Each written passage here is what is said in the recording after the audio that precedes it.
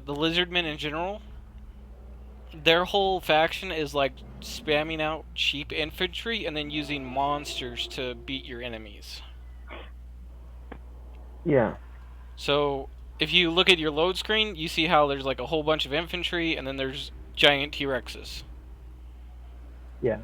Yeah, that's kind of how you win the game too. You kind of just blitz the enemy, and you just crush them.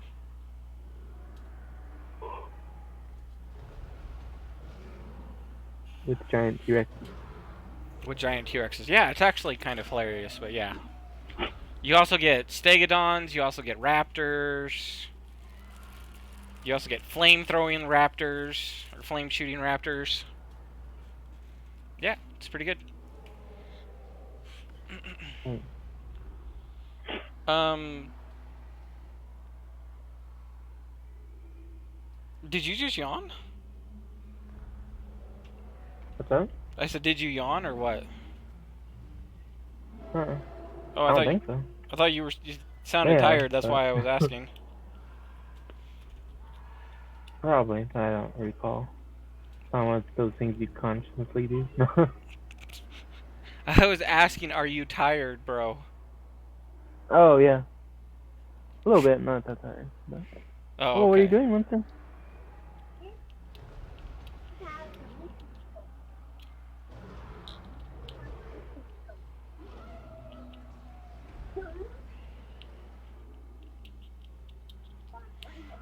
Oh yeah, awesome. Are you loaded in? Are you waiting for you? I am waiting in the load screen, unfortunately. This is the part that Oh, okay. sucks. The load screens are not the best.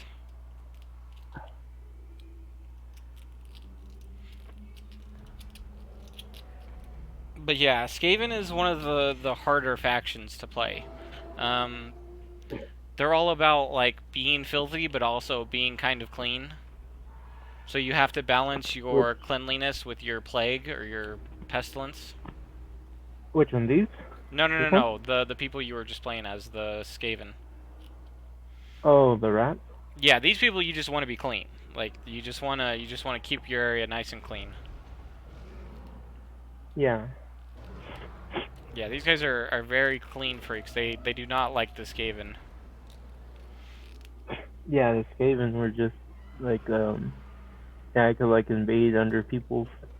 Yeah, I yeah, don't know if you yeah. can do it in other ones, but Yeah, you can make underway passages and stuff like that. Yeah. in these two, and No, these do not have that was it two? ability. Or... Uh-uh. No. Oh, okay, so that's their one of That's their their special special thing, ones. yeah. Okay. So, what I would do if I was you is I would take your caster, which is which is this guy right here, right? And put him inside your army. Uh, okay. Take him over here to this guy. Yeah, take it over to Krokar. Yeah.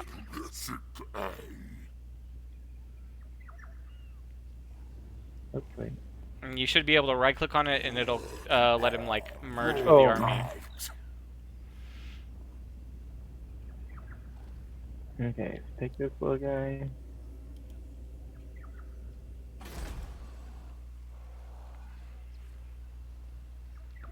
Just scouting.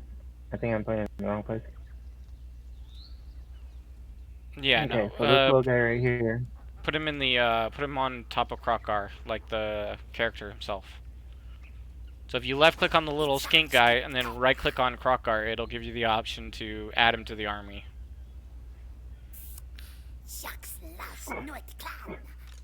There you go. Oh, okay, nice. Okay. So that's how heroes work in this game. So the little skink guy is a hero character. He's actually a caster. He's a what is he? He's a heavens caster. So he'll have a spell called Harmonic Convergence, which can basically it's just like a buff. It's just like a strength buff, strength and armor buff. Nice. I didn't know you can add them together. That's pretty cool. Oh yeah, yeah, yeah, yeah. Okay, now what I would do is I would take Krokgar and chase down this rat boy over here.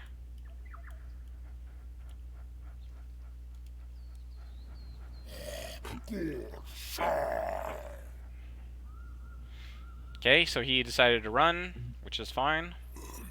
I don't think you have enough movement to chase him again, do you? Not very far. Okay. That's good. That's fine, though. Okay, so go back to your city. Okay, and you're probably going to want to upgrade for food. So you'll be able to see when you click on it, it'll have some little hammers, right? Mm-hmm. So those hammers give you different things like infrastructure, defense, military, or like advanced military, basic military, and then resources, and then like a landmark. So for you, what I would say to do is to go to infrastructure and then go to skink forging camps. Yeah, let me see here. It looks like a whole bunch of meat lakes.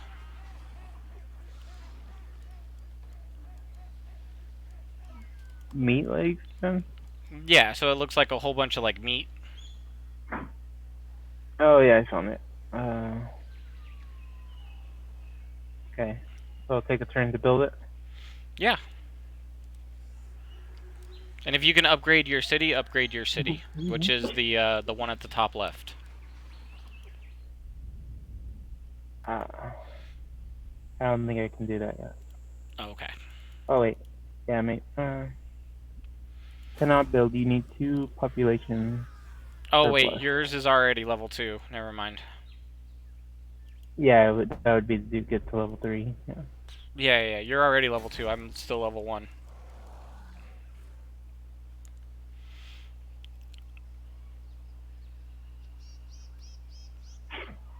And that's really all I can do this turn, right? Yeah, that's all Or you is can there do this more? turn. Yep. That is it. Okay. Now it's my turn. I'm gonna...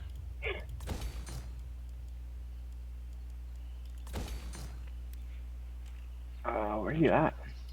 I am at the top left. So, let me see if I can show you on your map. So if you watch your mini-map, are you over your place right now? No, I'm over here. Yeah, Lord Mazdamundi. Yeah, Lord Mazdamundi. Yep. That's me. That's you? Yep. Dang, you're really far from me. Yeah, the lizardmen start far apart because basically this guy, Lord Mazdamundi, is like the head guy, right? And Mm-hmm. he sent Yeah. all the lizardmen in different directions. So there's lizardmen in this direction and lizardmen in this direction. Oh, So yeah. so there's this big continent right here. That's one settlement for the lizardmen, and this is the other settlement for the lizardmen, which is you. Okay. Yeah. Yeah. And then you're way over here. Yeah, I'm in the original area. I'm in the like I don't know how to say it. I'm in like the birthplace of the lizardmen. Yeah. Okay. Nice. Let's see if I can take this city.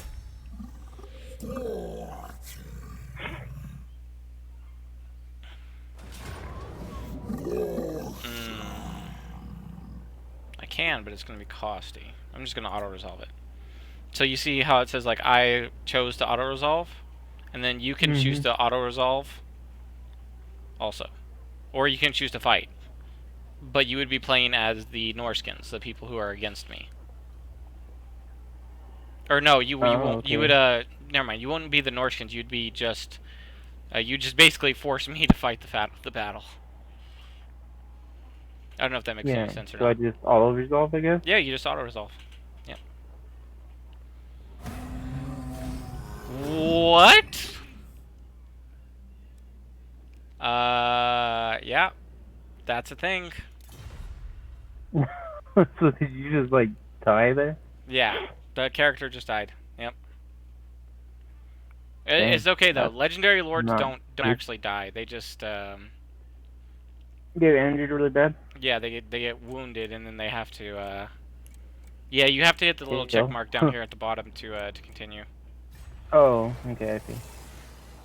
Yeah. And you have to, like, recover and recruit and heal them and stuff? Yeah, essentially.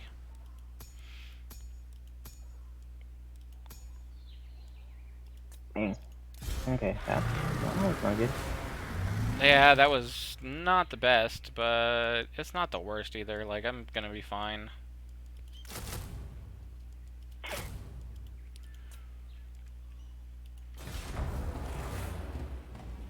So why did I have to choose like auto? Like I that's not don't. my city, right? Yeah, no, I have no clue why they made it that way, but I guess it's to make sure that both players are there, and Since it's yeah, since it's co-op, a right? co-op, yeah. So if you would have actually fought the battle, and I would have fought it, I could like purposely have lost, like just had my troops like not attack you. No. So that's only on the PvP version. Whenever you can, so you can play this in two ways. You can actually play like player versus player too. Oh, okay. And this one's co-op though. Yeah. No, co-op just means that you would pull me into the fight. But Yeah. if you were the opposite, if we were playing in PvP, if you hit fight the battle, you would have been playing as the AI. Yeah, but I couldn't like even Y- if I was playing as them, like I could probably help you a little bit that way, right? By like, being like Yeah, I'm yeah, sending yeah, one troop yeah. in at a time. I'm gonna Well, send this one troop in to attack you at a time, no. Well, and I then you can mean, still. if you were like trying to lose, then yeah, Yeah. Well, if I was trying to lose, yeah. Like, yeah. I mean, are we not on the same team here? No, I we guess. are on the same team. But see, that's what I was saying. On the Oh, then PvP I one, would be better. if you hit fight, you play as the opposite person, and the whole goal is to Yeah. beat the other person because you're PvP. You're player versus Right. player, not co-op. Right. And since it's your turn, I would say that you just go over here and take this city. You said a city. I got another city over here. Yeah, the Serpent's Coast. What happened to that little guy that took off? Did he run all the way He probably ran somewhere? into the city. No. Okay. Okay, and see, because it's a Skaven, you can't actually see that there's a Skaven settlement. Now you can see that there's a settlement. Yeah. Because the There's Skaven a are like pretty good cloaked. settlement They there. hide or whatever. Yeah. Okay, well why don't you fight this battle? And then I can show you how like to do. Oh. Wow, this is very one-sided. You absolutely crushed this guy. Why could you put a little raptor left? Like you see the balance of power, that little bar that was there, the yellow and red bar?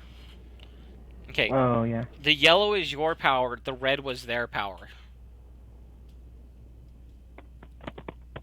So whenever Um. I told you that you absolutely crushed them, I genuinely meant that you absolutely crushed them. yeah, I didn't even see his bar.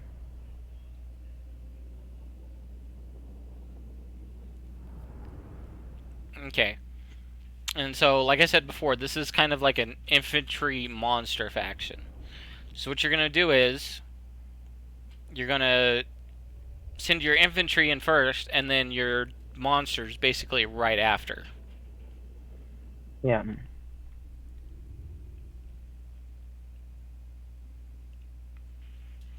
Well, I mean, not right after, like right behind. I don't know how to explain it. Yeah. It's one of those things. It's like, No, I get it. Yeah.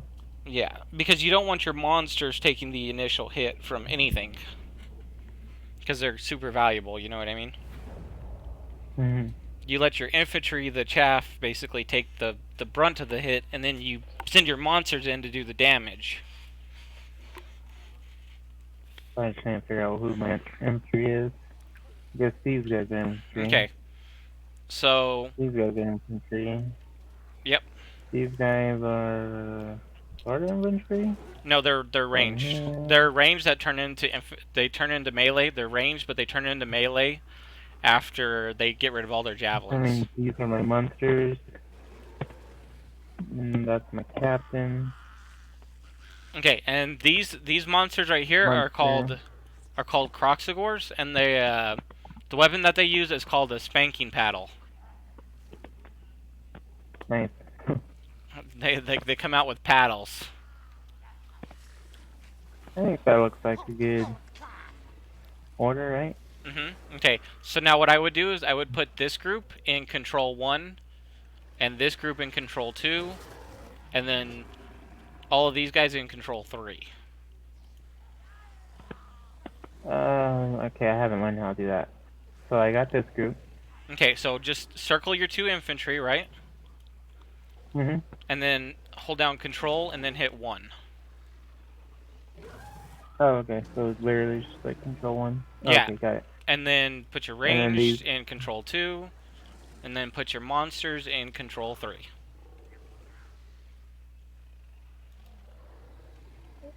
Okay.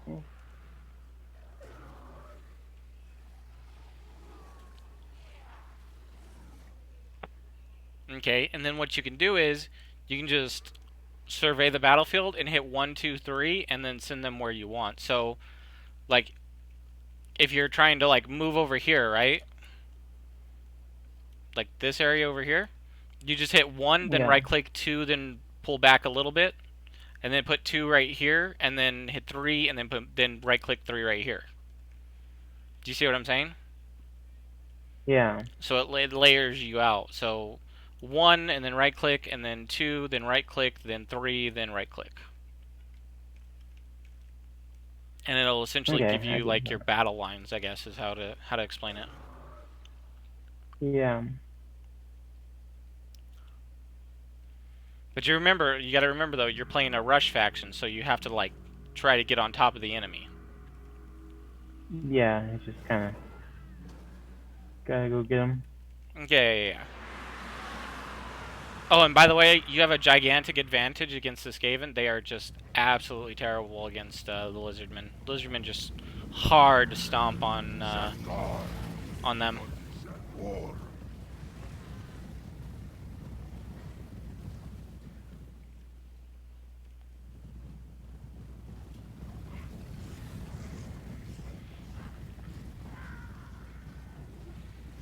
Okay. Also, you have to remember your units have different speed, so your range are getting ahead of your melee. What you can do is Oh, yeah. down at the center, like left hand side. You see where it says toggle unit speed? Oh, You yeah. can click that and make them walk instead of run. Wait, let me see. Toggle. I mean, it's too late now. You needed to just rush in there. But it's Yeah. just for future. You know what I mean? Yeah.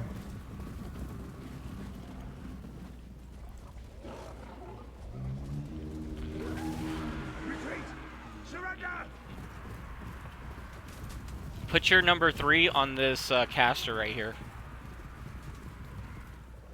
Which one? The caster, the Yeah. general right here. Put your monsters basically to go after their caster. Right here. Where is it? Oh, that caster. Okay. Yeah.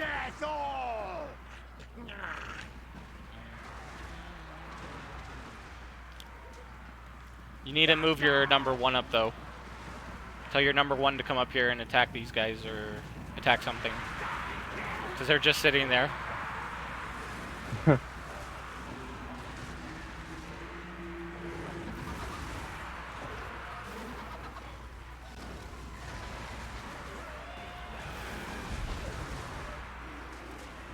Okay. You remember your little skink guy, the one that's got the weird symbol underneath him, not the star. Yeah. Okay, if you click on him and then at the right hand side, you'll see your magic. So he's got harmonic convergence. Use it on your Proxivores.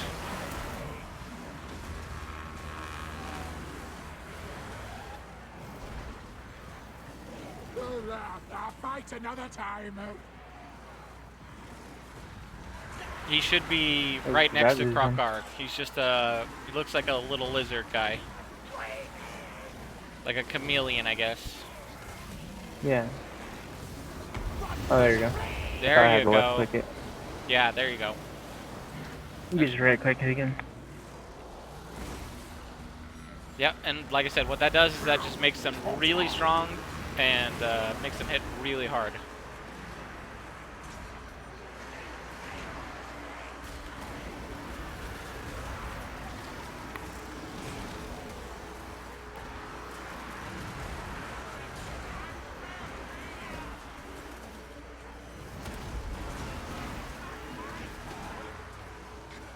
Yeah, anything you see that isn't attacking, it just like click it to go attack some random unit. Like at this point, it doesn't matter. You just need to Yeah, just have them attacking. I think everything's attacking. Thing.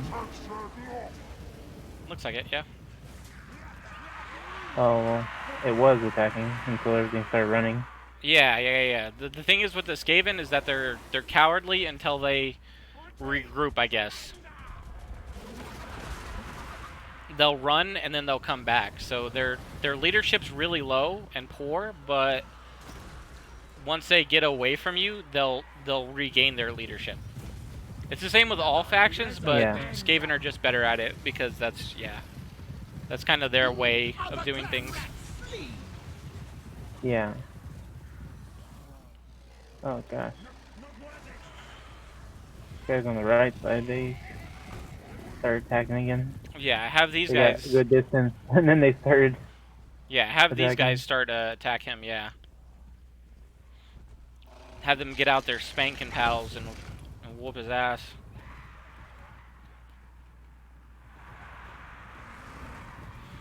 Oh, no, Antonio. Right behind you. So right here, Oh. you see these guys? They need to attack the leader, which is that guy right there. With the little star on his head, over his head. Oh yeah. Yeah, you gotta kill him. He's their leader. Okay, I got everybody on him. Save my own fur!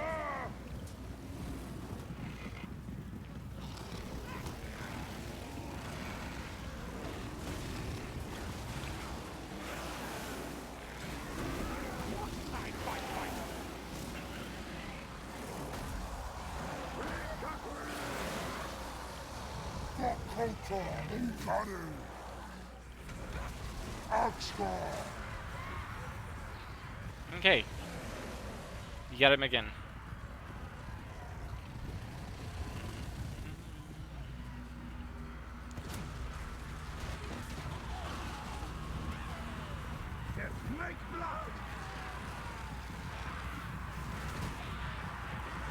You might want to help your little skink chief here in the forest right here.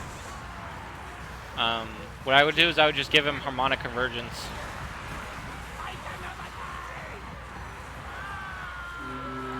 Just to help him. Yeah, there you go.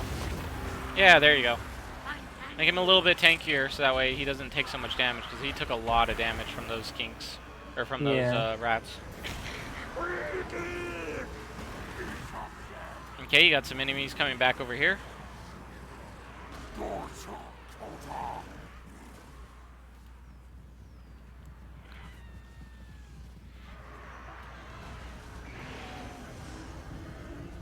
Alright, you won.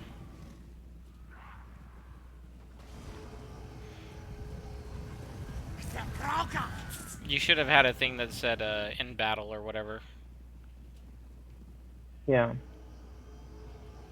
I see it. Yep. That's an easy victory. Actually, you scored a decisive victory, which is pretty good. Yeah, not Pretty bad. good indeed. Lost 90. Yeah, you lost 90 and you killed, what would you say, like... You killed like 430? Yeah. It's pretty good. It's pretty good. 134. Not bad.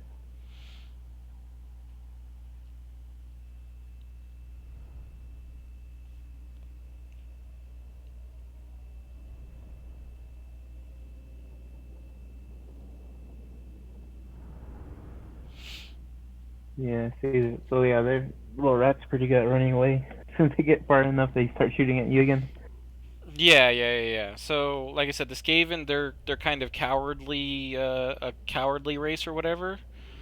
They only grow confidence whenever they're not being attacked. Yeah. So, as soon as they run away, they'll come back, because they have a mechanic called scurry or whatever. So they scurry away, and then they regain leadership over time. Yeah. And then they'll come back and attack. Yeah, and every faction does that, but Skaven just kind of do it better than everybody else. Like some Yeah. factions have unbreakable units. So, and what unbreakable means is rather than them running away, they will just stand there and die to the very last model. Yeah, they'll just keep fighting until they're dead. Yeah, they will just stand there and fight until they are dead. Which is awesome sometimes, and then sometimes it's not so great because whenever units leave or whenever they whenever they surrender or whatever and then come back, or whenever they flee and come back, it gives you a chance to kind of like, kite a little bit more. Yeah.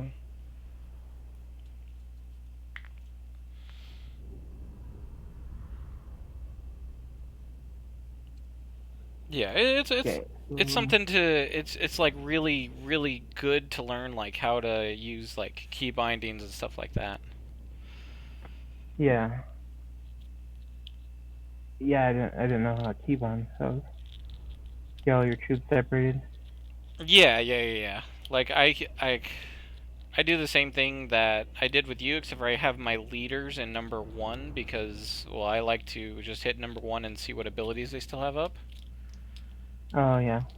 But, I mean, the only thing you had here was Harmonic Convergence, which was your caster, so it wasn't a huge deal. What? Oh. Whoa. I can't do anything now. Oh, I was just waiting for it to end, I guess. Yeah. So now you can choose to take the city, or you can sack the city, or yeah, you can sack and Huh. loot. Okay. But normally you just want to occupy. If you can just occupy that, then that's ideally what you want to do. Occupy. Yeah, occupy. Cool. Because then that gives you the city and whatever level it's at. You get it at that level. On the world of raise. Raise means that you raise it to the ground. You raise it to the ground? Yeah, you raise it to the ground. Like you burn everything to the ground. Oh, okay. Oh gosh. Sickness itself. Yeah, some factions actually rely on raising settlements to gain like favor with their gods and stuff like that. Yeah. And so what I would do on this turn also, Antonio, is recruit some more Saurus warriors. So to do that, what you do is you go to your character. Recruit unit. Yeah, under recruit units, yeah. Or recruit, And which yeah. ones do you want to do? Sword? You want to do Saurus or Saurus warriors. Oh, okay. How many should I make? You can only make 3. So if you see that there's a little bar thing, it tells you how many you Should do can all three of recruit. them? Yeah, you should do all 3 of them. The more Saurus warriors you have, the better they are. Because mace infantry are just naturally better against regular infantry than anything else. Oh, okay. So, just think of it this way: like maces are good against regular infantry, spears are good against like monsters and things that are big. Yeah.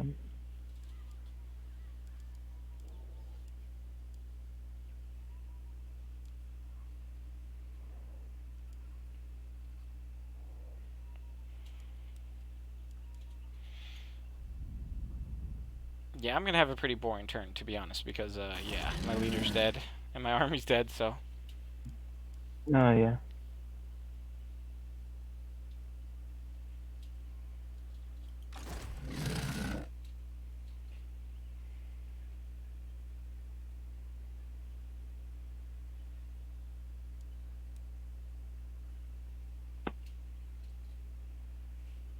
okay, did you get that recruiting done? Yeah. Or, I mean, it's not done. I think it takes a day. Yeah, so you have to end your But, turn if you're done with your turn. okay.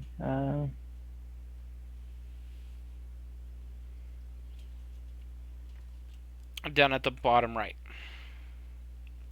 It's a little hourglass looking thing. Oh, yeah. You done with your turn? No, it's your turn. Oh, okay. We take turns. Yeah, we take turns. Oh, what in the world is the GM? Geomatic web. Okay, so the geomatic web, if you click on it, you see how it's got like these little ribbons going from one place to another? Mm-hmm.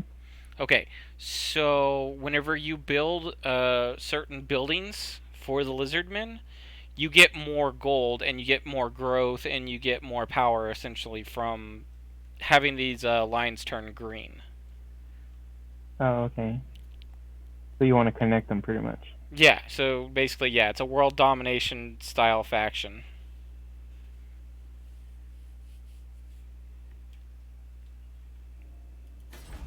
And I believe the building is called. Oh, come over here. Building browser. The building is called. It's an infrastructure. It is called Geomancy Pylon, Geomancy Spiral, and then Mantis Locus. And how you can see that is, click on your little city, bro, and then down at the bottom there's a little thing called Overview, Garrison Details, Building Browser, and then you just click on the building browser, and then it's at the very right hand side. It's called Geomanic Pylon. And this is also how you can find out what buildings you can build and what units come out of those buildings.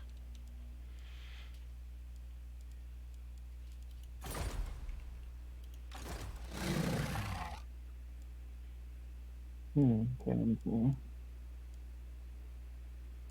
Building browser.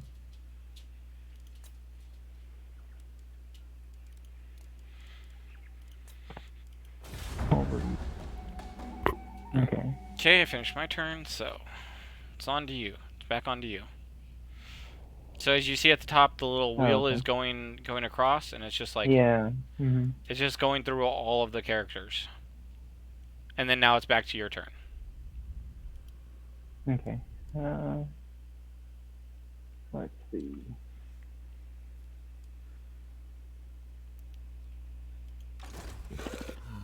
Oh, I got.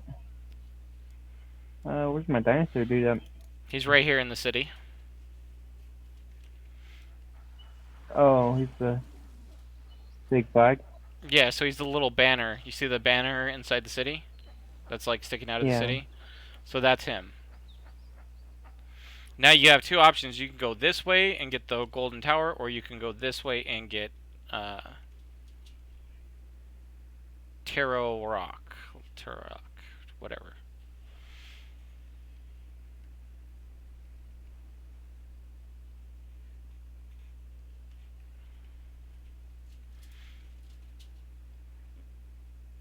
Okay. So I can go this way over here, you said? Yeah, you can either go this way. You can either go up this way towards the golden tower, or you can go this way. Oh, south towards the. Yeah, and then there's also this city back here. It's called the Cursed Jungle. So if you look this way, you need this city right here to complete your province. So Which one? This one right here, the Cursed Jungle. The Cursed Jungle. Oh, way over there? Yeah, it's way over here. Okay, yeah, that's fine. Should I go that way then? It is entirely up to you, bud.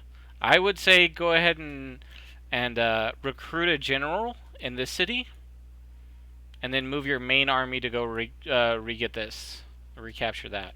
Okay.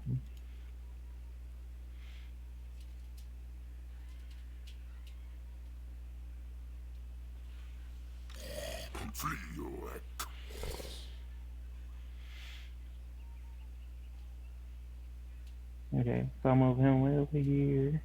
Yeah, and then click on the city, and then hit recruit lord. Okay, and I got several. Yeah, so ones. you want I guess this the Croxagore. Croxagore. Yeah. I forget what he's called. I have Rykit, Brindle, Bramak, and Quoica or something. No. So you should have options. Whenever you opened up the Recruit a Lord tab, it should say Mm-hmm. that you can recruit a Skink, you can recruit a Croxicore, or you can recruit a Source. Let me go back then. Okay, go to Recruit Lord. Mm-hmm. Yeah, I only have Skink and Thoris Old Blood. Okay, you want a Source Old Blood. Yeah, those are really strong too. Disciplined or Fleet-footed. Yeah, so if you hover over those words, they'll give you like the detail of what ability they basically give. Disciplined is really good though. Oh, over the word. Okay. Yeah, so if you see like if you This go one? over disciplined, it's like plus something to public order, right? Yeah, melee attack, and then the other one is just speed. So, Yeah, it's just yeah, speed. probably gets this though. Yeah, so you want the melee attack one. Okay. Yeah, I recruited him. Okay, now you're gonna need to put him in the city. So you have to click on him and then right click on the city. Fixation.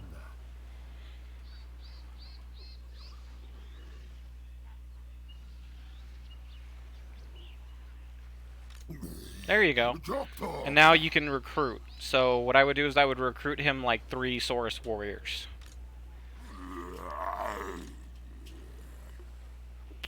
If you have the gold, of course. Okay. Yeah, they let me. Good. Right. So now you have a second That's army. all. Yeah, now I have the second army. Okay. Yep. And then once you're done, just hit end turn, and there it is. Yeah, let me see.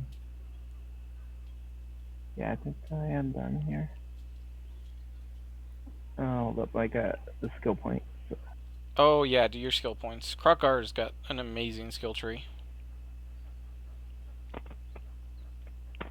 Oh, I guess I should explain the skill tree to you. Okay. It looks pretty straightforward. Yeah, so You just yellow. gotta go over each one to see what they do. Yeah, so the top one is normally yellow. That's like combat abilities, right? And then in the middle, you have like leadership and like unit buffs, basically. And then underneath that, you have utility, which is like movement speed, public order, untaint, recruitment cost, ambushes, stuff like that. And then at the very top, the very, very top, you have the unique abilities that is only for that character.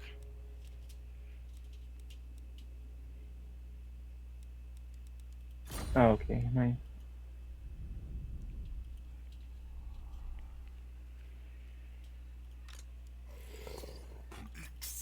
Yeah, I can't look at Krokgar's one, or I would help you.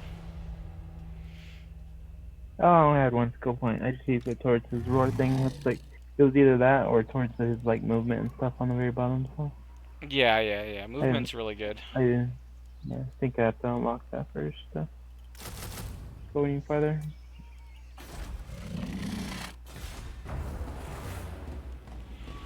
See, my turn's so fast because I don't have an army. Feels bad, man. What did you do? Remember I lost my army at the start? Oh, I know, but did you do anything on your turn? Yeah. I recruited more units. What's going on here? What are they doing? Did they attack you? Oh yeah, I think they're attacking. Is that me? Yeah, that's my guy. Yep, they're attacking your city. Okay. Yeah, you lose that pretty badly.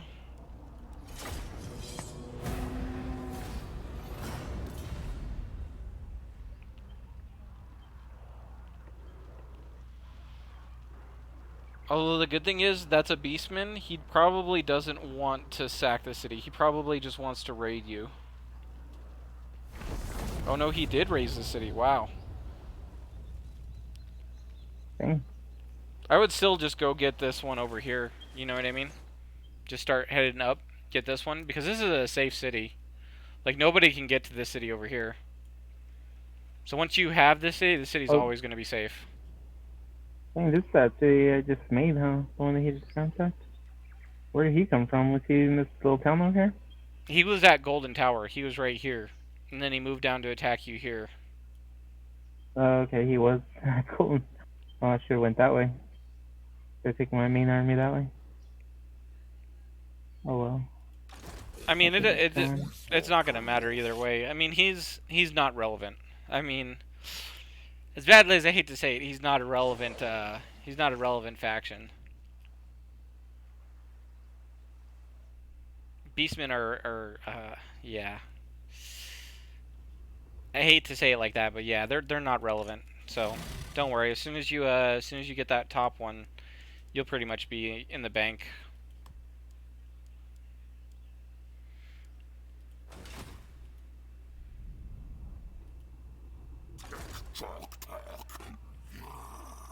Okay, and you see the stance that you're in? So down at the bottom left, that stance right there makes you not move as far. Yeah. But it But gives me a bunch of other stuff. yeah, it gives you Vanguard deployment, but there's not going to be any enemies over here. This is just a ruined settlement. So you don't need to worry about Oh, it. That's okay. what I was telling you before. This is a completely safe city. Like, I know that because Yeah, I've played this faction like a billion times. But yeah, this is a safe city. So if you quick march and get closer, then you can retake the city. Yeah.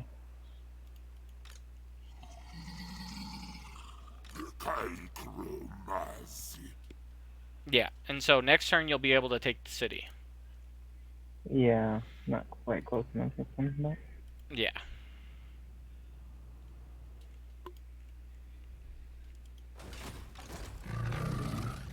Okay.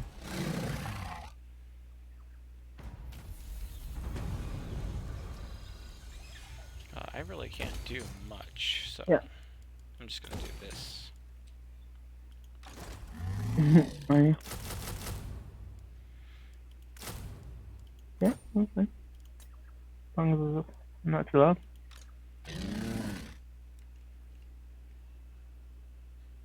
Oh yeah.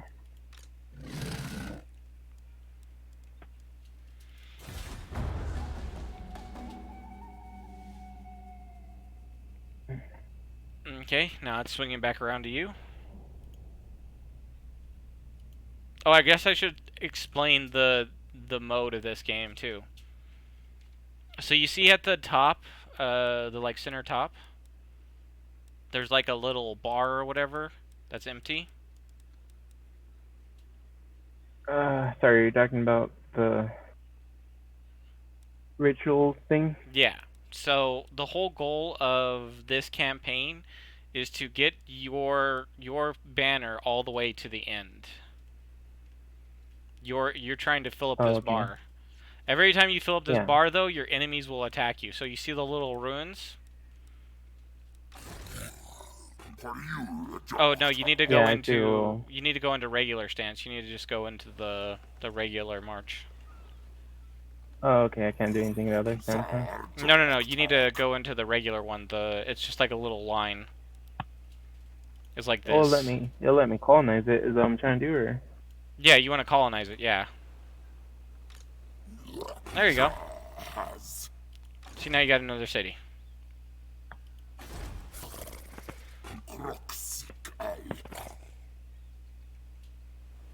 But yeah, in the one that you have there, or in the Astromancy stance, the one that you're in, you move a ton slower. Oh, yeah. You move 25% slower, so that's why I almost never use it, unless I think that I'm gonna get jumped or something. Yeah, you're about to fight. Yeah. And then I would just recruit 3 Source Warriors for you, and then, yeah, end your turn.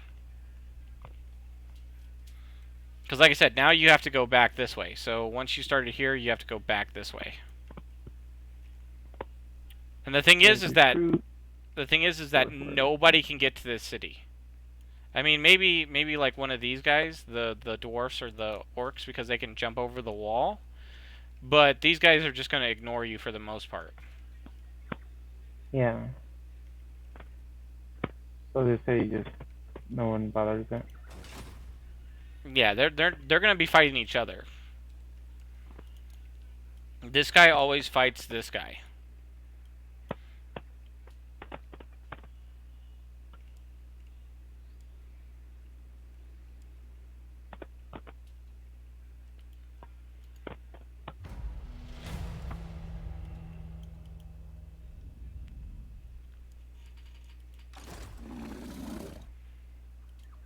I'm shadow.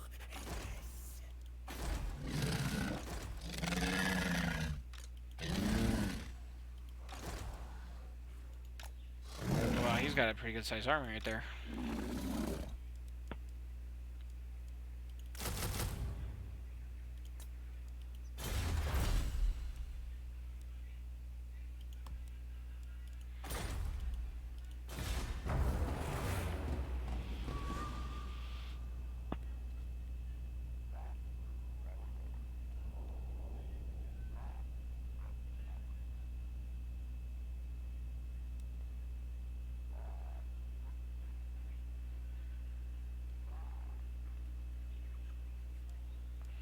Okay, it's your turn again, bud.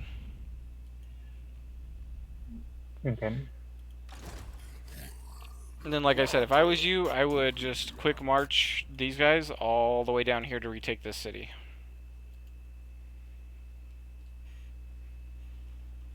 I thought that city was gone. Oh, yeah, I mean, they raised the city, but you can also rebuild the city. Oh, okay. Just like you did with this city right here, what is raised is you can always just rebuild.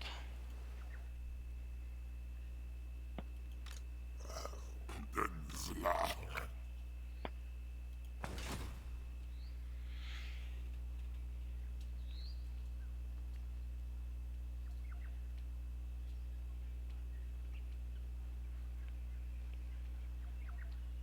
And you can't recruit in that stance, so yeah.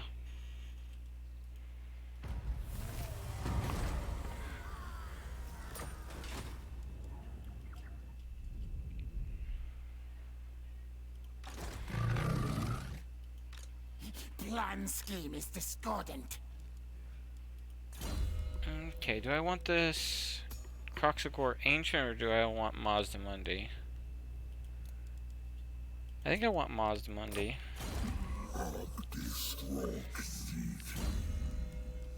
He has no magic. Ugh. Oh, I guess he does. He's got Harmonic Convergence and Apotheosis.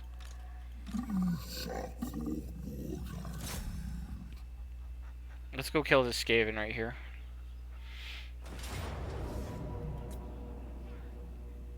Okay, you see how I auto-resolved it? Because the balance of power, the bar right there, Antonio? You see how the Oh, yeah, I see yellow that is just now. like massive and the red is just so tiny? Yeah.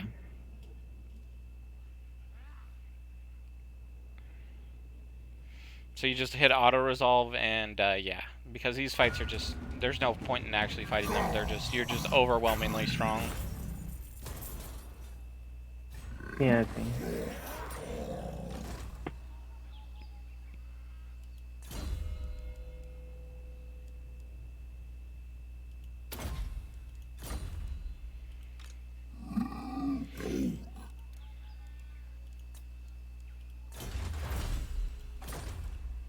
Let me make sure there's nothing I can do back at home.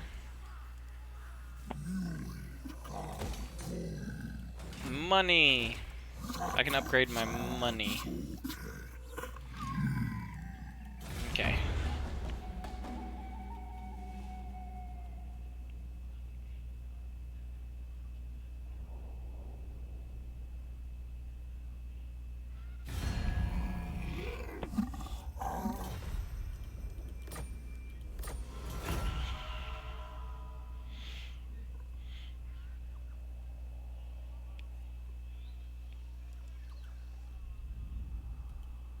Okay, now what I would do is go into the normal movement stance and then move down and then recruit some more. So you just move this way and then recruit. So you go into normal stance?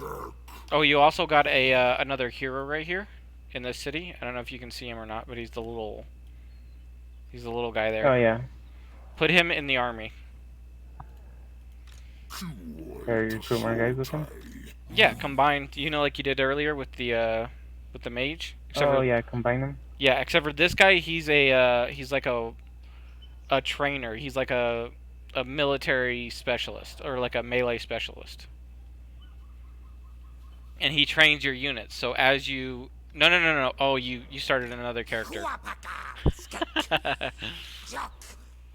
No, the little guy. There's a little guy. Okay, yeah, there you go.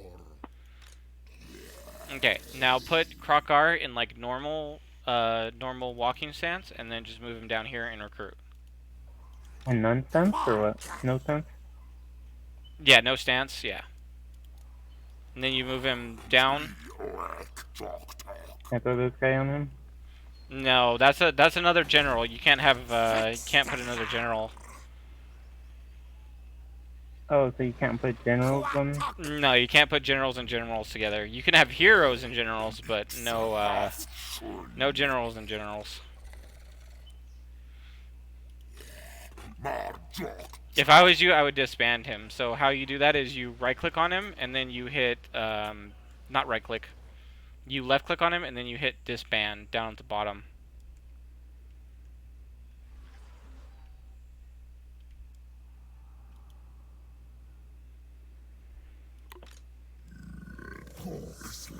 Right, that is how you do it, right? Disband. Yeah, because he's just gonna soak up money from you.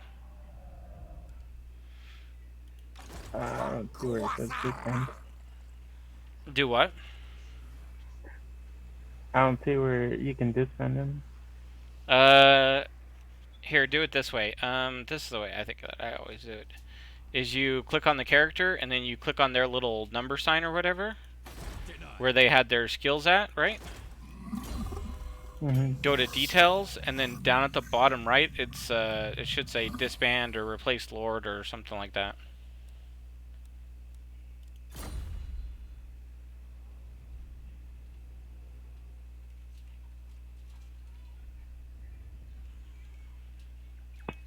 Charlie! Did you find it? Okay, character details, yeah. Replace forward or no, disband. Rename, view records. Did you replace forward? Is replace lord even available? I don't think it is, or it would be, right? It is, but it looks like it's gonna replace it with another. Oh yeah, no, you don't want to do Person. that. Okay, try it from the character again. I'm almost sure you have to right click on them and then hit disband, like on their little character portrait. I don't know if that makes sense or not.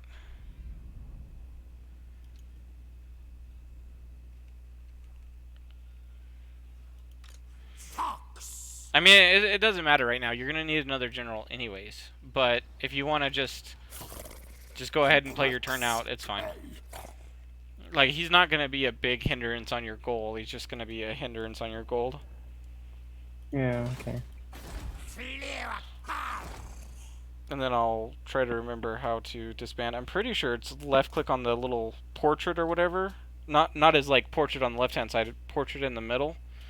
And then maybe it's disband underneath. It'll pop up a little window underneath, I think. I don't know. Hold on a minute. Let me go back to my lord and see if that's... Oh, it's above it. Oh, okay, I see.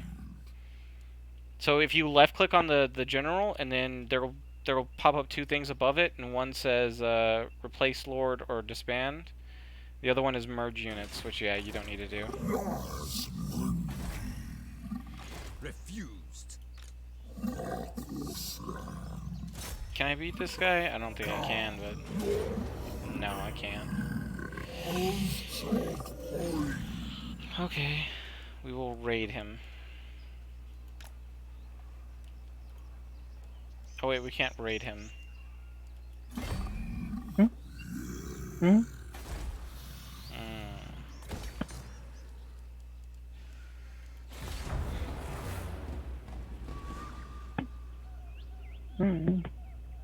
sure is a little bit.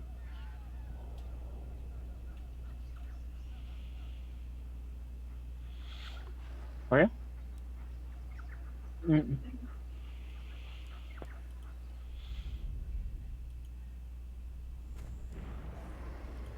Sickle son. Okay, so you see the guy that's in your city right there? In the Temple of Skulls? Hmm. Left click on his portrait down at the bottom left, right? Or the like bottom. No, not Oh, Krokar, the other guy. yeah, I'm gonna do that. Yeah, and then you Oh, left. sorry, clicked on him. Okay. Yeah, and then above it should say disband.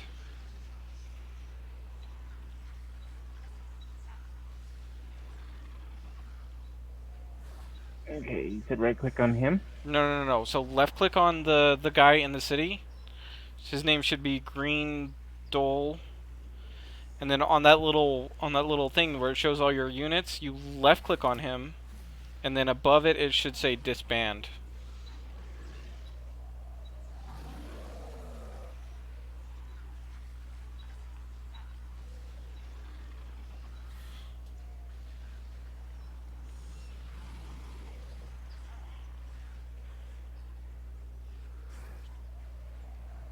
Did you DC, bro? Uh, Antonio, did you DC? No, it said you left No, the game. Antonio. It said the host left the game. Mine said that you left the game. It said waiting for player, Told me that. Told me that you left the game. and it told me you left the game. Are you still in it? No. Hold on. It should try to resync us. Yeah, it even said that you just now came back onto Total War.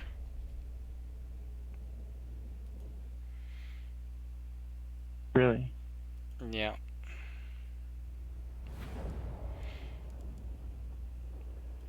Resume as host. Alright. Load game.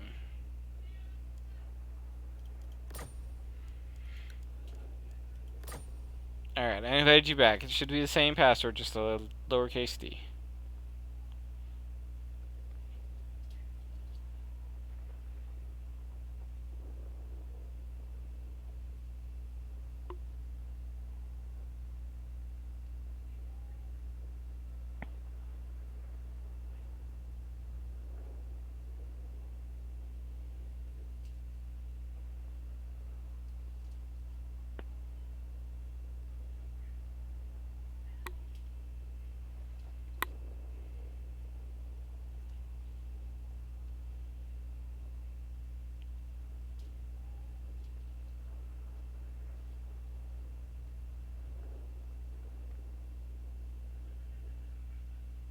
Let me see. It was in campaigns or in No. You got an invite. It should just automatically take you to the lobby. Oh yeah, man, yeah. I was all gonna look for it. The lobby. No need for that. Okay, let's see.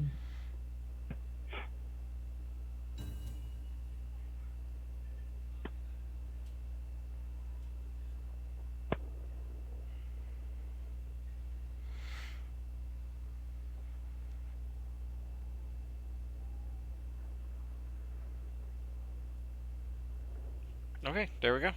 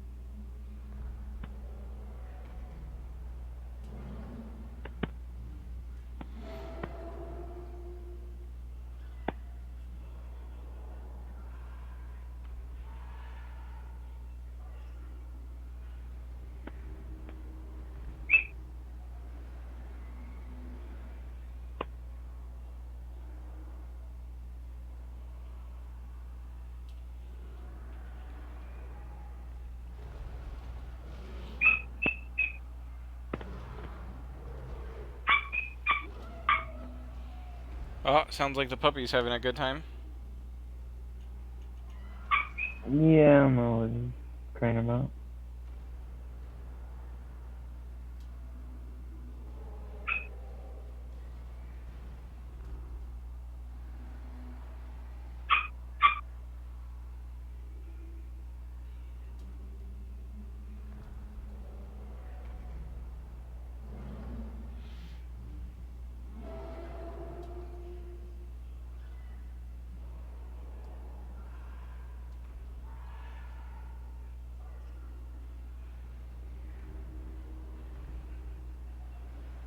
Are you in? I am in the load screen, which, like I said, the load screens are pretty bad at the start. You know what I mean? Because Oh, you're loading in all the characters and everything, yeah. all the factions, and yeah, my computer's just slow as it is. It is an old computer. I know, I was talking to a friend the other day about, because he was getting some new stuff for his computer. Yeah, so what mine was, I was a little thinking, I was like, I have no idea. Mine's like really old. I came home and looked and I have like a really old like processor in it. I think mine's like generation 4 and they're like on a 10 now. I No, think. generations right now are on 6 For what? for processors. They're the only ones that use For generations, like, so oh yeah. yeah. So my generation is 4 also, and What do you have? hmm. Which one do you have? I have the 1060, the graphics card, and then the processor is oh God, you would have to ask. I would have to pull up my computer specs to be able to tell you. Oh, it's my turn. Oh yeah. Hold on a second. I gotta hit my turn.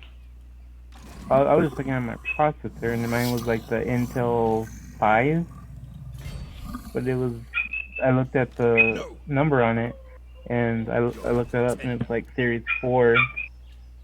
And I'm pretty sure that, at least that processor, their uh, their i5 or whatever is like at 10, I think. Yeah, I don't think it's that I don't far know. ahead, That's what I thought, but but I think so. I don't know. yeah. I'm gonna fight this because I need to go ahead and take this settlement. So what you do You're here gonna is you fight it, just fight? yeah, I'm gonna fight it because I need to win this battle so that way I can move on Oh, so to I just spectate? huh? So I spectate? Yeah, hit spectate. Yep. Oh yeah, you don't know this, but I can actually gift you units so that way you can play too. Oh, really? Yeah, so what I can That's do good. is I can gift you like, a couple of units and Mhm. then you can like flank for me. Which is kind of Oh cool, yeah. you know what I Look, mean? So that way the other person is not just sitting yeah, here, that's watching. watching. What'd you say, babe? Put the food away in person, babe? Oh, you put the food away there, too? Oh, thanks, so. Awesome. You put her son away. Your Uh-oh. dog's going crazy. Tell Liz I said hi. Listen to say. She says hi in a very tired voice as she goes to sleep. Right. Give me one second, but I'm gonna go grab some water.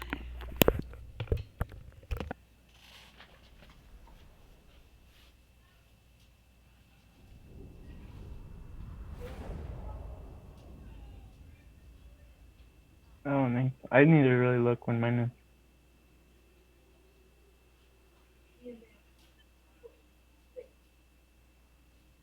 Yeah.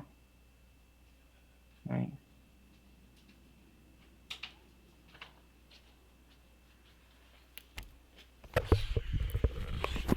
Okay. So this is kind of how I set up my stuff. So I have 3 spear units, right? So it's these 3 right Mm. here. These are spears. So what I always do with spears, I put them on the flanks. and then you put your regular infantry in the front. So it should look something similar to this.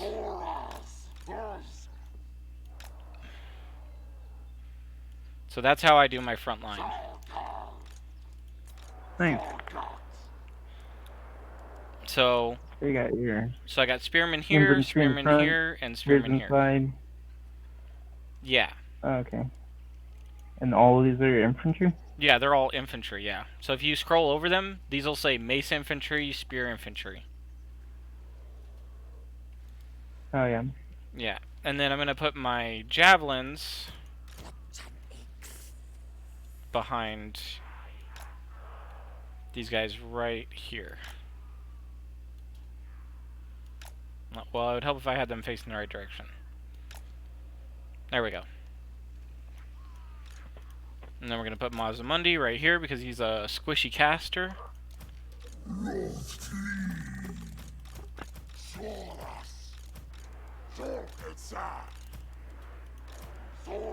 These are going to be 2, and then we're going to have these guys sit back here behind Mazdamundi.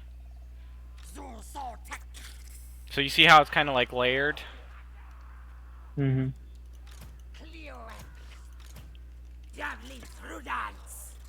Okay.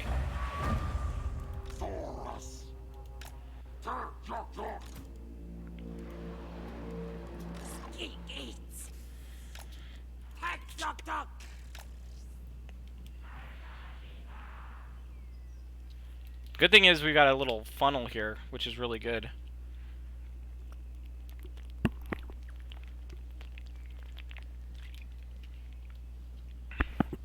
And the reason why I say this is really good is because he's got all this.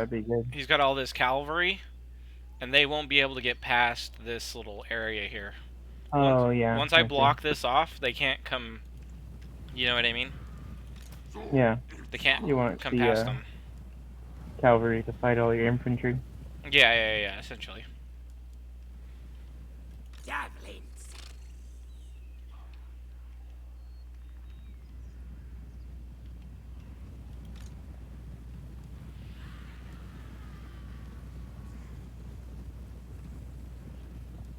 Okay. And you made this armor really fast.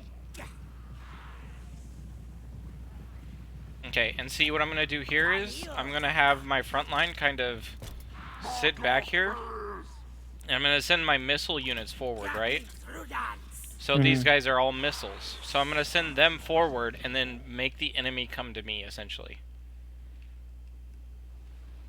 Because these guys are fast, so I can pull them up, have them attack, and then pull them back whenever they get they start to get charged. Whenever they come towards you. Yeah. Almost a little bit closer. Yeah, they have a lot of range. We got 4 units of ranged. Oh, a lot, man. Right. Okay, see, now I'm gonna run back because he's charging me, right? Okay, now that he's turned on to me, I'm gonna turn all of my units around and I'm gonna fire at him. Yeah, I won that pretty decisively.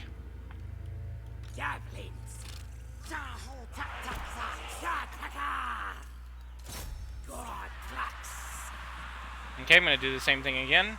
I'm gonna send these guys in, and then they're going to run away, right? Cavalry, though, it's a lot faster now. Oh, no, it's not a cavalry. Oh. Okay, now I'm gonna turn skirmish mode off, and I'm gonna turn around and I'm gonna throw at him.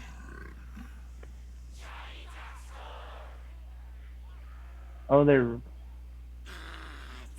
ranged cavalry? They're spear throwing cavalry? Yeah, they're horsemen, yeah. They're missile cavalry, yeah. Okay, see. Now I took care of his cavalry without really taking any damage. Yeah.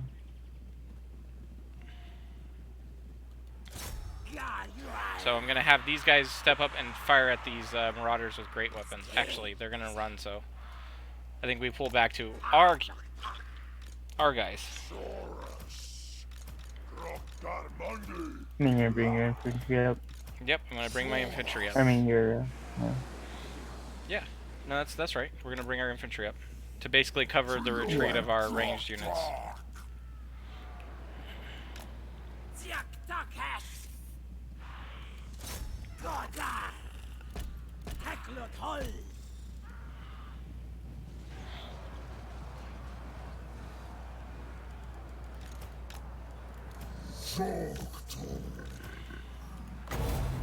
Okay, I'm gonna give this group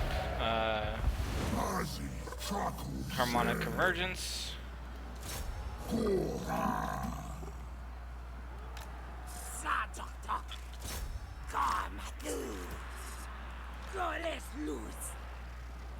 Okay, now I'm gonna pull everybody in to fight.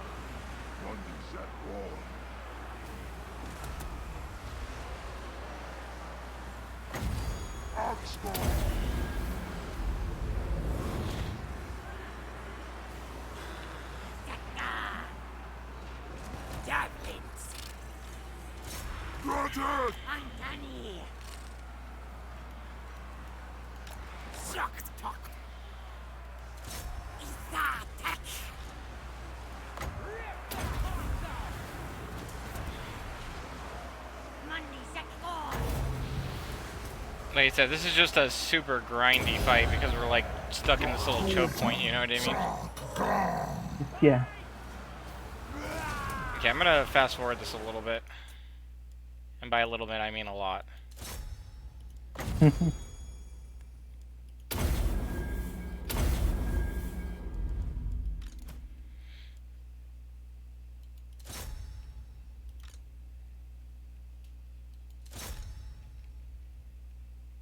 Why do you have a group right here in the back of spearmen not fighting? Oh, yeah. Yeah, I mean, I guess I could pull them over here to... And go around, attack their spearmen in the back? Yeah, try to.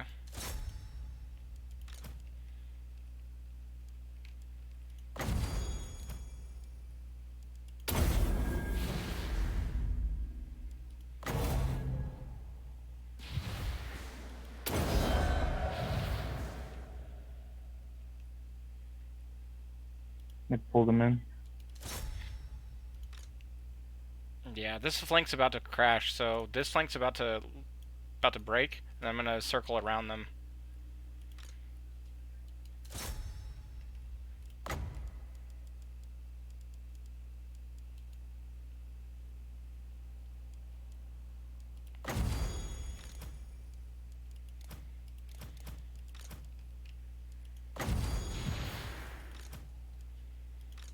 What? Yes, use Apotheosis, please. How many times do I have to tell you?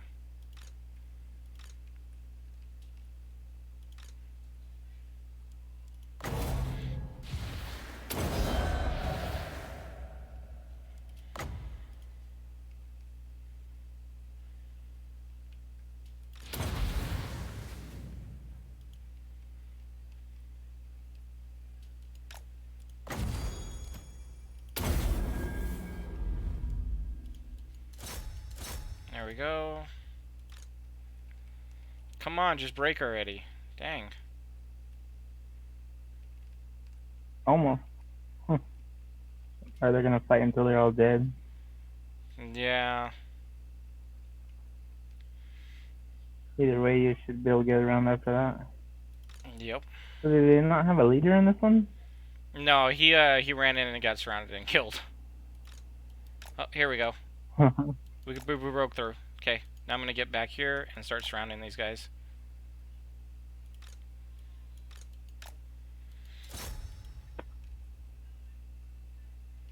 And see, getting attacked in the flank gives you a leadership, or you know, it messes up your leadership, so they'll run even faster now, or they'll break even easier now. Oh yeah.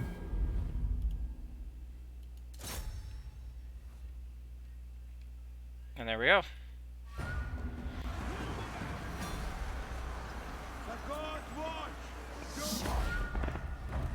It was a close battle.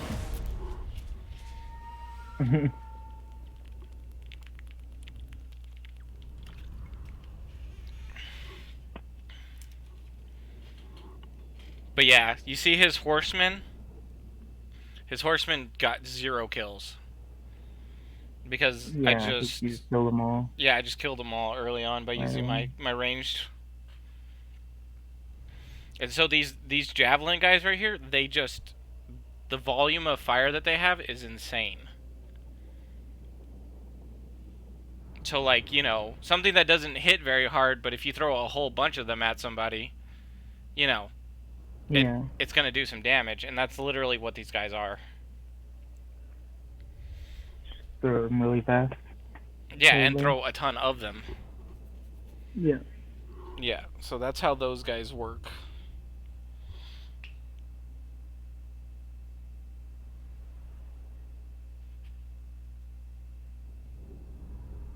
But yeah, I only lost 479 there, and he lost 566 and 272. It's pretty good. Pretty good. Yeah.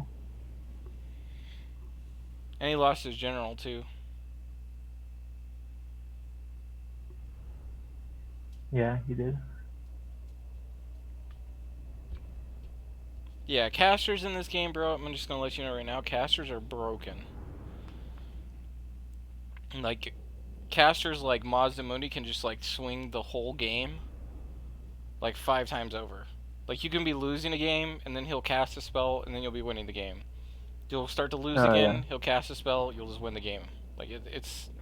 They're just so strong. Casters are the absolute strongest thing in this game. Thanks. Because, you know, there's all kinds of, spells that basically, like, can basically ruin the enemy. Yeah. Like, we won't get it just yet, but I think the Heavens caster gets, oh, what is it? It's not Chalice. What is it called? Oh, Banishment. So Banishment is a, is like a vortex kind of spell. It, like, it hits the ground, and then it, like, spins around, and it'll go off into a certain direction. And it murks anything it hits. Okay.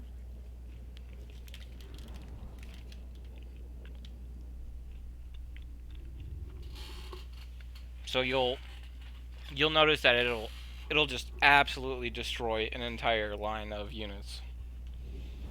What other spells does a Heaven Casters get? I can't remember.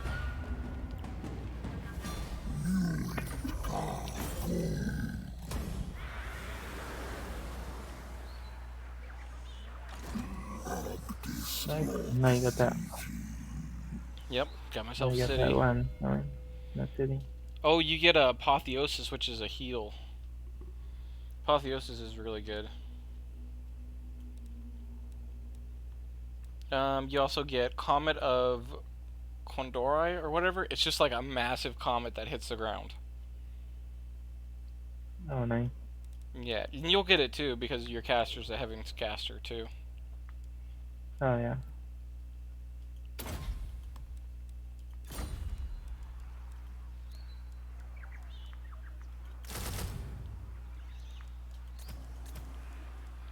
Okay, let's look and see what I need in this city.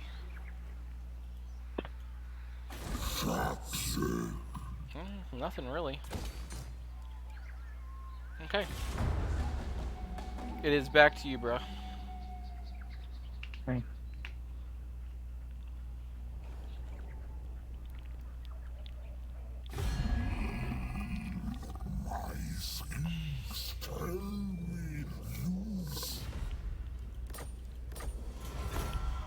Okay, so now I'm gonna show you how to work the diplomacy system. Mm-hmm. Okay, so down at the bottom right, you see the little hand with like a little like scroll in his hand? Yeah. Okay, so you click on that, and then you will look for my icon, which is like the yellow or the orange background with the yellow sun in the center. And we just click on me, and then it should ask you what do you want to do. It's like a little bar, and then it's got your demands, and then what you want from me, or what I want from you, you want from me, and then what you want to do there is you want to click that, and then hit trade agreement.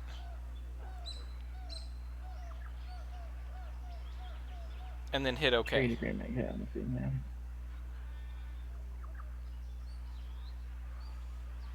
Oh wait, you don't have the port city yet, do you? Oh, you do have the port city. Okay, yeah. Um. You don't have the port city. So we're connected by the sea. So as soon as you recaptured the city below you, you see where you are on the map? Yeah. Okay, as soon as you recapture the city below you, we'll be able to trade. So right now there's probably not an Oh, option we to can't trade trade. right now. Yeah, we can't trade right this moment. But if you go down there and you take that city, we'll be able to trade. Which you should be able to do this turn. Oh wait, no you can't. You're not close enough. But you can probably move to like right here. So not this turn, but the next turn we can probably trade.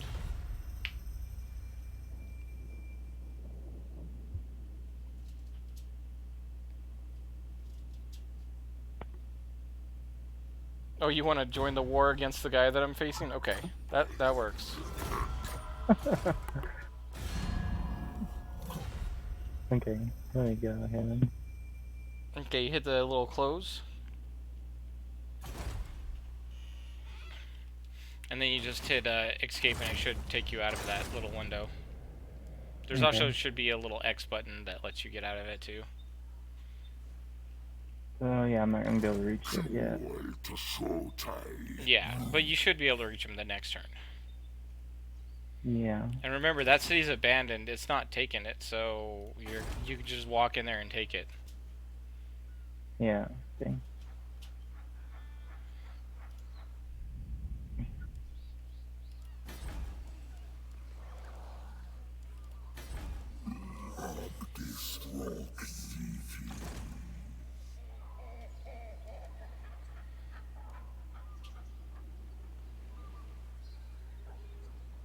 Solastra Direfend.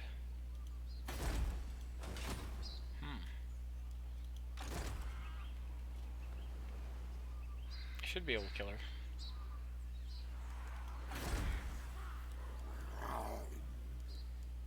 Wait.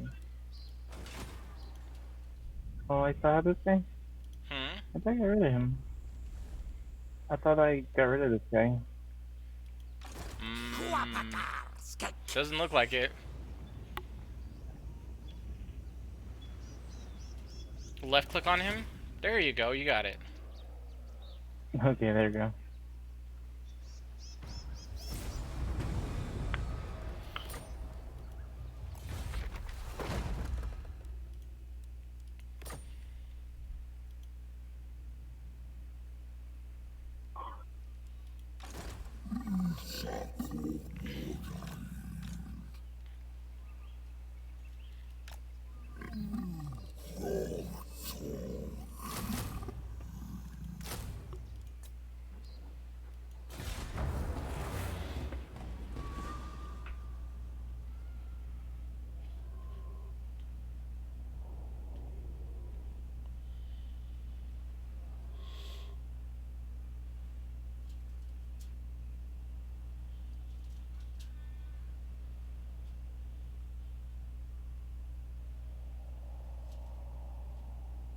Someone's trying to make a treaty with me. What are they offering you? Sign it? just non-aggression fact. Yeah, I mean, he's a good faction, you're a good faction.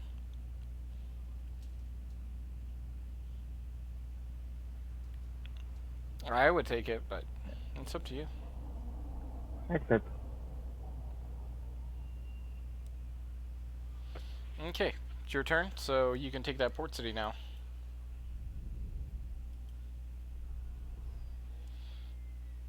But if I was you...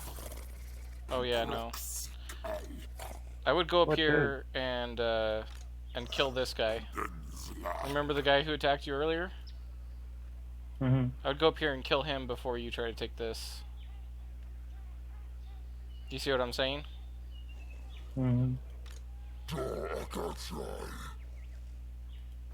mean, Should you'll have... I take my stance off, or? No, just keep the same stance. Just chase after him, yeah. Oh, okay. I was gonna say, because I can't reach him right now. Yeah, no, it's probably going to take like a turn or two. I'll change the distance and so that I can actually get this. I mean, you could take that, but then it'll weaken your units to restart the city, or restart the colony. Oh, will it? Mm-hmm. Yeah, every time you restart a colony, or restart a city or whatever, it weakens your units, because you have to sacrifice some units to, restart the settlement. Oh, okay. But you could do it. I mean, it's not gonna be the end of the world. But you have to remember though that Beastman guy, he's sitting right up there, and he's, you know what I mean? Yeah. He's already attacked you once. I don't think he'll hesitate to attack you again.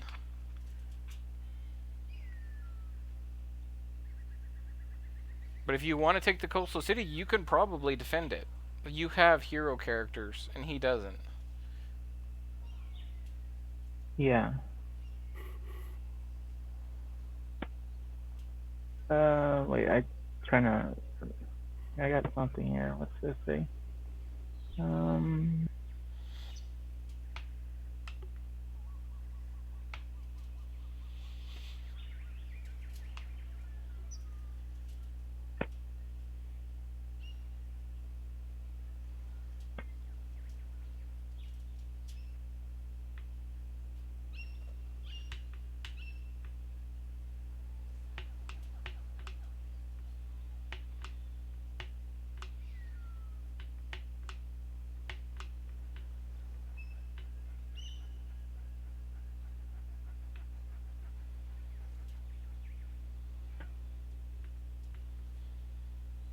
hmm.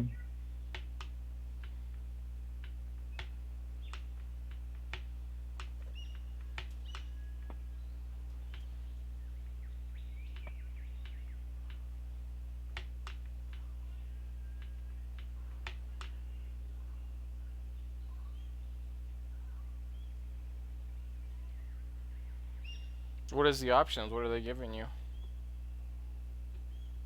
I don't know. It's just like a bunch of different shapes and stuff. Oh, did you click do the puzzle or whatever? Search for treasure? Yeah. Oh, okay. So, oh man. We're on Discord, right? Pull up your Discord and hit share screen.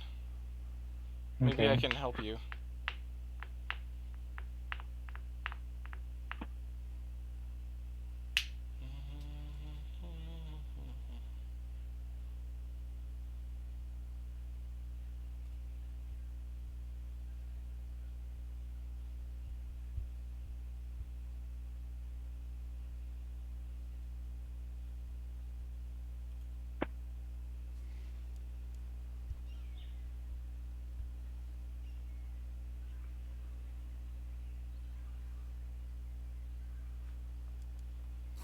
You know how to do that, right?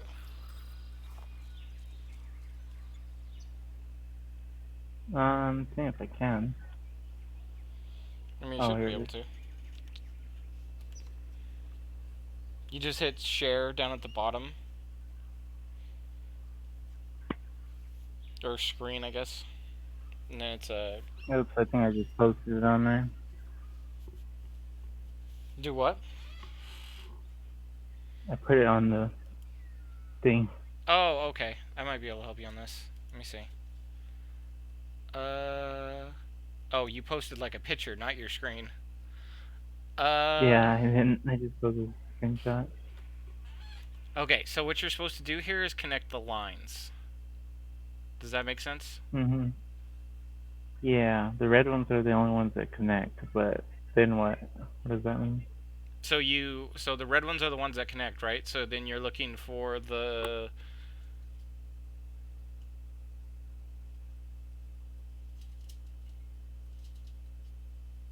no.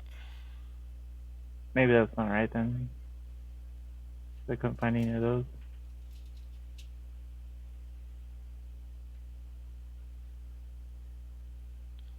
Oh wait, the second one would be the one that moves, so maybe that is right. Let's see. Yeah, it's the it is so yellow is that symbol, and not that symbol. Blue is not right. Maybe it's red. It's the red. So I think you remove the second row though. That's what I was doing wrong.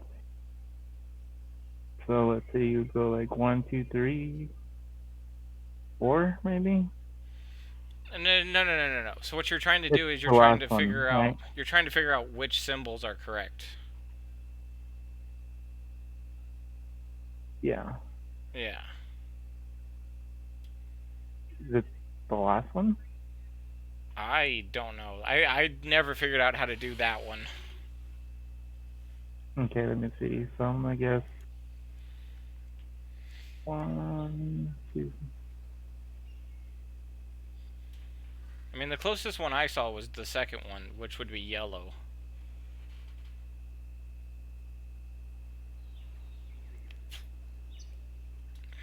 Oh no, I did it wrong.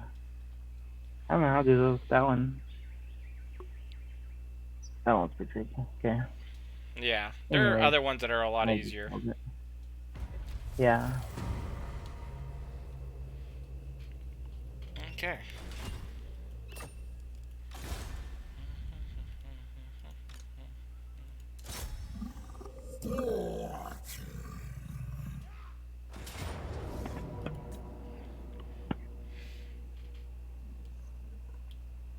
And just auto resolve, killing everybody.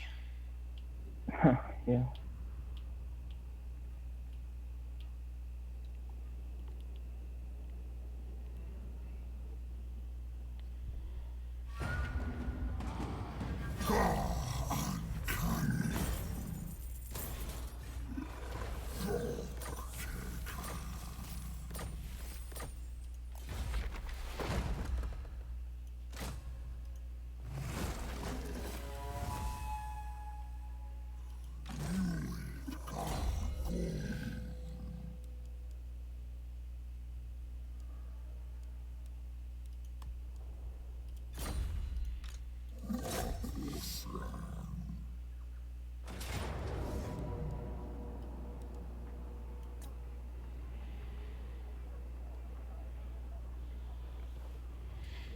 Okay.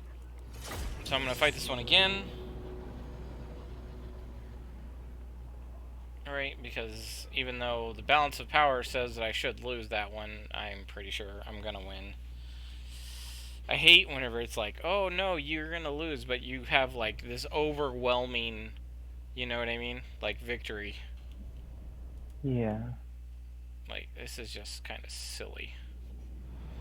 Like, you look at my troops versus his troops, it's like, yeah, I should win this, you know, hands down.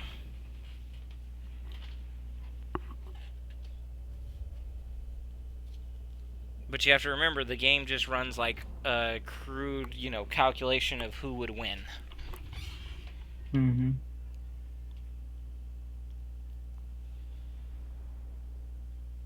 Yeah, but then if you autoed it, it might actually happen like that, huh? Yeah, it might actually, I might actually lose, even though I should absolutely win.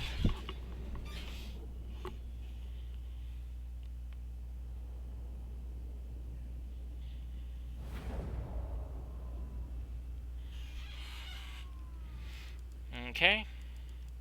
So again, we're gonna have our Saurus in the middle, and we're gonna have our Spearmen on the flank. We're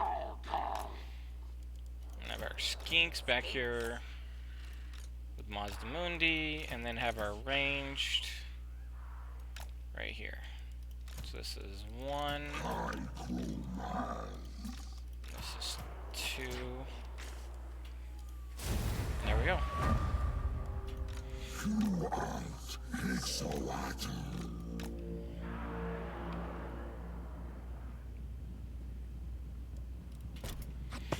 And you see, I made these guys walk, these little skinks or whatever. I made them walk because they're faster than the Saurus. Oh, yeah. And see, then I'll tell them to run just to keep up.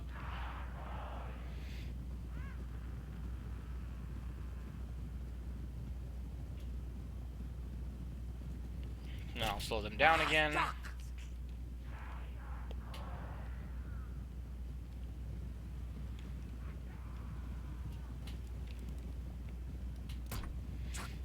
Because you don't want them getting ahead of your, you know, of your like front, you know, your formation, front formation, and then just die. You know what I mean? That'd be pretty bad.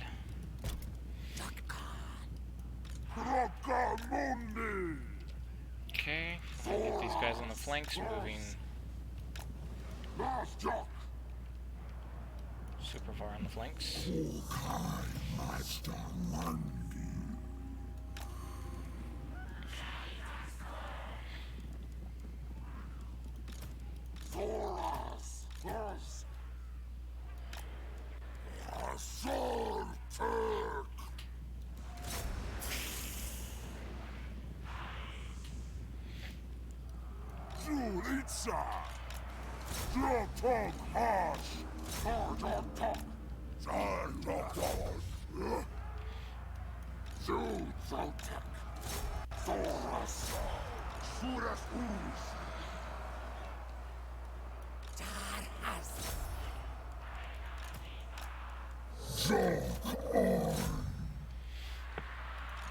Okay.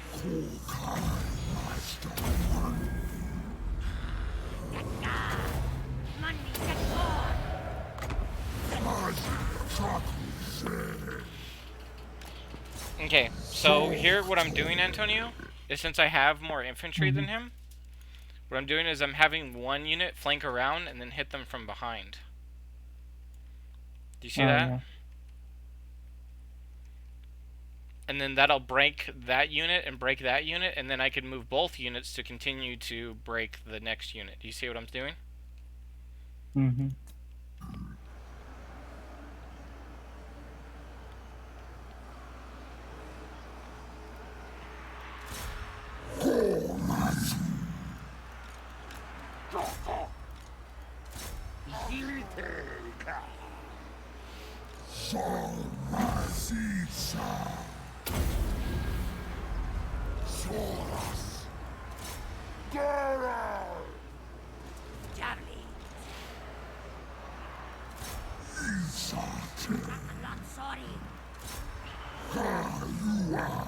Okay, have one attack there, have one attack there, and have one attack here.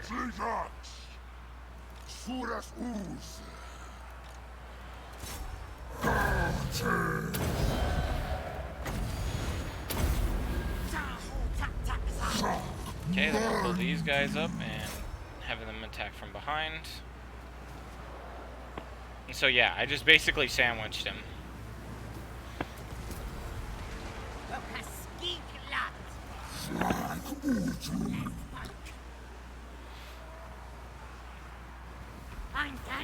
And so yeah, he's getting attacked from the front and from the back. He's just dead.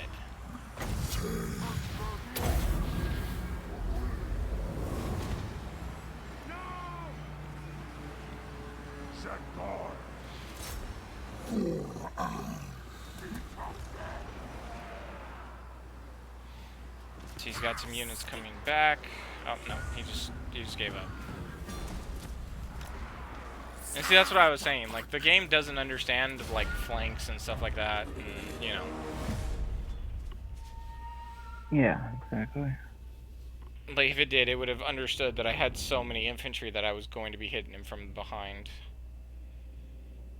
Like, that was an overwhelming loss for him. Like, I lost 79 units. He lost, like, 340, 70. 70. Yeah, definitely.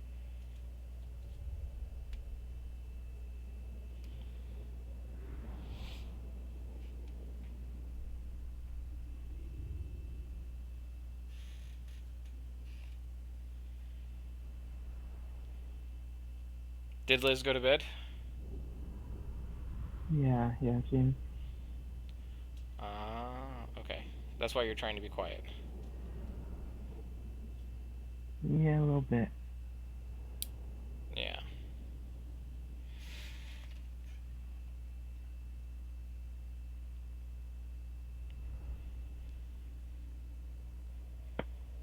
I was wondering, I was like, man, he's awful quiet.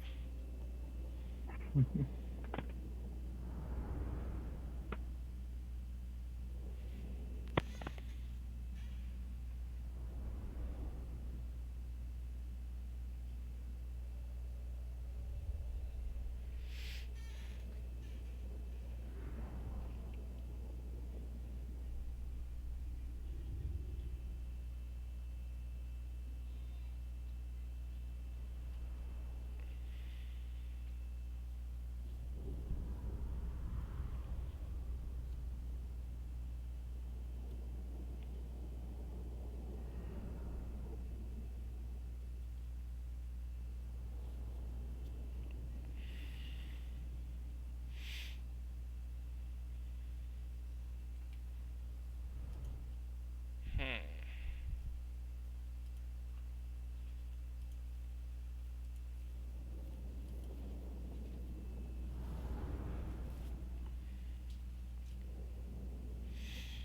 But yeah, this game's pretty boring, like, compared to League. Like, it's, it's a strategy game.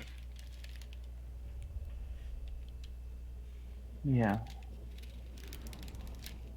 So how's the so there's campaign and then there's like There's campaign, PvP? yeah. So there's campaign PvP, and then there's regular PvP, which is like quick battles. Okay. So like what I did here, or where I just like fought that army or whatever. Mhm. Imagine somebody else has the same amount of gold as me and can control that army. Yeah. That's essentially what quick battles are. They're really fun though. I like doing them. Yeah, I can see that. But Matt got mad at me whenever we did quick Why? battles. Why is that? I just would just charge him all the time and kill him. Matt would always play like bow factions or whatever. And then I would just Mhm. play Lizardmen, and I would just come in with like 2 or 3 T-Rexes and then just run it into his archer line and just start eating his archers. He did not particularly enjoy the game. Yeah, that's funny.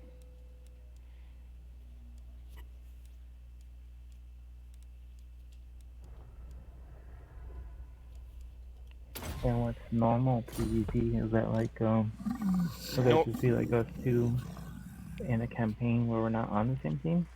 yeah. And is that just us two, or is there multiple No, no, people no. on? It's just us. Oh, okay. Yeah, so it Yeah, would that would be be hard like to do like a bunch of people because if someone's gone, then it pretty much can't go to the next turn, right? exactly, yeah. So That would be crazy. whenever you do it with this one, you can't be the same faction. So like if you and me were doing a PvP, like I couldn't be high elves and you'd be high elves. We would have to Right. be like one person be like Skaven, the other person be like Lizardmen, or something else. Like one person be Dark Elves, the other person gets to be High Elves. Yeah. And you can't like be next to each other either. That's not how it works. Like they force you to separate. You know what I mean? Yeah. Well, that would be better because, well, maybe, I don't know. You get time to grow before you have to fight each other. Yeah. Not just gonna eliminate each other like right away. Yeah. Dude, we should do a quick battle before we log off. Quick battles are just so much fun.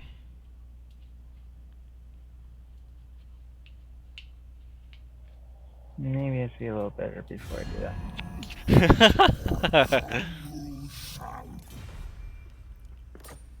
I don't even know, like, would I have an army, or I don't even know how that works. Yeah, so they give you gold, right? They give you a certain amount of gold, and then you build an army.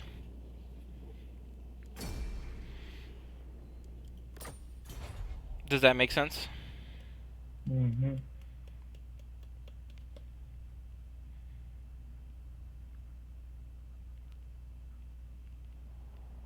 So once you've built your army, then the battle begins.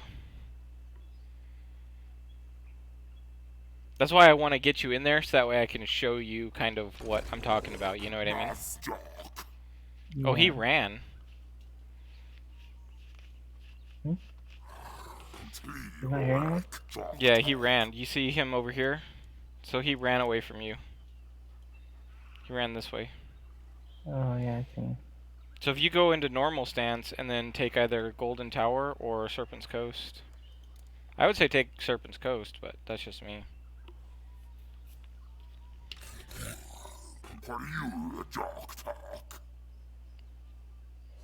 Are you close enough? No, because I went that way first. Oh yeah, And it just I'm yeah. stuck in the middle. That's okay. Next turn you'll be able to check your cities and make sure there's nothing you can upgrade or nothing you can do.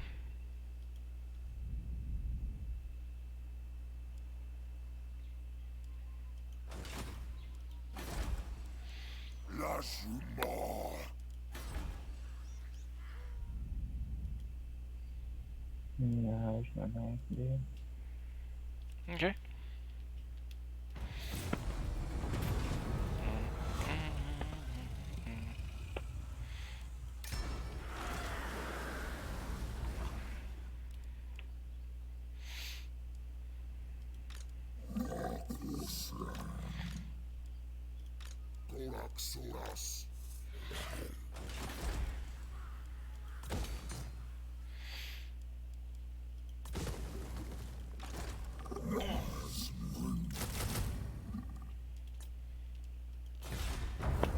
Okay, that's my turn.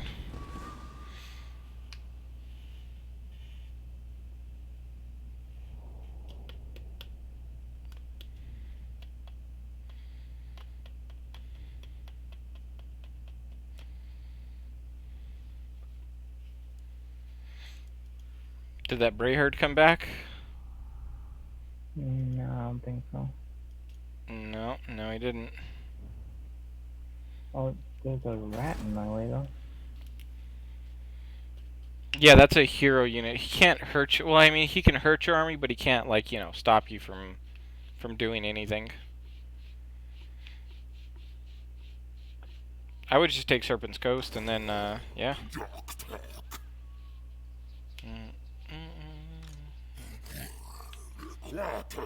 Okay, now you have a coast city. Now you can start trading.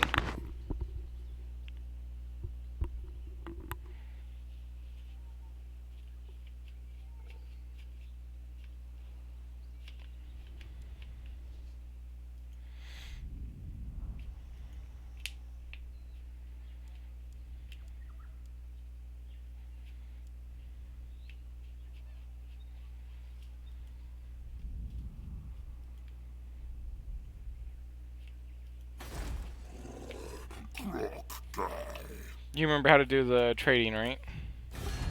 Oh, there you go. Like, huh? I was just seeing if you remembered how to do it. Yeah, I don't know if I am or not. Yeah, you're doing it right.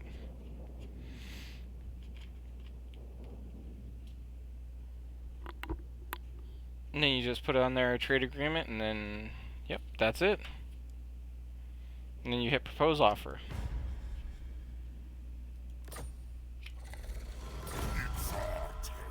Okay, now we have a trade agreement and both of us are making money.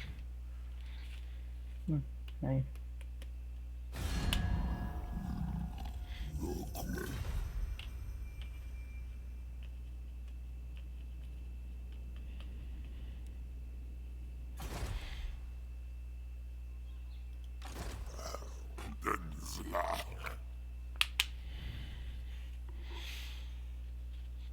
What I would do is I would just sit in that city and wait for your units to recover, because your units are pretty wounded.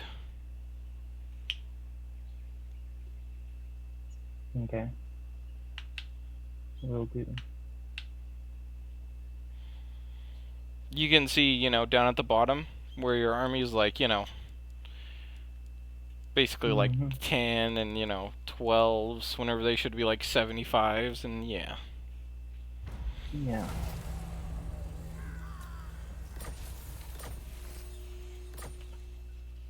So you heal in cities, I guess? Yeah, whenever you remake a city, yeah, that's pretty much what happens. Or what if you just, like, go to the city that you already own? Do you heal too or no? Yeah, so when you're in the city, you'll own... Well, I mean, just being in your own region helps you heal, and also being in a city helps you heal even more. So you see how there's these Okay. lines? So, like, you see how there's a line right here, and then there's a line right here? Mm-hmm. See how part of it is blue, and then the other part is black? Yeah. It's because the black is the ruins, and the blue is your territory. That means that you regenerate or you heal inside of your own territory. Okay. Whereas as soon as you step out of your territory, you don't heal anymore. Unless you're a certain faction.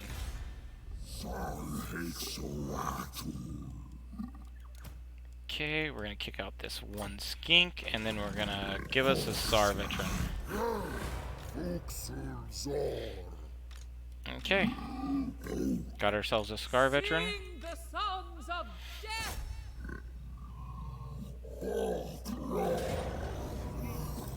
Smash us a rat.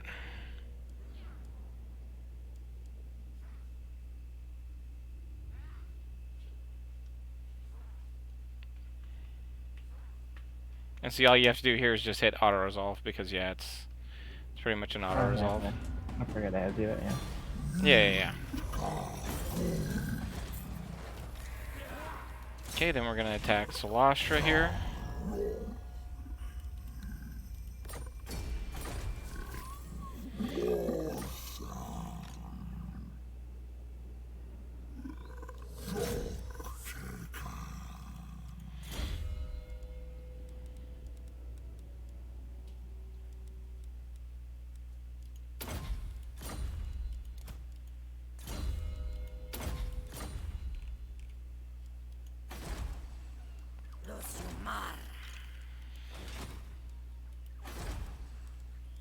Okay, that's the end of my turn. There's nothing really else I can do. Oh, actually, you know what? I want to recruit another lord. I want to get a second army up and running. Mm-hmm.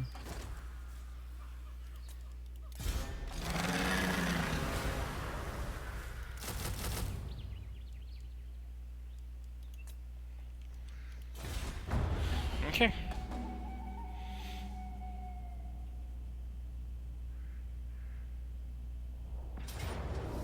Oh wait, she attacked me. What the heck? Yeah.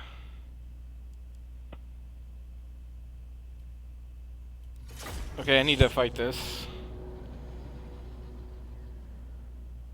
Yeah. Yeah, you do.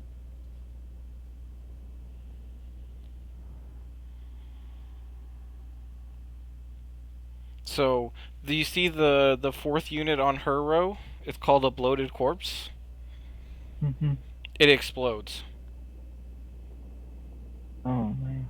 Yeah, like it legitimately, it'll run at one of your units and explode, and if there's like a whole bunch of units stacked on top of each other, that's it. That thing is so devastating, it'll take out like whole units. Yeah. Okay. And since I don't have any range to like kill it, I'm gonna have to, you know, like send my lord in to fight it. Oh, okay. Yeah, if he blows up on the Lord, he does almost no damage. He's good against multiple units, but not against single target units. So what I'm Yeah. going to do is I'm just going to send the Lord in to go fight him, and then he'll blow up on the Lord and he'll take no damage. And then you could just bring the rest of your guys in after that. Yeah. Yeah, pretty much. Okay, so I'm going to explain to you what her army is. Okay, so this is a cannon. So as you look at it, you know, you can see like the cannons, you know what I mean? Okay, and this is a gunnery mob with handguns. That means they're like long rifles. And then this is a hand rifle, a handgun unit. It's like with like pistols. Mm-hmm. And then you got the dire doggies, or well, these ones are scurvy dogs. They're like a fast, like infantry killing unit. And then you have the bloaty boy, which is the bloated corpse. And like it said, if you scroll over it, it says explosion, armor piercing causes terror. It literally just explodes. And then you've got Celostra Direfin over here. She is eternal. So if you scroll over her and then if you click on her and then you click over or you hover over the eternal, it says eternal units ignore most non-magical weapons, damage from weapons. So basically, she's got a lot higher physical resist, but she's super weak to magic damage. Yeah, okay. Okay.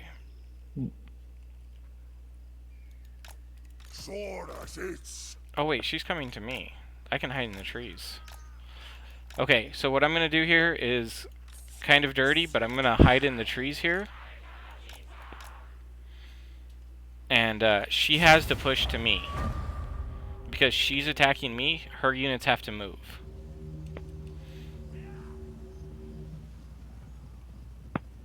So basically, I'm gonna force her to come this way. And then I'm gonna jump out of these trees to try to ambush her, kind of.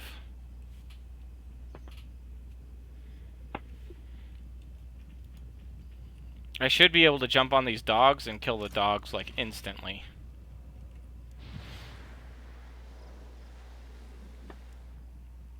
Yeah, dogs are way faster. Huh?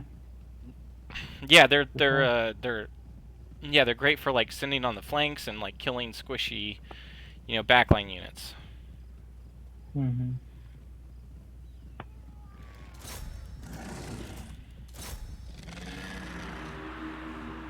No. They're not gonna engage. Right?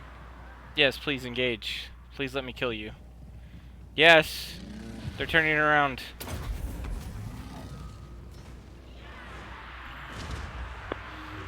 Oh, we got hit with a cannon. Oh, it's pretty ugly. Oh, dang, the cannons are in range? Yeah, they have really, really long range. Dang, yeah, they're way over here, so. Mm-hmm.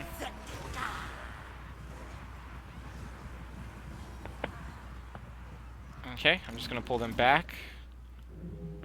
Over into the trees again.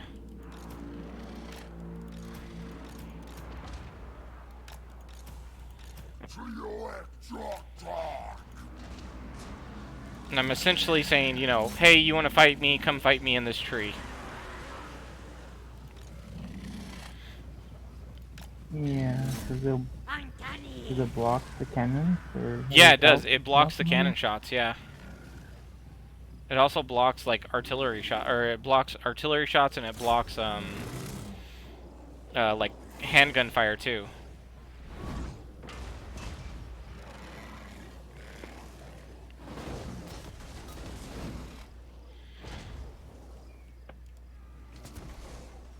And if, after I kill these dogs, they'll lose vision, so these guys will go back into hiding, so they can't see them in the trees.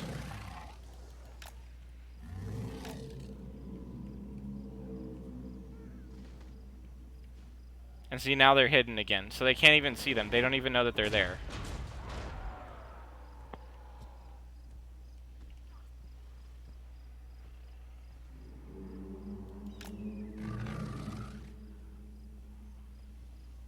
See, this forces them to move up another unit.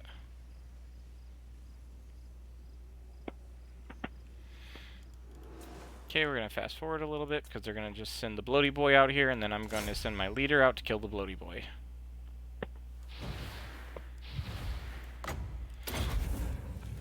Okay, Bloody Boy dead. Now we're going to send everything out.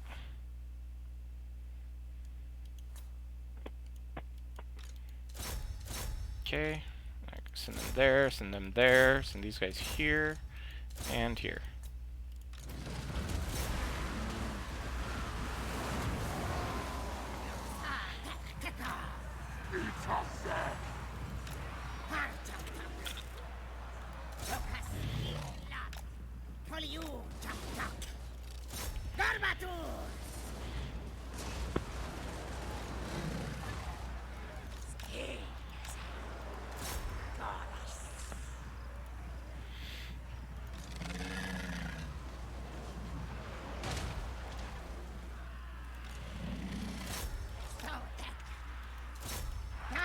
Oh, this cannon, those guys can attack the tanks, I guess? Do what happen? So you're sending those guys to attack the tanks, I guess? Yeah, to attack the cannons, yeah. I mean, the cannons? Mm-hmm. Yep. That is how you do it. And so he's going to be wasting his ammunition trying to kill these little skinks that are worth nothing rather than shooting my general, who is worth a lot. You know what I mean? Mm-hmm. Like, the value he gets from shooting these skinks is basically nothing. He was trying to stop him from me.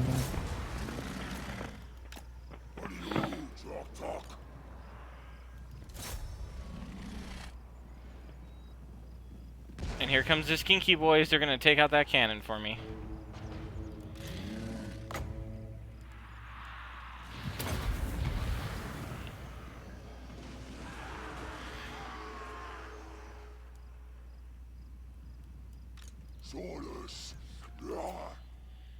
I'm just going to fast forward because she's going to run all the way back to the cannon.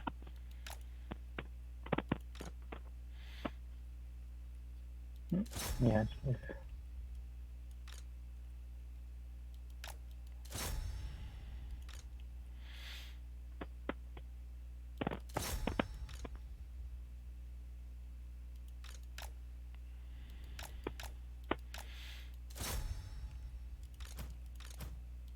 And see what I'm doing here is I'm surrounding her.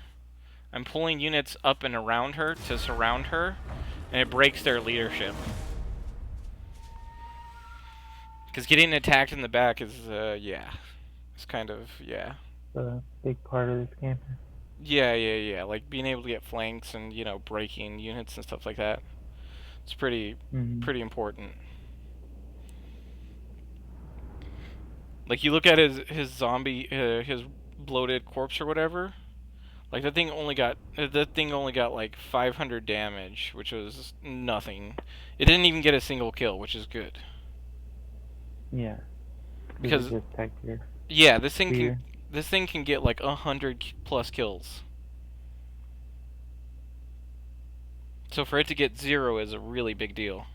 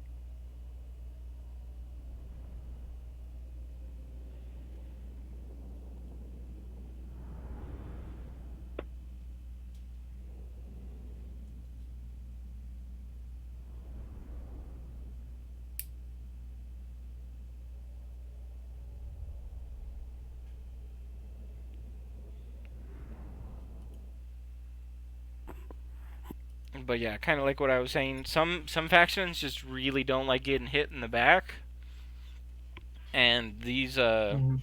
these particular ones really don't like it. The Vampire Coast, like Yeah. they can't deal with it too well.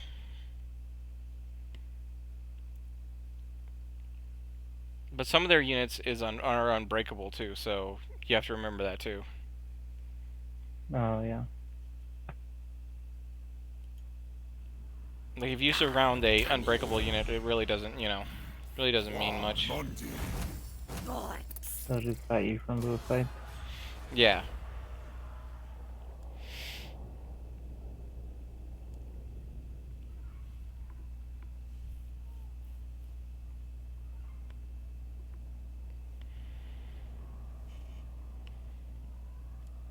Oh, somebody talking to you?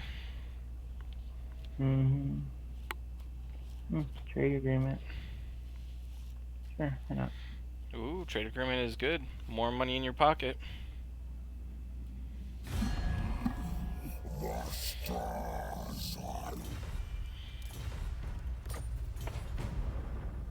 That guy tried to get a non-aggression pact with me. Funny. Mm-hmm. No. You're here to do one thing, and that is to die.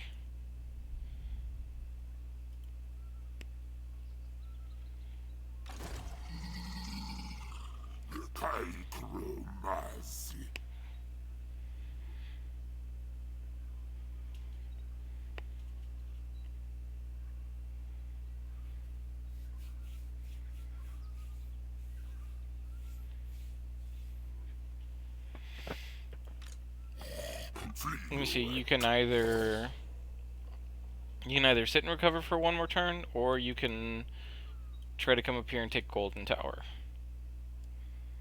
Or you can start heading Oh yeah. this way to take this one.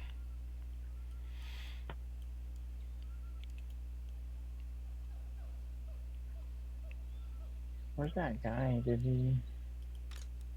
He killed him. The Beastman guy, the one that attacked you. Mm-hmm. Yeah, remember he ran off this way.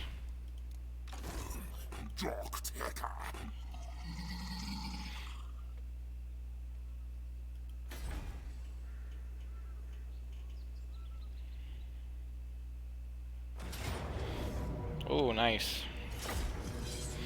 That is a pretty decisive victory. Yeah.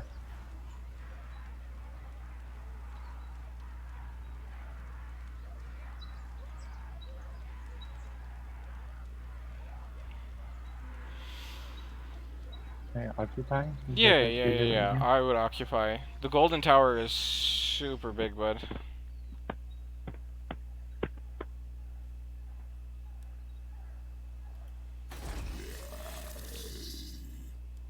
What is this? So the Golden Tower has a building called the Landmark, or a little tab called the Landmark, and then it has inside of it the Golden Tower, and it just gives you a ton of gold and ton of everything else. It let me make a Stegodon. It lets you make a Stegodon? Mm-hmm. Oh, you mean a blessed one. A blessed Stegodon. Well, let me do a feral one and then a blessed one too. Yeah, so if you click on Krokar, and then you... Oh, you did, you got him. Nice. Yeah, the blessed Stegodon is really good. But his ranged attacks is pretty boo-boo. I always just put him in melee and then just make him as a, as a regular Stegodon. Oh yeah.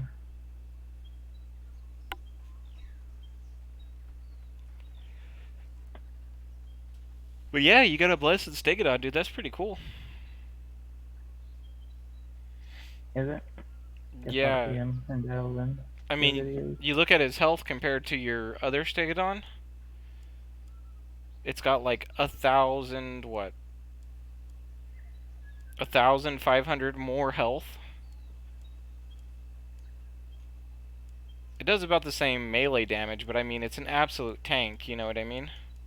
It's got higher leadership. Oh It's yeah. got better speed. It's got better Attack. Yeah, it's pretty much just in general just a souped up version of what you already have. Yeah. His range not too bad. You don't think his range is good? 396? Well, if you're not facing something large, it doesn't. You don't hit it. You don't hit like enough to like. It doesn't do splash damage. It only hits one target. Oh, okay, I see. So But unless when you're you're, outside, it'll yeah, do splash. It'll hit multiple people. yeah. So like you don't want to unless you're fighting one specific target or you're having it attack one specific target, like a general or something like that. You just don't Yeah. want it auto. You just don't want it shooting. You want it melee attacking. Yeah, and he's so tanky, you might as well have him up there in the front line. Oh yeah, and having Yeah. monsters around your units gives you a vigor buff, if I'm not mistaken. Nice. Yeah, Okay. so he has perfect vigor, so that means that he will never tire. Like he's never gonna tire. He's just gonna keep fighting and fighting and fighting and fighting. Oh, dang. He's not perfect leadership, but he is really high leadership. Yeah.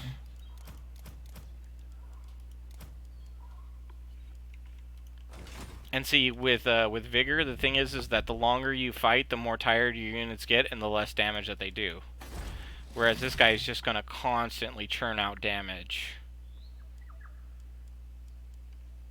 You know what I mean? Yeah. Mm-hmm.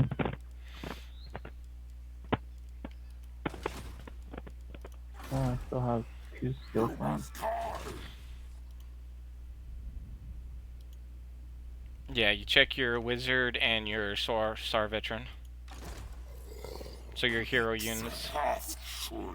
Oh, you guys have both of them? Yeah, they all get skills. Yeah, Or does it? I'm pretty sure your scar veteran is the one that you need to do the points on.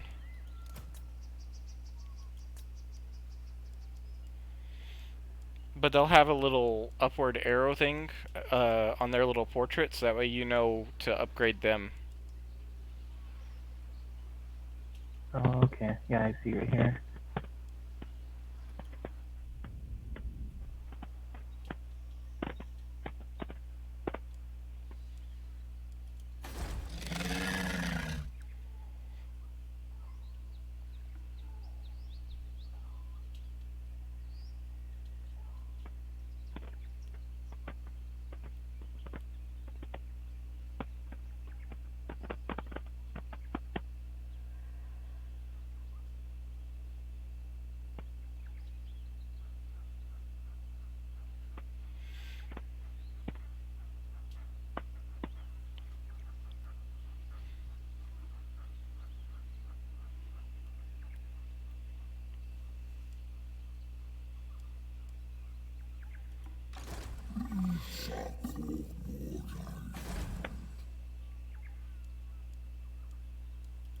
Okay, yeah.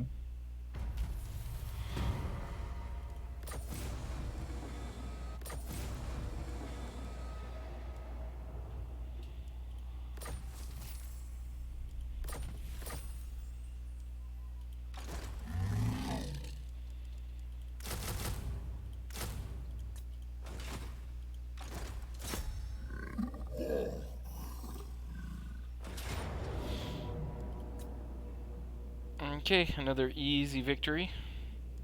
Let's hope that bloated corpse doesn't kill too many people. Okay, nope, didn't. It only killed 5. That's good.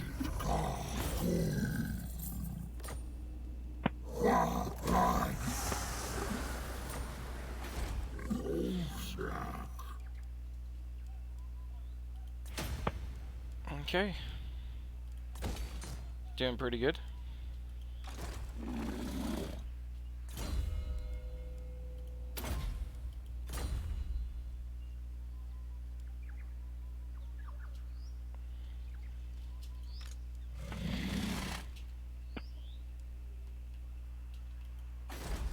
And see, what I might do is, I might just go across this river just to kill Celestra Direfence. That way I don't have to fight her again.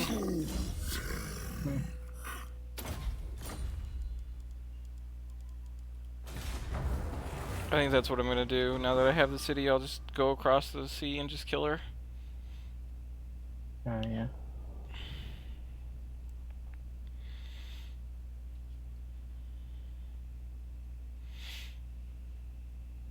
Yeah.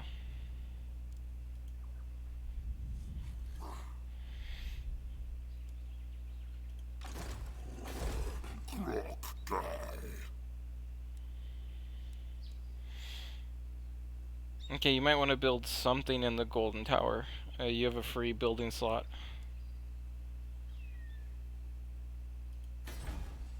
You can either build income. You Oh, you also have oh, you need to redo the Serpent's Coast.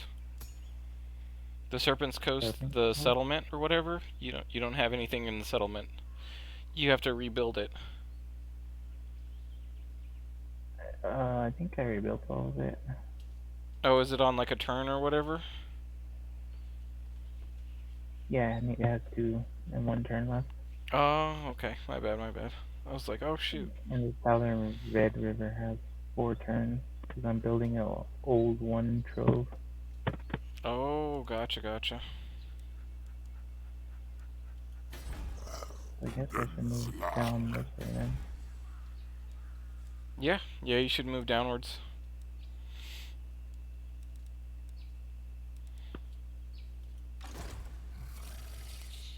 I would just do it in regular march, not in no stance, because if you do it in march and you get attacked by the Skaven or whatever or a beastman, your units are going to be tired and it's going to hurt you in battle.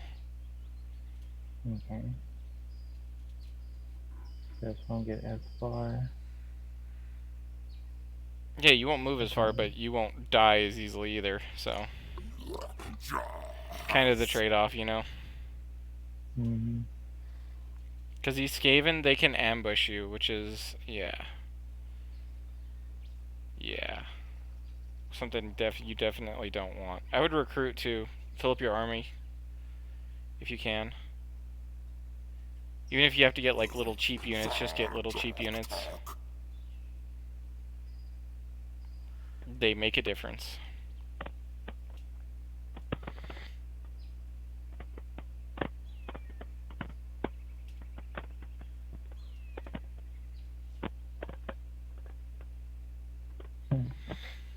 Yeah, well, it'll let me get 1. I mean, one is better than none, right? Yeah.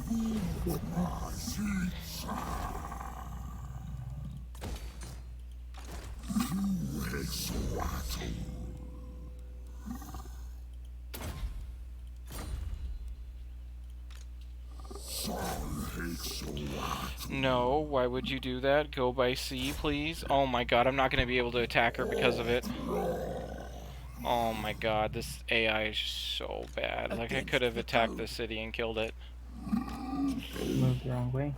Yeah, it moved it by land at first. So it went from here. I could attack the city this way, but it started to go this way. It started to go by land.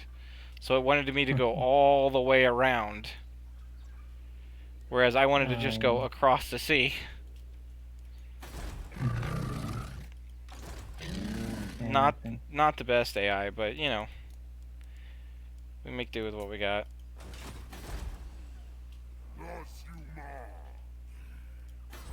Okay, I think we're good.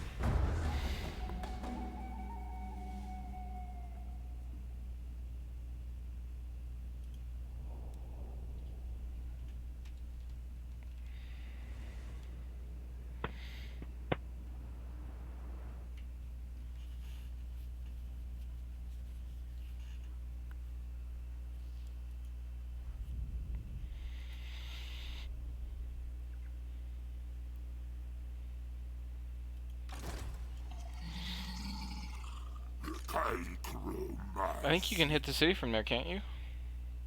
Oh, almost. Yeah, I think so. It's pretty close. It's pretty close.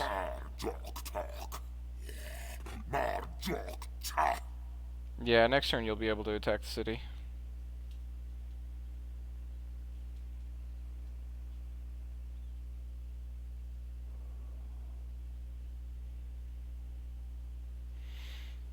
How is your gold looking? Let's see. Like, what's in your Keep my treasury? house. Yeah. No, that's predicted income.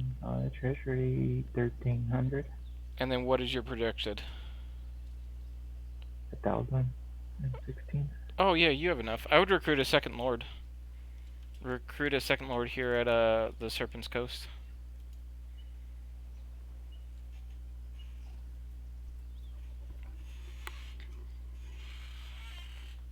Lizardmen are kind of like a Zerg faction. You want to fight everybody as early as possible, so getting as many armies up as possible early on as possible is really good.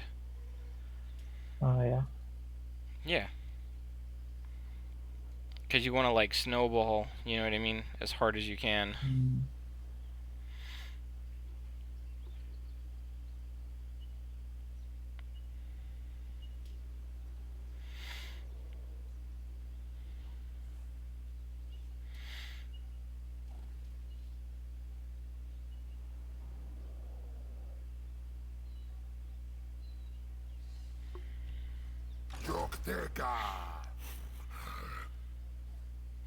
And then if I was you, I'd just recruit some cheap units, just some like just some skinks or whatever.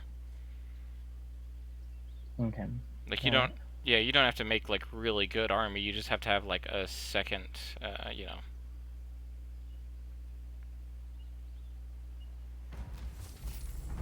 like a second army with some skink boys in it. Skinks are good.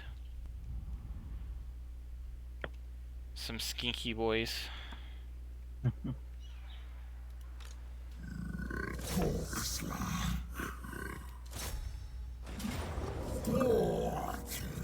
Hey, let's go. Auto resolve that. Let's just hope that the bloated corpses don't rack up too many kills. Okay, no, we're good. Yeah, they're gonna do too much. One of them did 26, but that's not too bad. Yeah. Not too bad at all. Okay. Oh wait, hold on. I don't want to abandon it just yet. I want to. Oh wait, yeah, no, I do. I want to abandon it.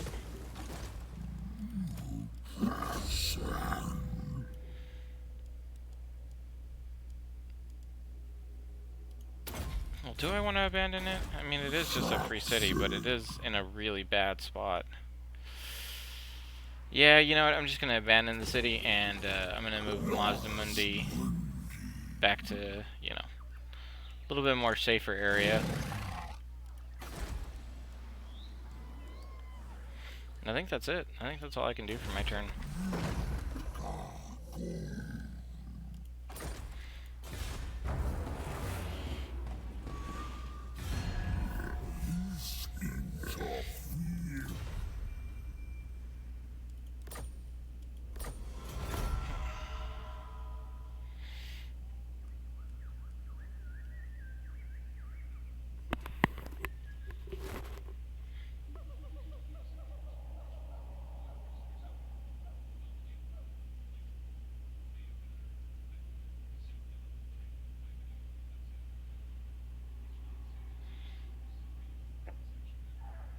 What does he want? Military access? What does he want? Military access? Yeah, that means that he wants you to be able to walk on his land, and you could walk on his land without, like, you know. Yeah, declaring war. Yeah.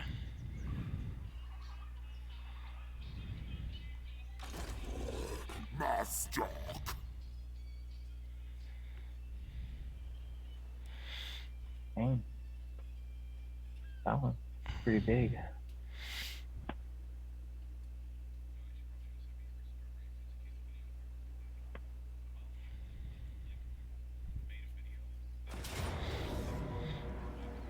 Oh yeah, play that.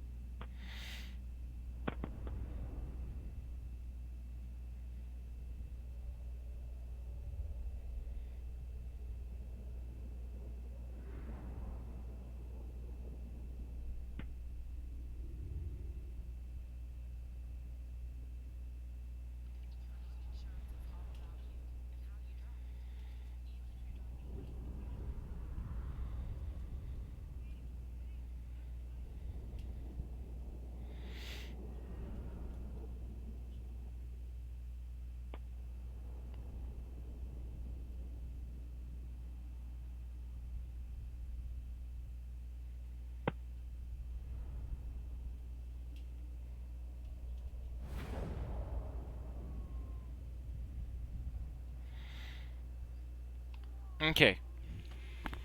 So I'm gonna give you a little tip here, bro, because the Skaven fortresses have a giant flaw in them.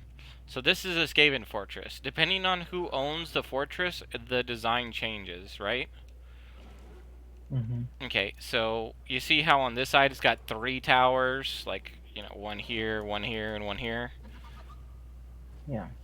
Yeah, you go over to this side, over here, and there's none. Like, this is 0, there's no towers here. Oh yeah. Okay. So if you deploy You right keep them right here, there. yeah, if you deploy right here, the Mhm. only tower that can possibly hit you is this one. And there's a Yeah. gate right here. So you send your monsters in to fight this gate, and you just have one unit just tank the tower. And then you can also climb up on the walls right here. Like right here and right here. And yeah, right there. So you can climb up on the walls right there and then have your monsters break through the gate. And yeah, it's just so much easier. Because if you actually deployed on this side, all 3 of these turrets would be hitting you. Oh, well, actually 4 of them. Yeah. It's gonna hurt pretty good. Yeah, it's gonna suck. Whereas if you deploy on this side, this is the only turret that'll shoot you.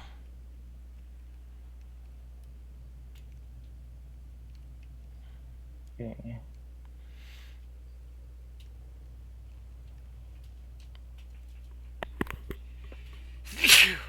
So let's see.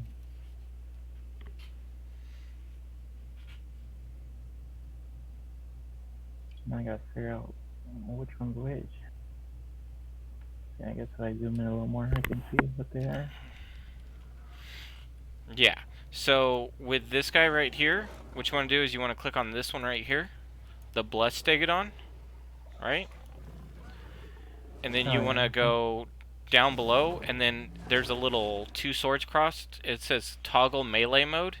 Click that. So that way it automatically starts in melee mode. And then what you want to do is you want to layer your units right here. Just like one here, one row here, one row here, one row here, one row here. So that way these towers can't hit you. These 2 towers here can't hit you.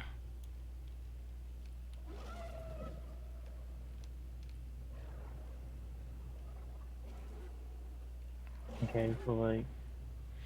So yeah, like right here, and then right here, and then right here, and then right here, and then you just march them all this way, towards the wall.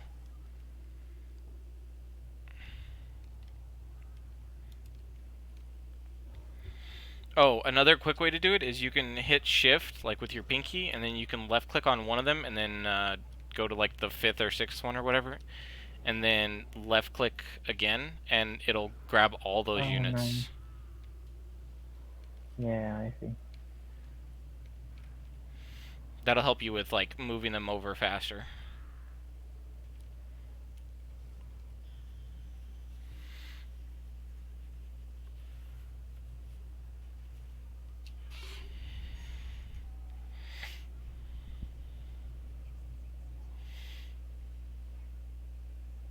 Okay, so that one.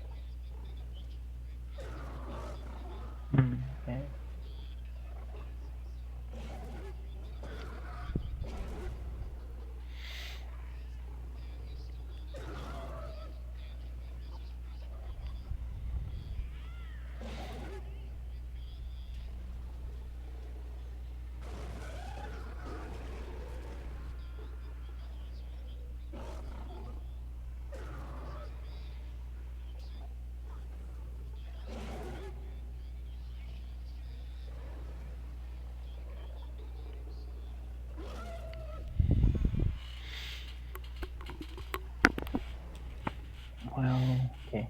Yep. Guess that works. I mean, that looks fine. Okay, and then what you want to do is, you want to move these guys, well, actually I would move them right now, move them to the front line here. Move your 2 Stegodons, and also your hero units. And then have them all right here, like on this line. Because then what you do is, as second that the game starts, you hit pause, and then you order them to run this way, and then attack the gate. Go this way, yeah. So they're gonna attack the front gate? Yeah, this gate right here. So if you hit QWE, gate, it lets you move around. There's a gate right here. Yeah, I see it. And so if you can get to this gate, you can kill, like, the whole Skaven army pretty easily, especially with those 2 Stegodons. And with your heroes being there to back them up, it's just going to be easy. You know what I mean? Mm-hmm. So like I said, I would grab these 3 heroes that you have right here, and then just move them over here next to your Stegodons. I'll take them with them. Hmm? Take them with them to get the gate. Yeah.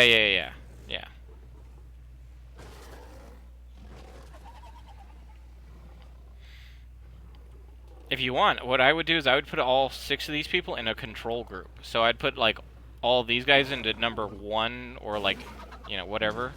And then you can just click number 1 and then right-click on the gate, and they'll just automatically run to the gate and start hitting it.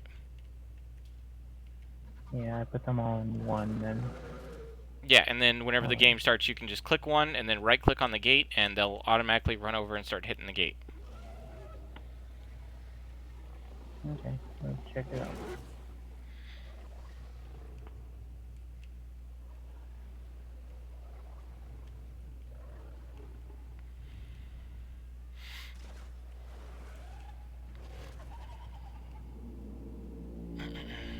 And then the other guys.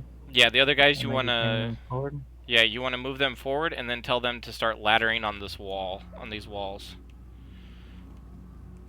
So once you click on them, as soon as you start to hover over the wall, there should be like a ladder icon that shows up on them. Just right-click it, and they'll start putting ladders on the walls. You're gonna need to move everything up too. Like I said, the Lizardmen are kind of like a rush faction, so you kind of gotta get in there and do your damage. Yeah.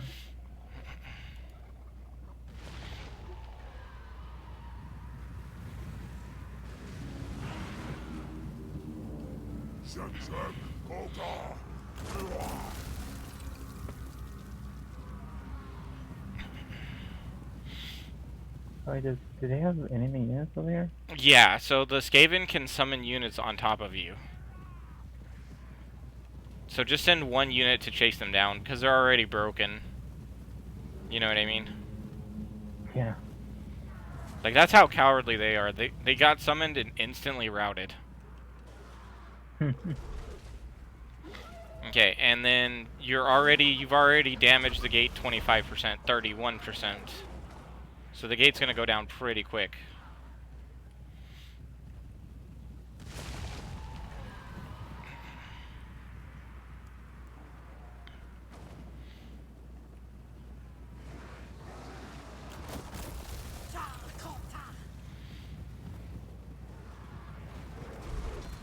Okay, the gate's at 74% damage.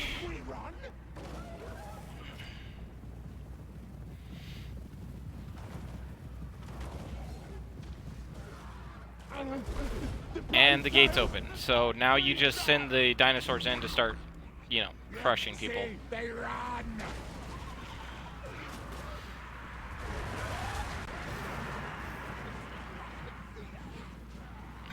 Yeah, if you can, have them attack the general. Because that's their leadership, you know what I mean? Yeah, where's he at? He's the star. If you hit pause real quick, I'll show you. At the top right.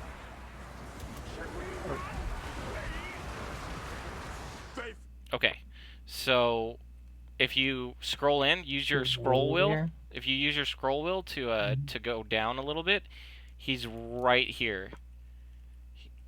like he's right in between your two units. So if you have these guys turn around and hit him here, do you see the little star? Oh, okay, yeah, he's actually in the Yeah, middle. he's right here at the gate. Oh, nice. Huh. So Okay. if you tell everything to just attack him and break him, the rest of them will run, except for, yeah, the other guy that you need to kill is the guy right here on this wall. I don't know if you can see it, but there's a guy right here on the wall, right where I've got this red mark at. Do you see him? He's a melee specialist. He's their other leadership. So once you kill their general, their lord or whatever, kill him next, so that way they have no leadership. Oh, nice. You're the one on the wall. Okay. Yeah. Okay, and then just to start it back up, you just hit play. Lee, we run.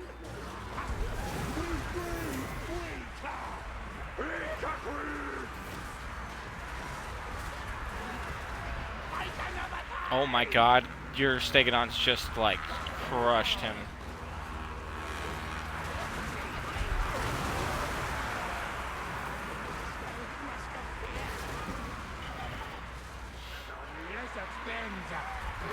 Okay, don't forget that your caster can cast spells. So what I would do is I would cast a harmonic convergence on this feral Stegodon, because he's kind of deep, you know, in their lines.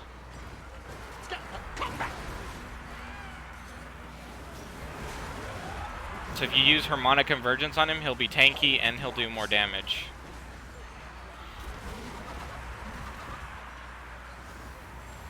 Yeah, there you go. So now he won't take that much damage from being surrounded.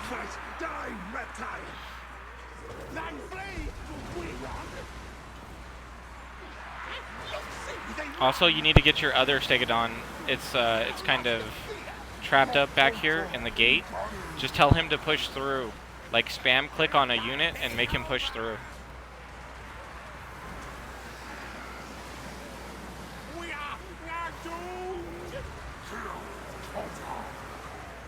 No, not all your units, just the Stegodon. Oh, just Yeah. Tell everything to stop, because you're sending them into the other units without attacking. They're just walking into them. Tell everything to halt. There you go. Now everything will start attacking again.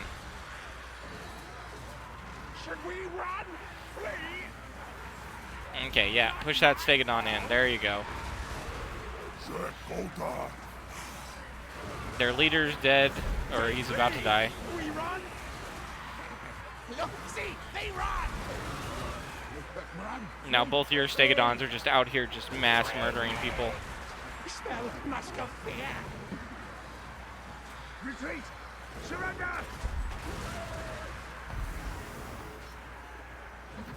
Yeah, don't worry about attacking their ranged. Have your Stegodon, your blessed Stegodon, just attack this big old mob. This big old, you know what I mean? This big old mass of units, because he does like charge attacks and stuff.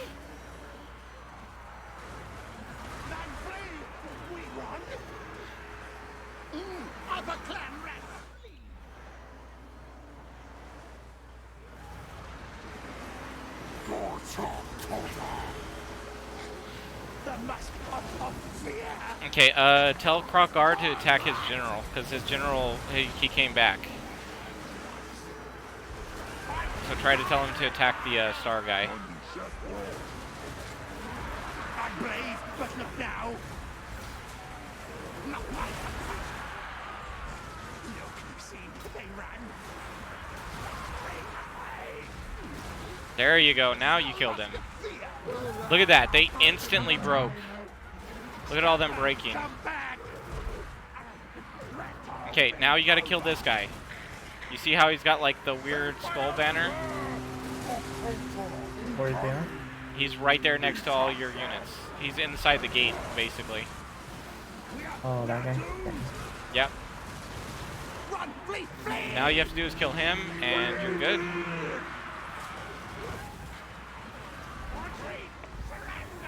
Because you see, all of them are fleeing. Like they're just in mass rout. Not mine. Fight, fight. Once this guy runs, they're all just gonna shatter.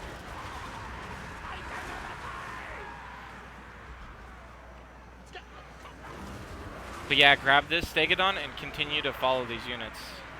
Like you wanna run them off the map, essentially.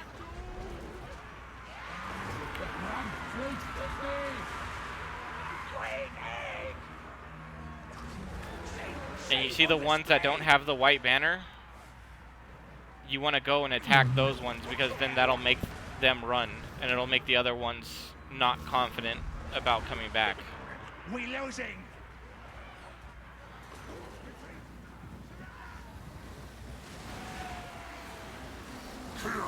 Okay, I would just grab this big mass of units that you have here, all these Saurus and everything, and then just run them this way. So that way they can start helping you. The only one you need to stick on that guy is Krokgar. Krokgar can kill that guy by himself. Oh yeah. Okay. I'll just kill all these other guys then. Let's see. Or you can have your Skink Chief, yeah. Just leave your Skink Chief to chase him off. That's fine.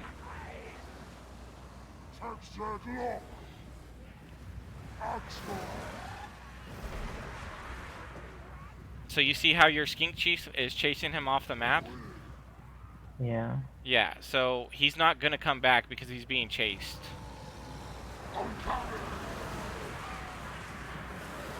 And that's their leadership right there. All that, like, he's the last of their leadership. So they'll just constantly break and run, and then break and run, and then break and run. So if you just keep pushing on them with your Stegodons, they'll just break, then they won't come back. We run. We are doomed. Run, flee, flee.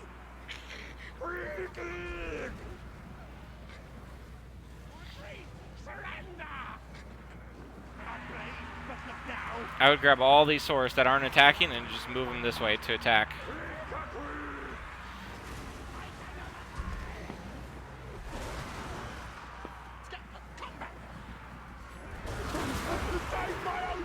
Your dude's still chasing him. That's crazy. Yeah, he'll chase him all the way off the map, which is good. Because then he won't be able to come back and rally the units, basically. Yeah. But yeah, like I said, you have like 4 units right here that aren't doing anything, and your one Stegodon's just like fighting all of them. He's just like, don't worry guys, I got this. Oh, yeah, I mean, he technically does. He's got perfect vigor, so he could fight forever. But yeah, just getting him a little bit of backup, you know what I mean? yeah.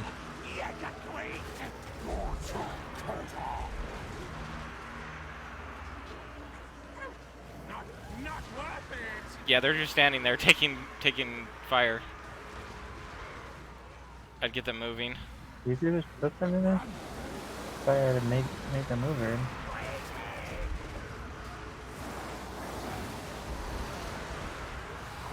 Yeah, you just have to keep telling them to re-attack things because these guys break and then they stop attacking for some reason. It's really weird. Not mine. Fight, fight.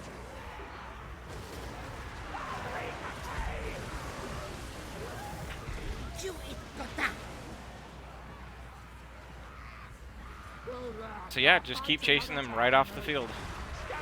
Come back.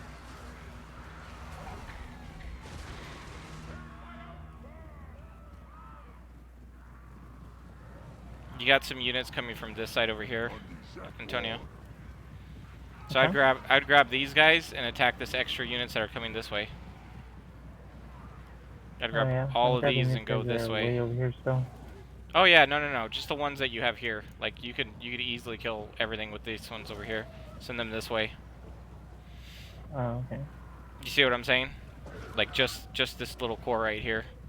Just send it that way.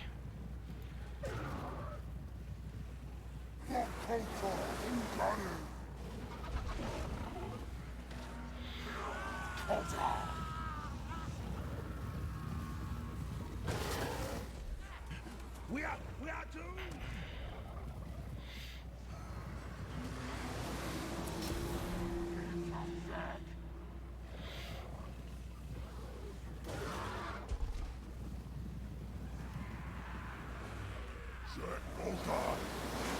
Well, like I said, keep chasing them over here too, because like you don't want them to, you know, gather strength and come back. Yeah, You know what I mean? come back. Yeah. So then you just take this group, just circle this group, tell them to come over here and attack.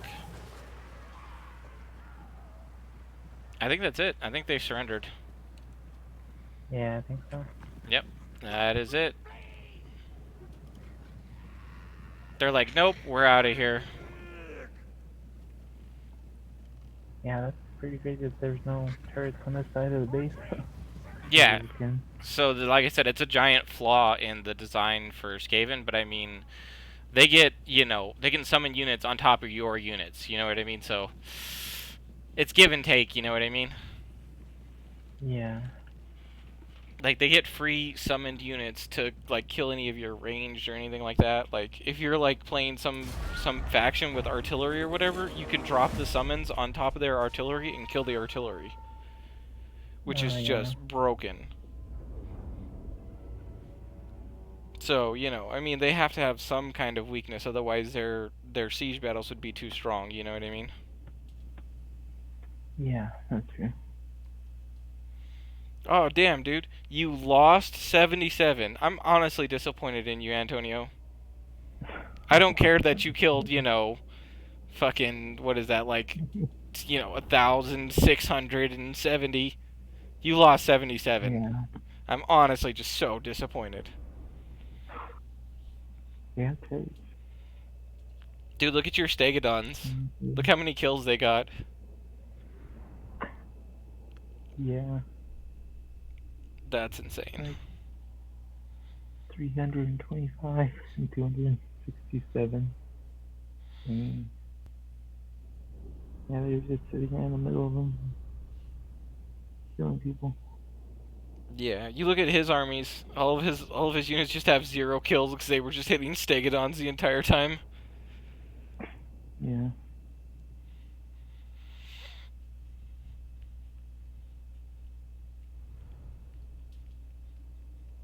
Yeah, I don't know who the hell did that much. I don't know who killed the 77 dudes. Probably the turrets. Yeah, his turrets did kill some of your units for sure. But you also have to remember too, he's got a garrison force too that, you know, probably defended it a little bit too. Yeah.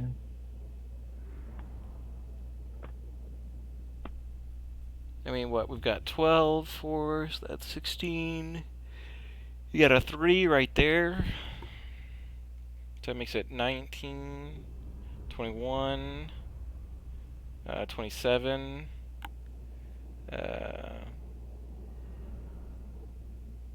30, what? 33, and then 34, 35, 36. So his main army got 36 kills. Yeah. Yeah, that's pretty bad.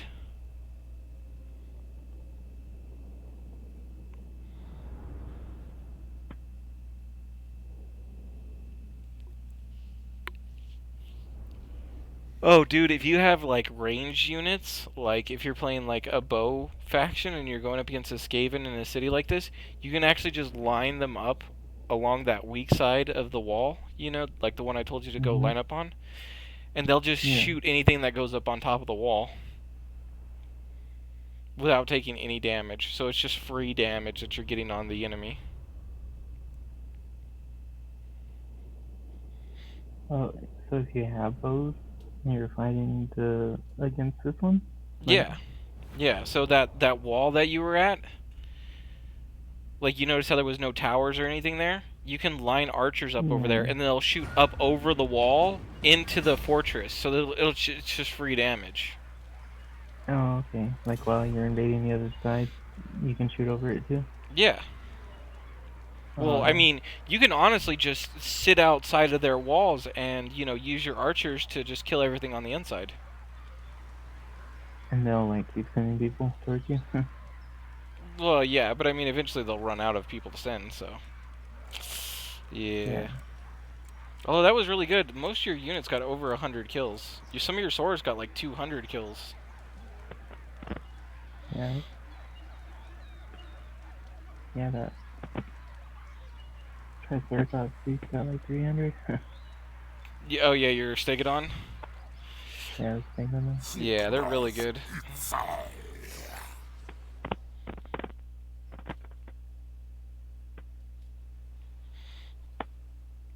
I mean, let's be honest here. You know what? I don't care that you killed 1,900 units. You know what? You lost 77 units.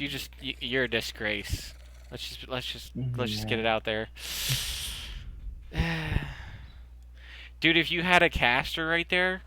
Oh wait, you do have a caster, but he doesn't have any like skills yet, right? No, just the one that, Just harmonic convergence. yeah.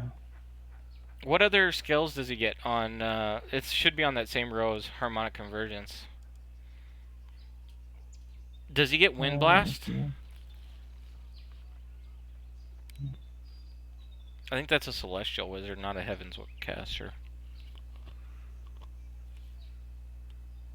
I think he just gets nets of Amnitoc and Apotheosis, right? I don't know. I think which one is he? He's the little skink right next to Krokar. He's the second guy on your roster. Oh, the raw talk guy. Yeah. So see how it says Skink Priest of Heavens? That's his spell casting field, I guess. He has a wind blast. Oh, he does get Wind Blast? Oh, dude, Wind Blast is sick. Curse of the Midnight Wind. Yeah, Curse of Midnight Wind is pretty good too. But it's honestly Wind Blast. Like if you can, bro, just max out Wind Blast. Wind Blast is so disgusting. What about Uranus Thunderbolt? It's not that great. And neither is Chain Lightning. Neither of those are very good. Wind blast. That's where it's on. Yeah, Wind Blast is definitely what you want. So, a Heaven's Caster is the same thing as a Celestial Wizard for the Empire. Okay. I didn't know that, but now I do. I put 1 on Wind Blast. Oh, dude. Wind Blast is... I'm so happy that you got Wind Blast, dude. That thing is so disgusting. As soon as you get a chance, I'll show you how to use it. It's pretty freaking hilarious. Oh, shoot. There you go.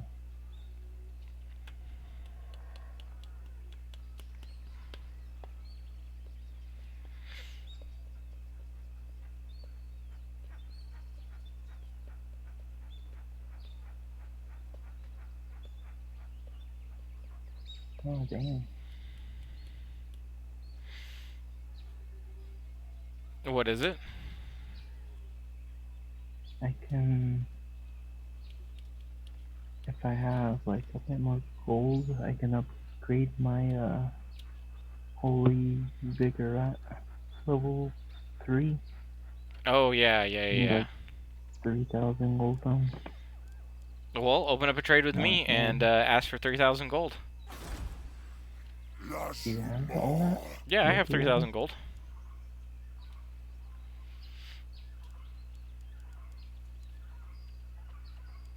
So you just open up the diplomacy window and then you go to ask for gift or demand payment, I think is what it's called.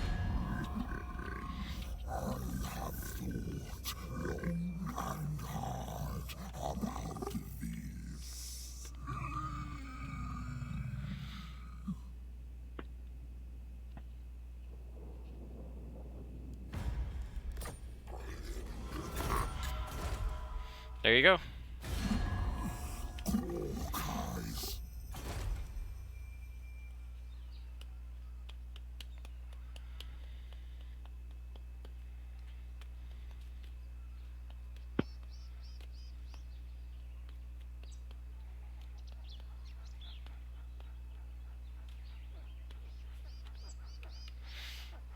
Were you able to upgrade it?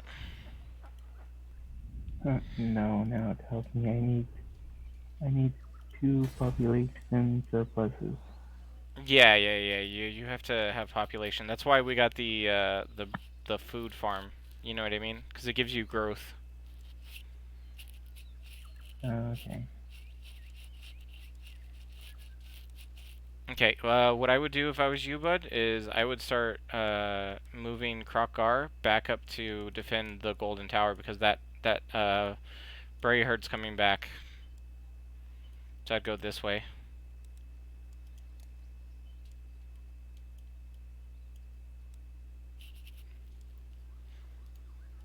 Because you see, Yeah, there he okay, is. He's coming to sack your city. You can quick march and then get into the city, and that'll be okay. I'm wondering if you can quick march from here to there.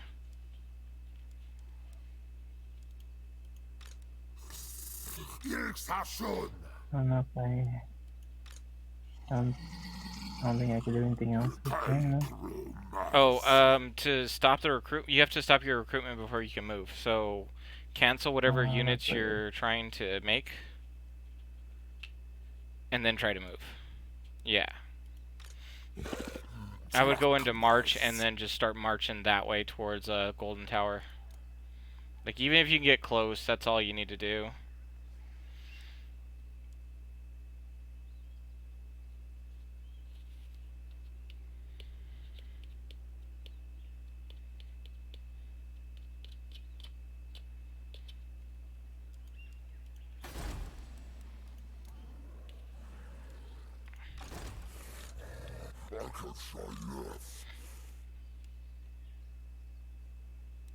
Yeah, I would go into the March stance or whatever, so that way you can get as close to the Golden Tower as you can.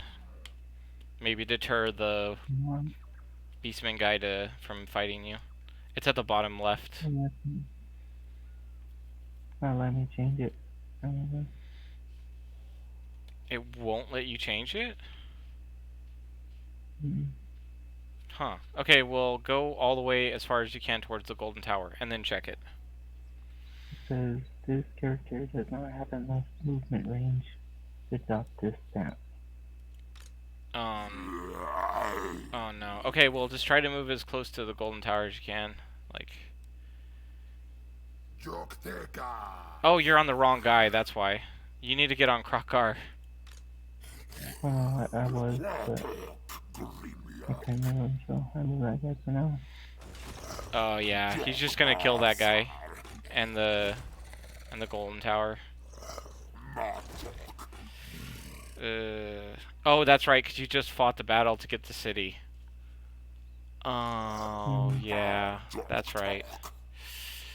That's not good.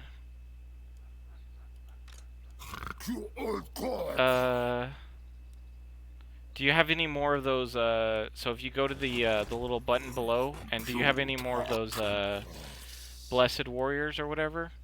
So you have your normal recruitment, and then you have Blessed Warriors. Do you have any more Blessed Warriors you can summon?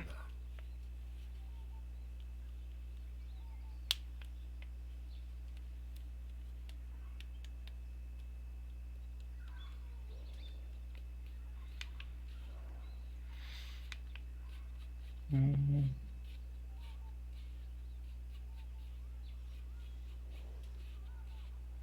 No, it's just Lord. Yeah, I would move that Lord out of the Golden Tower, because he'll just die.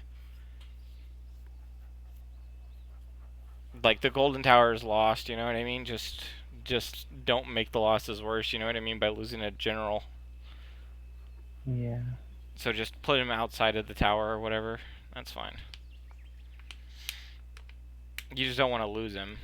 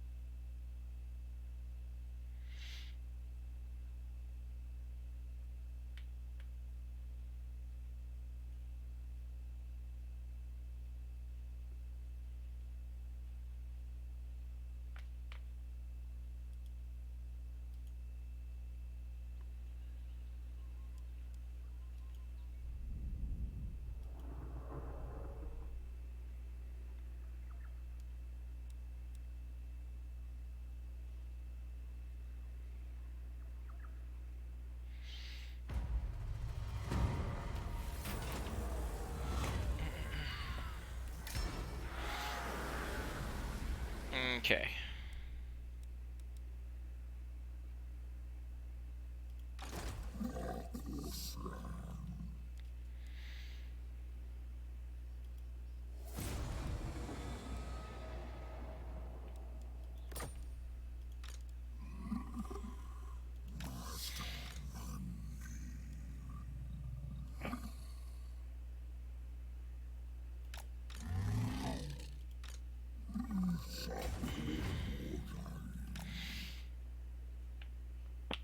Time to get all these cities back.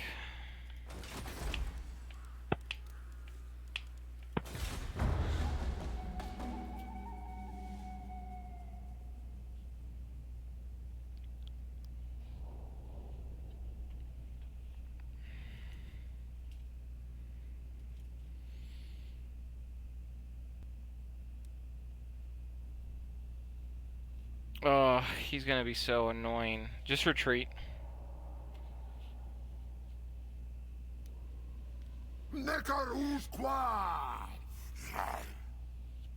Oh wait, he couldn't kill you. That's good.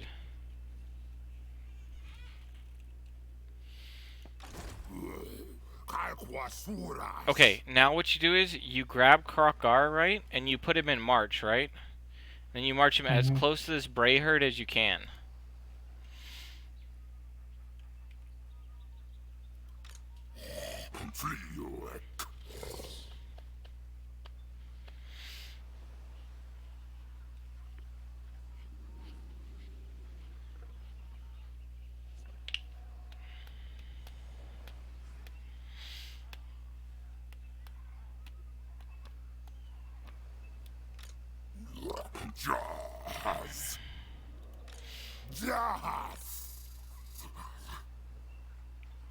Dang. Is that close enough?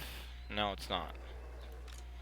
Okay, what I was gonna say is, since you have Krokgar there, if Krokgar could have got a little bit closer, like, well, like right here. If Krokgar could have got a little closer, you could have made this guy start the fight and have Krokgar back him up. Does that make sense? Yeah. Yeah. But Krokgar couldn't get close enough. But he decided to go all the way around. Yeah. Yeah, I would start recruiting on this guy. Whatever you can recruit here, recruit on this guy, so that way you have two armies. You can defend from two places, you know what I mean? Yeah.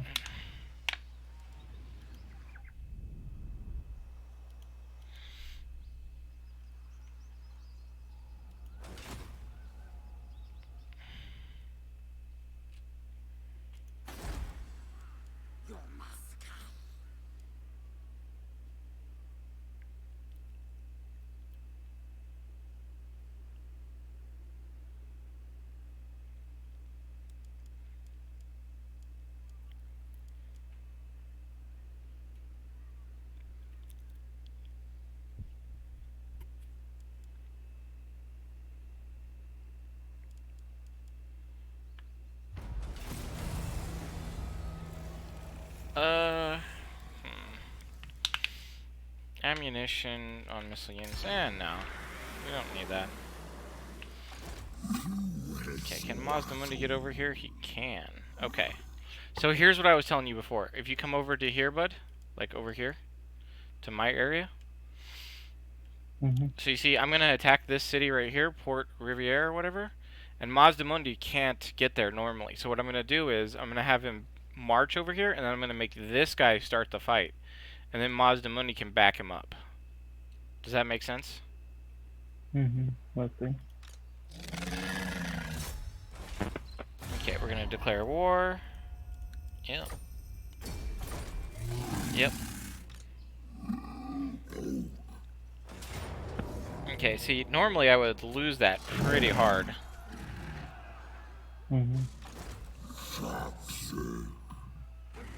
But now I bring Mazdamundi over in his 20 stack, and we got a nice little army. Wait, why isn't he giving... What? Why isn't he backing him up?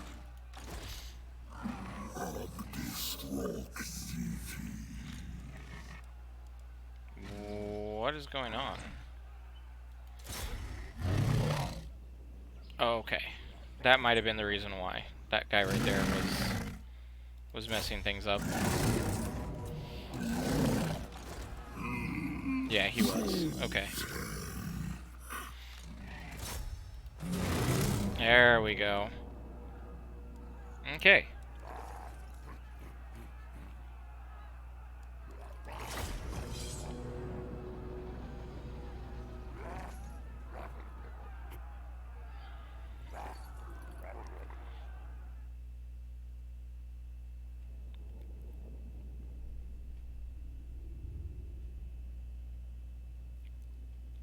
Okay, so the thing with this fight is, Antonio, he's got a lot of range, right?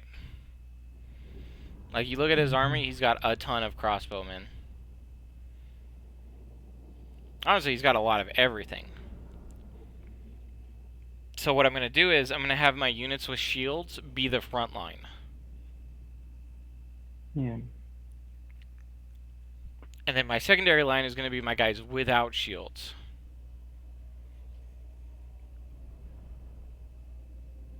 So the guys with shields will take the initial hit, and then the guys without shields will join afterwards. Oh.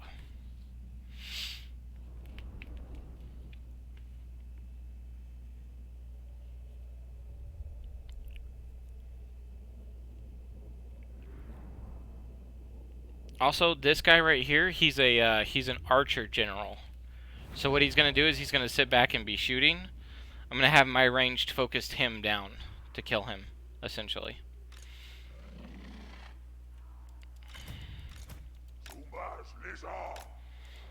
Okay, put him here, and get these guys. So this is group 1 and group 2. And then we'll start the battle.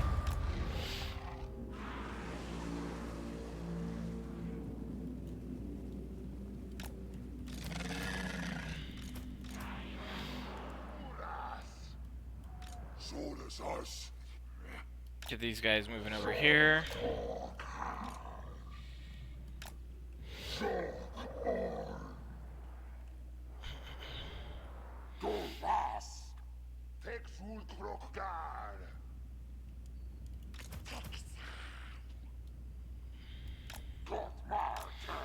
Let's get these guys all into groups. 1 and 1.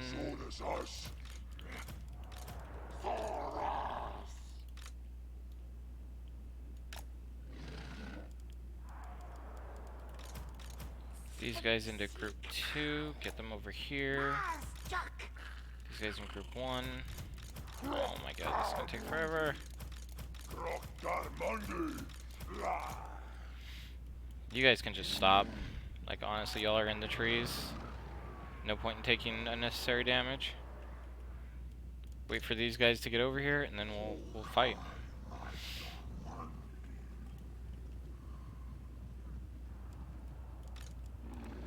Just halt. So yeah, these guys are in the trees, so they can't see them. Yeah. So he's squaring up to fight this army coming in. And then I'm just going to come and hit him from the side here.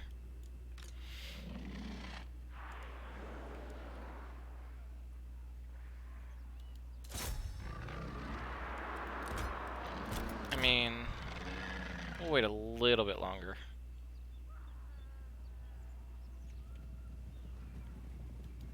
Okay, now we'll go.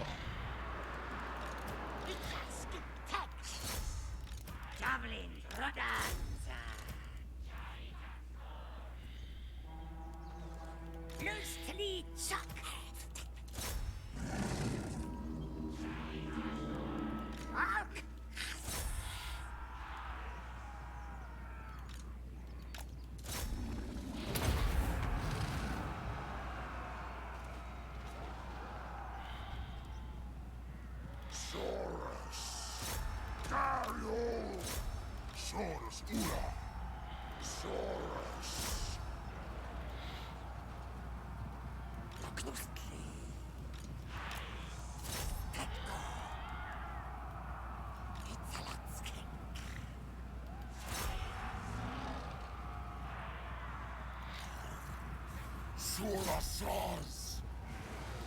So it's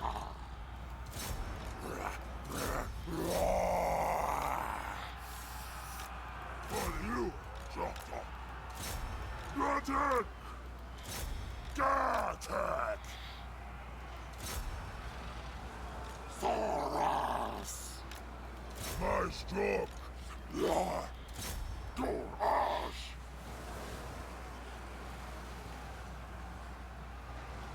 Zoltan!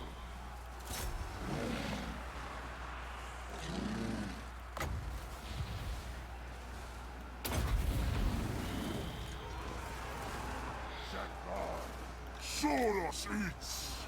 Go on!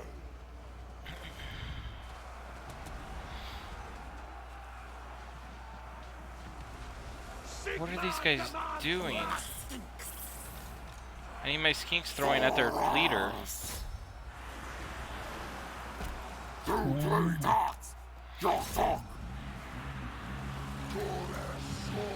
are wavering!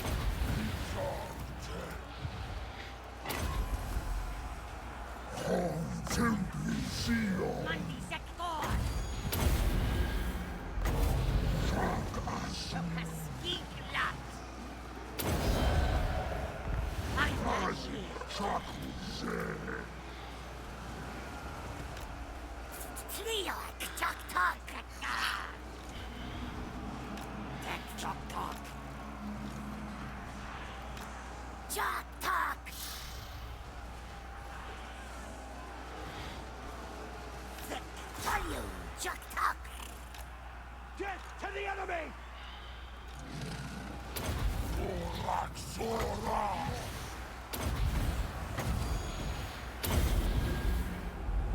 Fight men!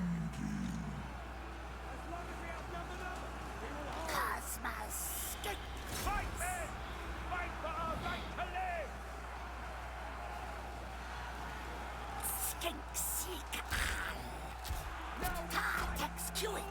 Nope, no. Come on, guys, please. It's not hard. Just shoot them. There we go. They're finally shooting at him. Good. Jesus, man.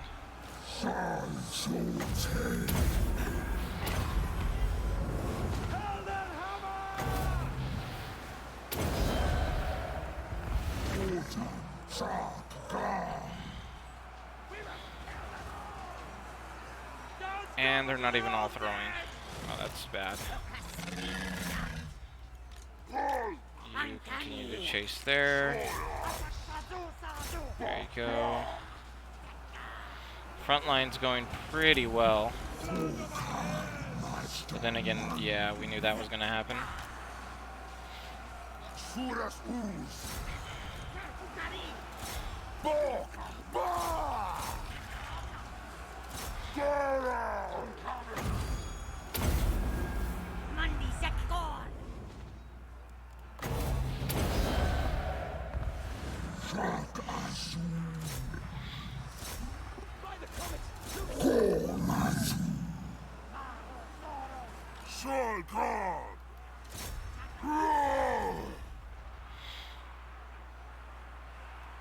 Okay, I'm pretty sure that's GG. I think he's dead.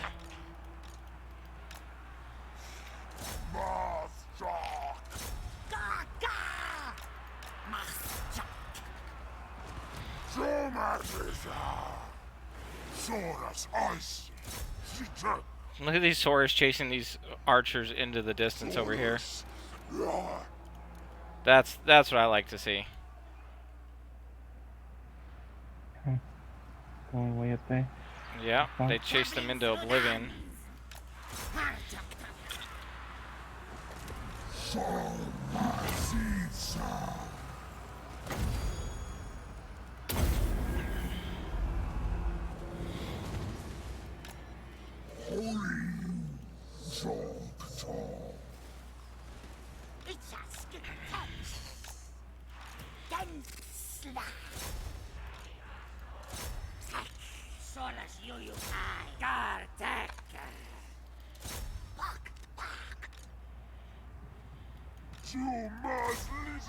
Just chasing them off into the sunset.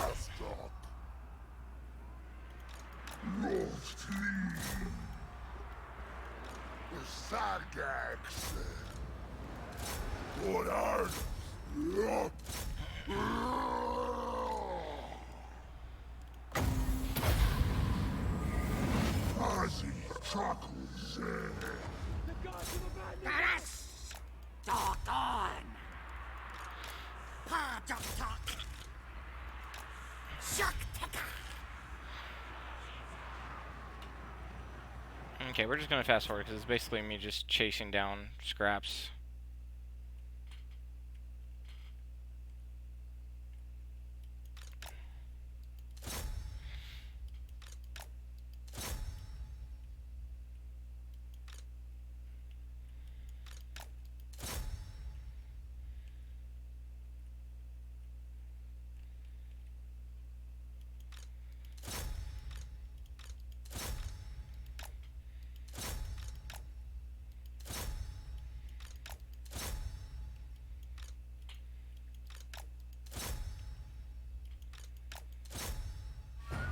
There we go.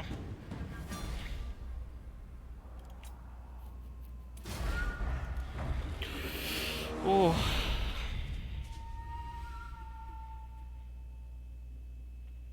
Oh my gosh, I lost so many units. I mean, he lost more, but still. Yeah.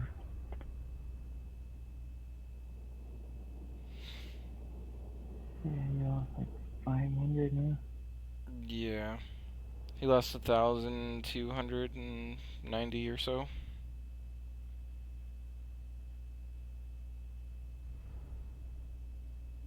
I'm sorry, 1,300. Let's go. Yep. Those extra few bodies, they matter.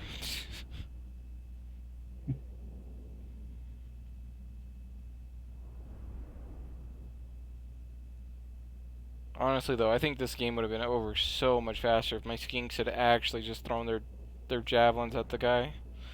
Like, I don't know.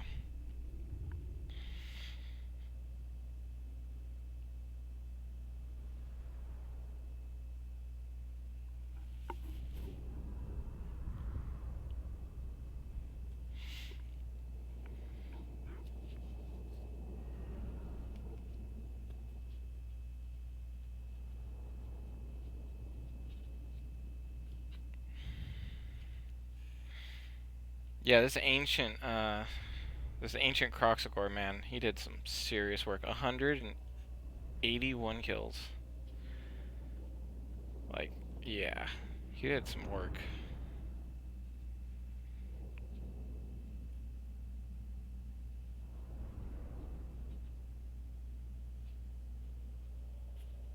Yeah, very good.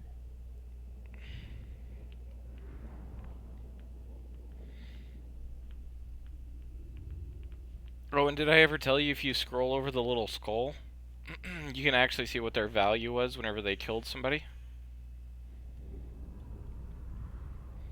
Or, like, how much actual, like, gold value they got for killing people?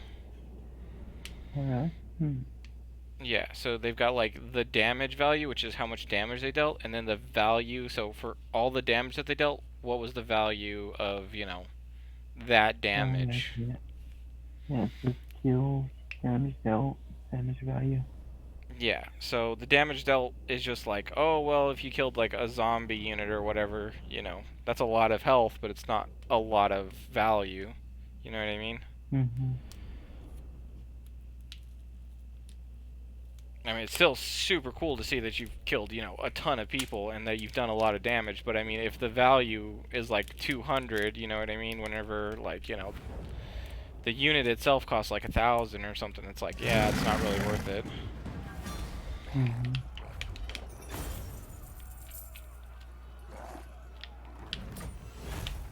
Alright.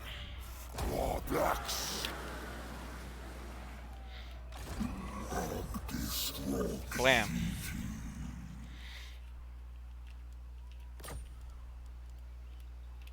Got myself another city.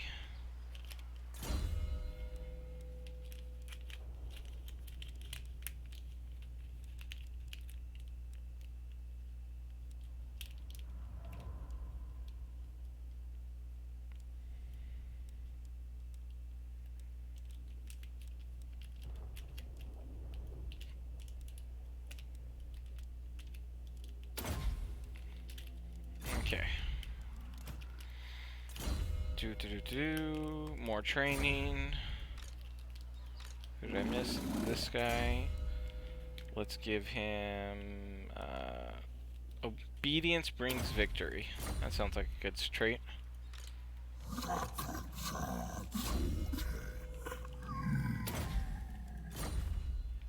Okay, hexquaddle.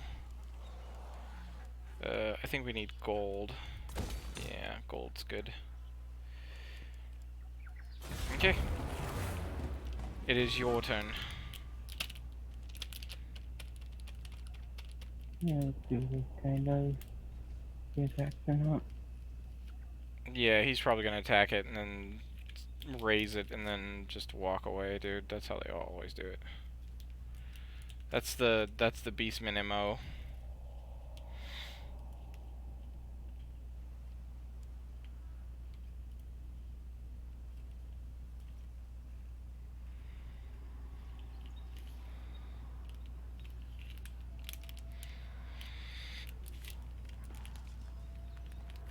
Oh wow, he actually left.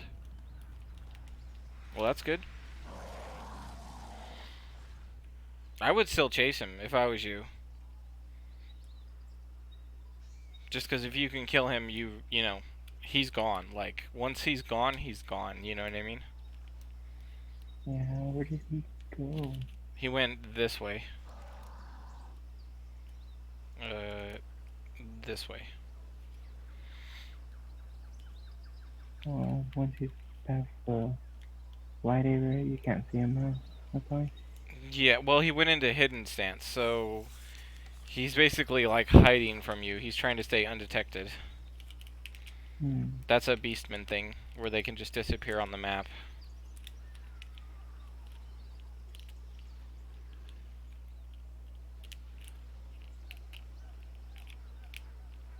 But yeah, if you like go into the regular stance or whatever, and then you just walk this way, you can spot him.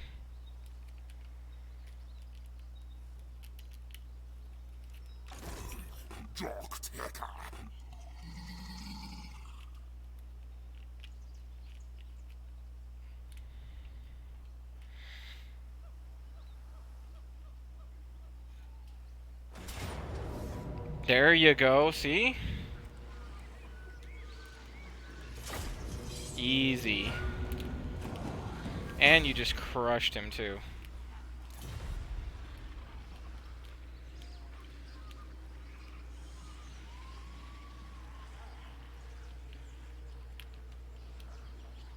I would eat them if I was you. I would eat them to replenish the health of the army.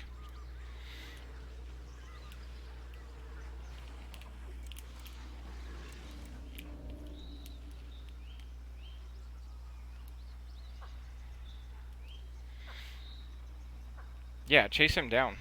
Go into normal stance and chase him down. Kill him.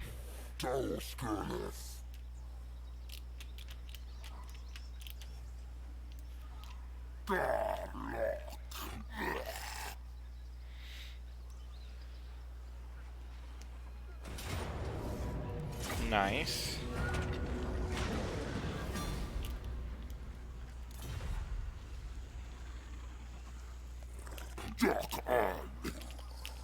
Nice. And if you look on your thing now, on the right hand side, it says factions destroyed. You'll see that his faction is destroyed, so he's never coming back. Oh, nice. Okay.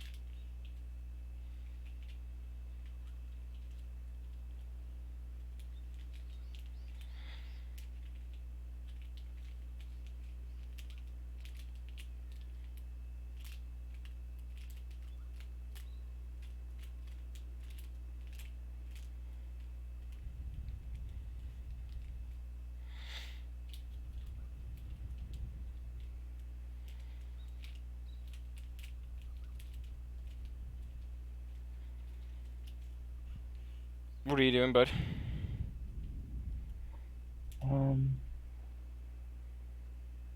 Finishing up buildings and stuff. Oh, okay. Stonemaker's really good. It's gonna give you a lot of gold.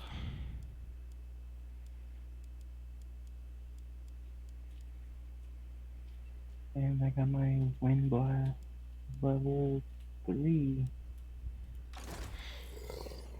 Oh, dude, yeah, Wind Blast is so good.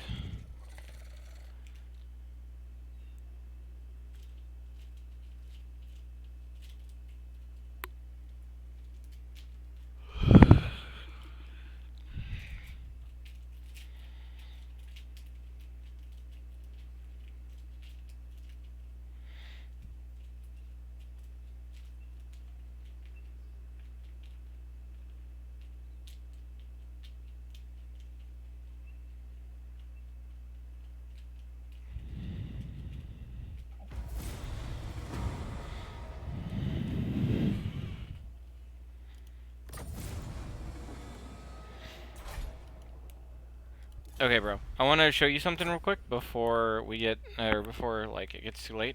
So at the top left, do you see where it says like menu, chat, help pages, and then spell browser? Mm-hmm. So click on spell browser, and then this is all the schools of magic in the game. Okay, the one you have is called a Heavens Caster. Well, I guess it's not. Yeah, Lore of Heavens. Right? Mm-hmm. So if you click on the Lore of Heavens one, you can see all of his spells and what they do.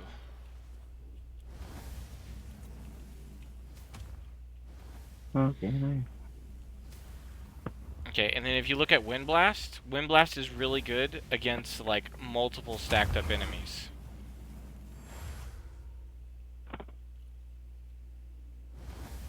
Okay, if I was you though, I would be looking for a Lore of Fire. It's the one right below that. And then you want to look at Burning Head.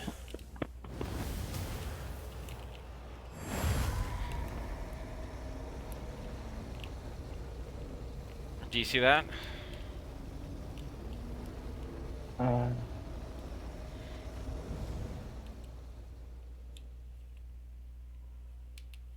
So right below where your Lore of Heavens is, there's another one. It's called Lore of Fire. Yeah, I've seen where you can see that, but I guess when it's not my turn, I can't look into the spell. When it's not your turn, what do you mean? Is it my turn? Oh, it's Is my it your turn. turn right now? Oh, Yeah. okay. So yeah, look at them on your turn whenever you get a second. Yeah, because I had opened it before, but I didn't know what they were, so I didn't really look into it. But Yeah. That's all the schools of magic and stuff. It's pretty cool.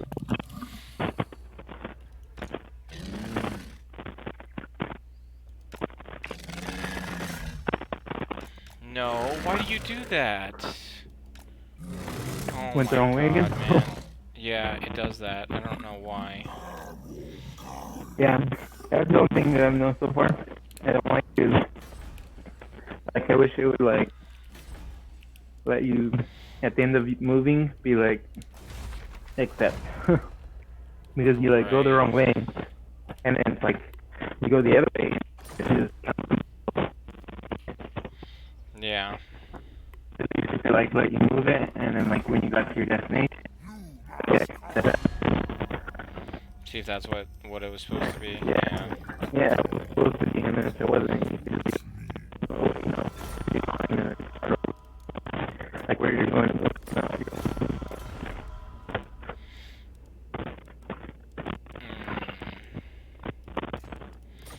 Welcome, Cold Blood, to the court of the Asur.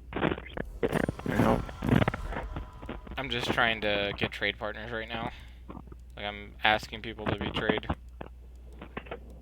You're asking how much people trade or what, for the gold? Yeah. Try to get as much gold as possible. Yeah.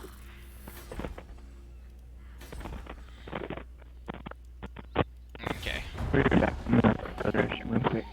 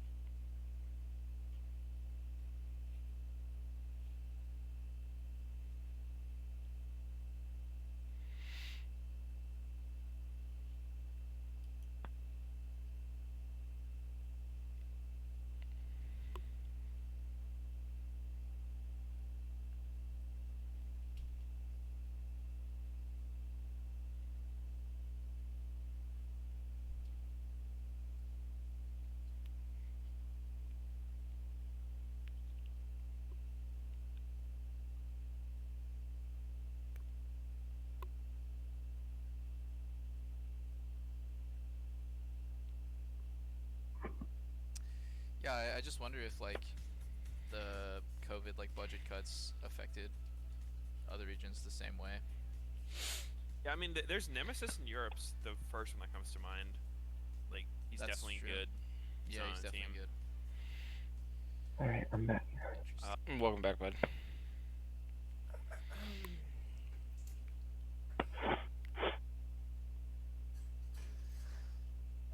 Where's my wallet? Where's my wallet? I'm running out of money right now. Fuck. Where's my wallet? I'm running out of money right now, man. I just can't keep paypalling these people.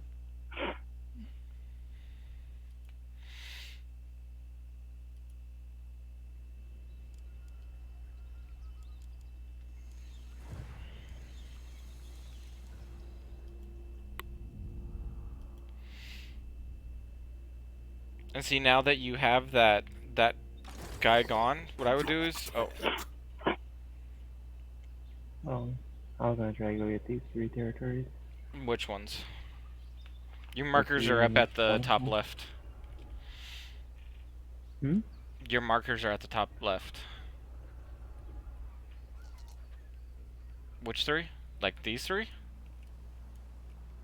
Mm-hmm. Turn on Anchor? This is your ally. Oh, it was just that one? Yeah, that's your ally. I mean, this is an enemy. Right here. And then, yeah, what I was telling you is all of this is Skaven. Like, all of this over here. So what you do is you just make a giant hook around here. And then normally these people will get mad at you and then declare war on you, and then you don't lose any reputation for it. But what I would do is I would stick your little army, this one right here, in the golden tower just to defend, and then use Krokgar to like come over here and just wipe out all of this.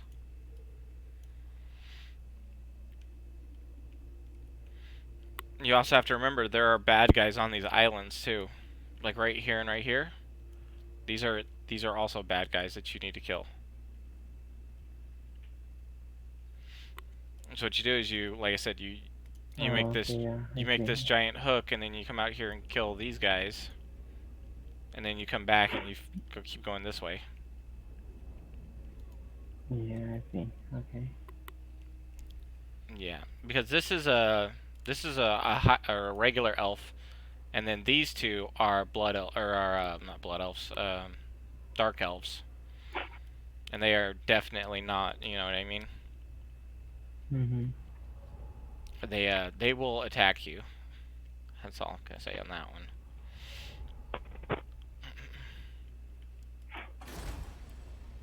Okay, I need to go back around.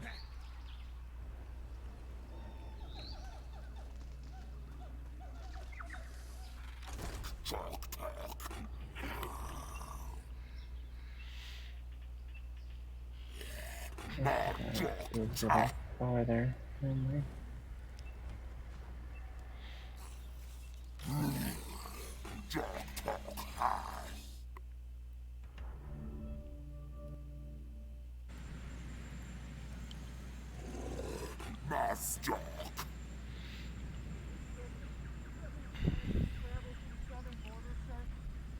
Not at the moment. Have you decided when you're able to share thoughts with other countries? Is it allies or neighbors first? Who will be the first country to get U.S. vaccine? I've been talking with several countries already. Well, I'll let you know that very shortly.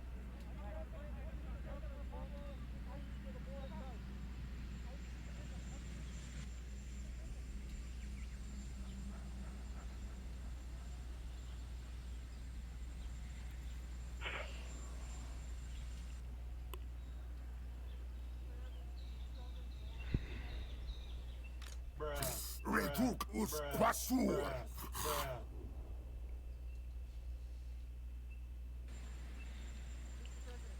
have any plans to travel to the southern border, sir? Not at the moment. Have you decided when you're able to share thoughts with other countries? Is it allies or neighbors first? Who will be the first country to get U.S. vaccine?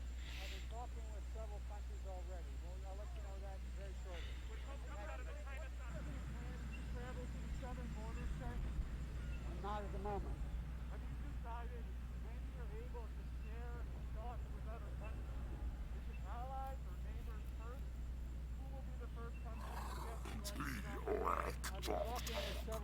already. Well, I'll let you know that very shortly.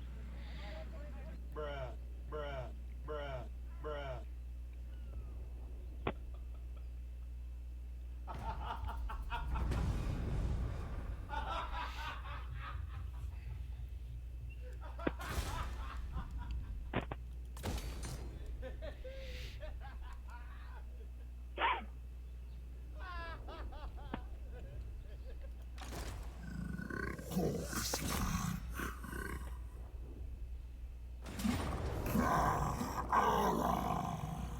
So get ready to your swamp town.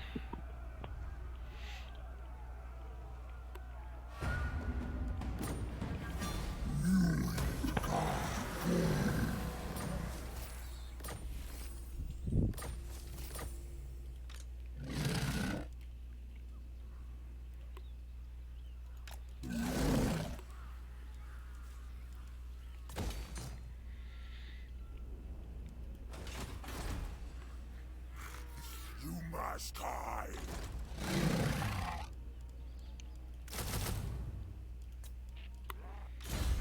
Mm.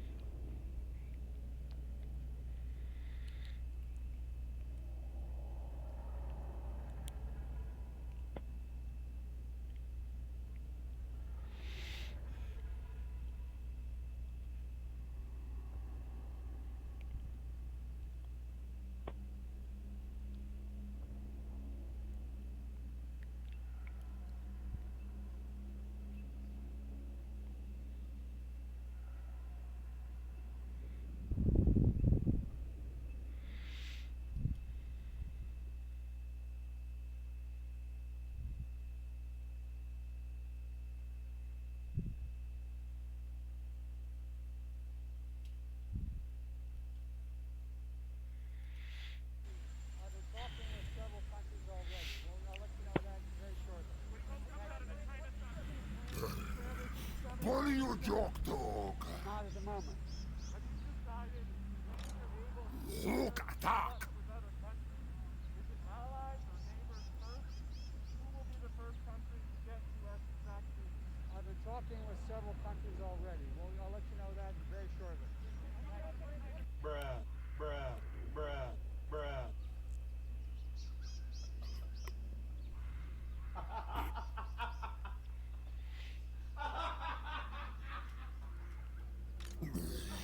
Jock dog. Jocker. Jock dog.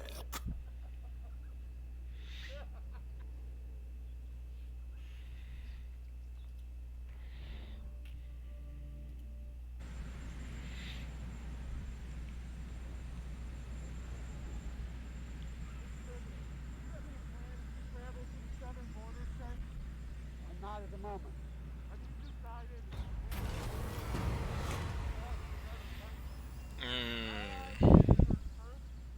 will be the first Recruitment cost of skinks down. That's pretty good. talking with several countries already? Well, I'll let you know that very shortly. Especially since I'm just going to be recruiting a ton of skinks. Yeah.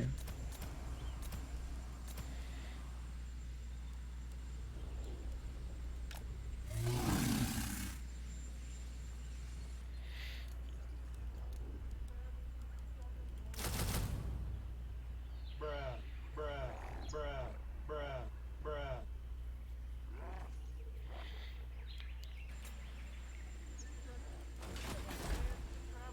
Lass you fall. Not at the moment. Have you decided when you're able to share shots with other countries? Is it allies or neighbors first? Who will be the first country to get U.S. vaccines? I've been talking with several countries already. Well, I'll let you know that very soon. You must die. Yeah. Sassy. Not at the moment. Have Okay, we need to work on public order. Let's see. Yeah, I'm actually fine on public order. I'm gonna start just running around killing people. I think that's the best way to go about this.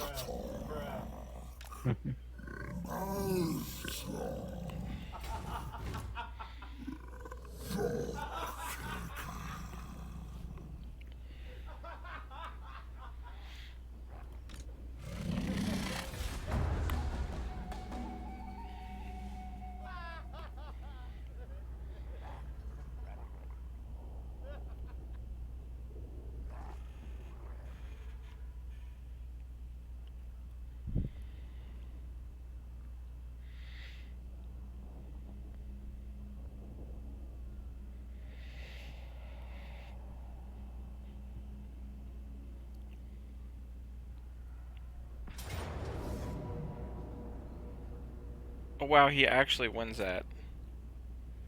What the heck? Oh my god, I left the city too soon. It's still too weak to defend itself. That sucks.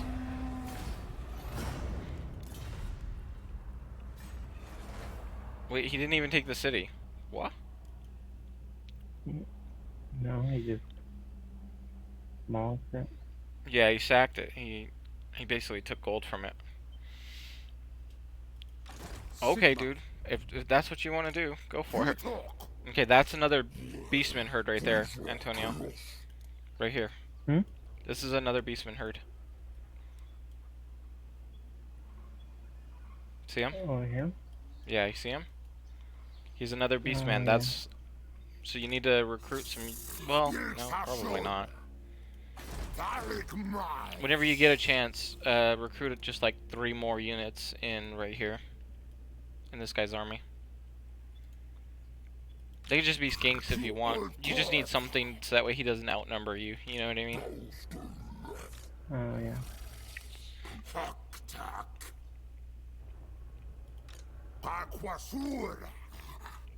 Yeah, I would just let that other army deal with that Bray herd, and just focus on just conquering with Krokar.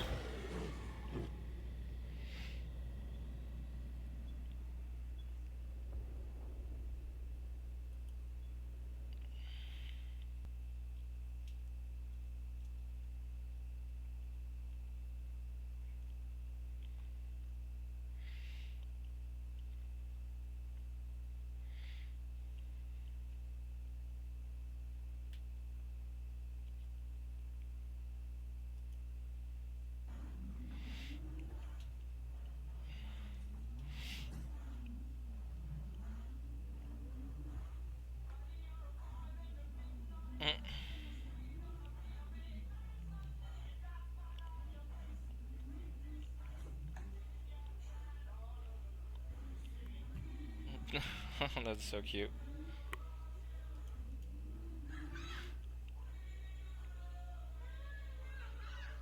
Oh my god, what skills, dude? What happened?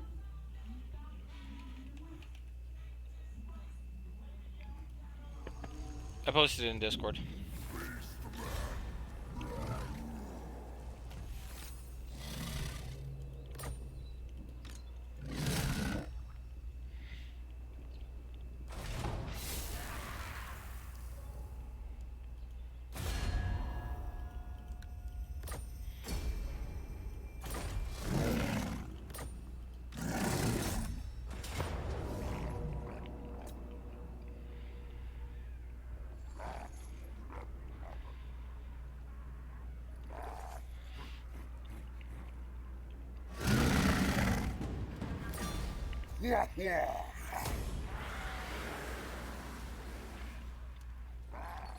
Alright, time to just start slaughtering Skaven.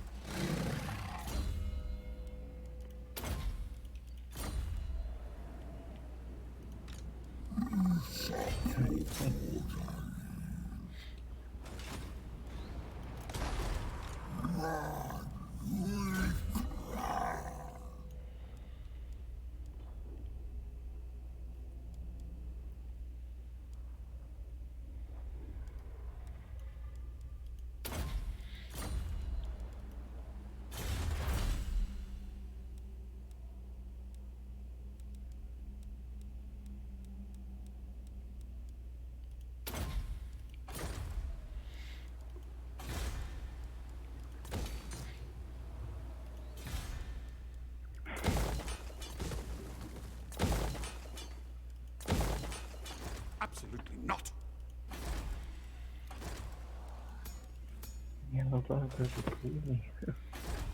Dude, they got Sorry. kills. Yeah, they do.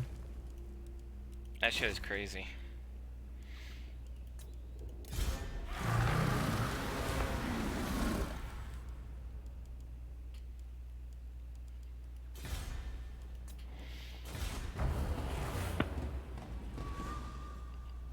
Skills to pay the bills. Dude, I love that right at the end there was that one that dropped her hat or whatever and the other one just flawlessly like zooms around her.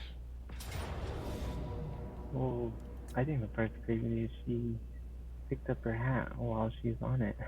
Yeah, that's She super like cool. bends over all the way and picks up her hat while she's still riding it. Dude, kids these days are so fucking advanced compared to us whenever we were kids. Mm-hmm. It's just not even funny. Oh, I'm not laughing. Huh? I said, I'm not laughing. Not funny at all, it's crazy. I mean, I don't know. I think it's funny. I mean, they're just like, it just shows how smart the next generation is. Yeah, I guess that's true. They're just like, yeah.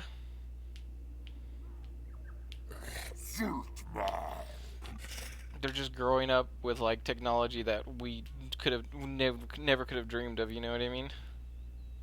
Mm-hmm.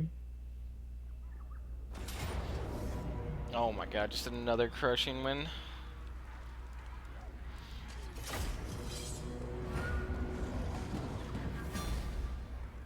Dude, your whole army's just racking up hundreds of kills. Yeah. Each one pretty much did.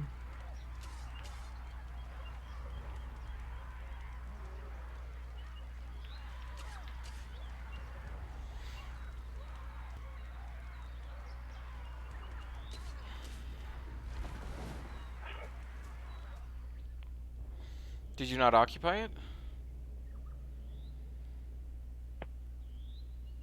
Yeah, I think I did. Oh, okay, yeah, you did. Okay. I was like, oh no, did he not occupy? Oh man. Like he got greedy and went for the gold.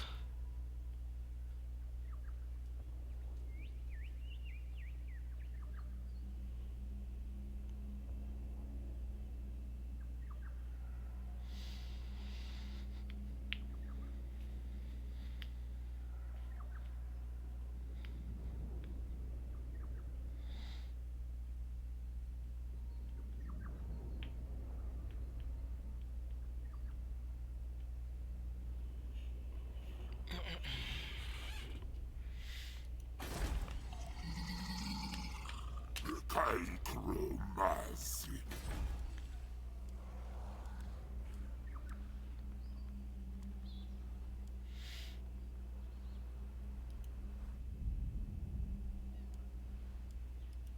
Not likely.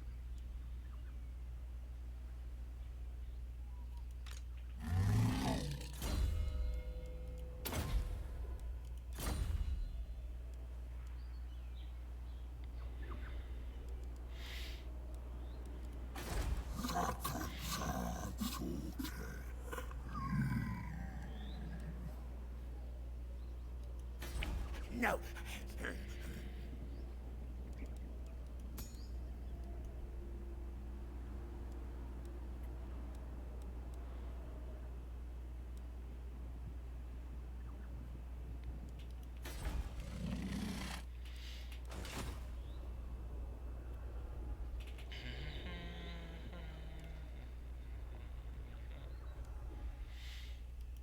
I will not obey.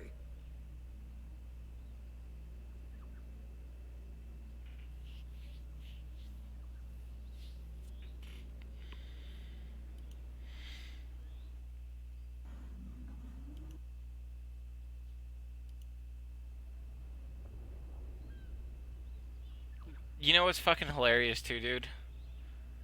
About that video? They're literally using the old-fashioned, like stick horses. Yeah, they are. So they're like holding onto the horse while moving around with their feet. Yeah.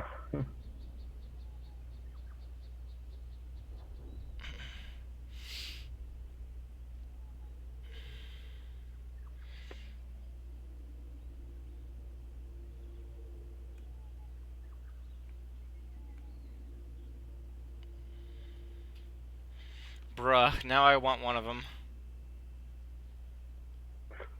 A hoverboard. Yeah. They're pretty cool, but the life one, like, you charge them forever and then you spend like right 4 hours on that. Yeah. Yeah, I could imagine.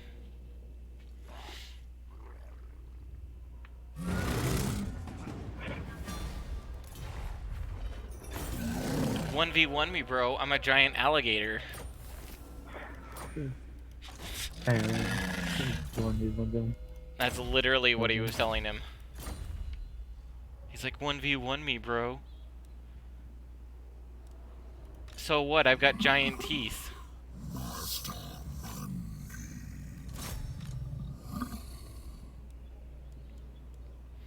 I think there's Skaven here too. Yeah, Skaven there too. Can I beat him?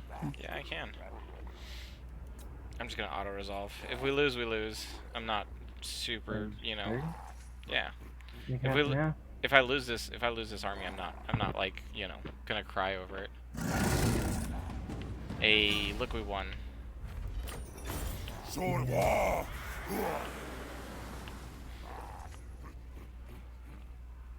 Dang. I lost a lot, dude. Oh, wait, did you? Yeah, I lost quite a bit. I lost 2 Saurus and I lost some skink boys. But you know what? That's perfectly fine.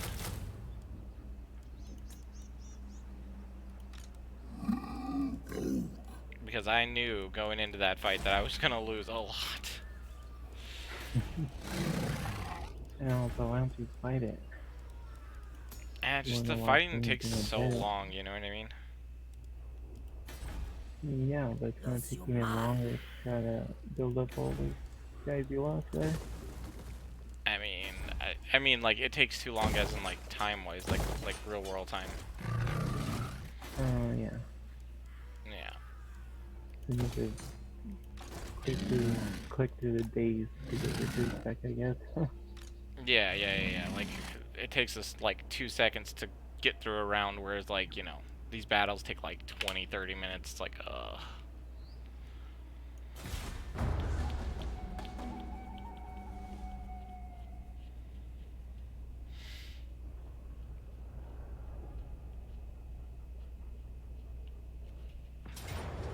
I do not care. You can have that one.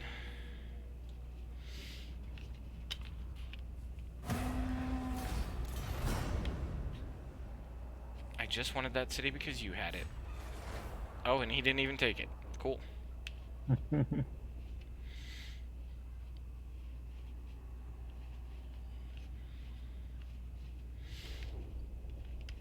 What is he doing? Hmm? Is he attacking me?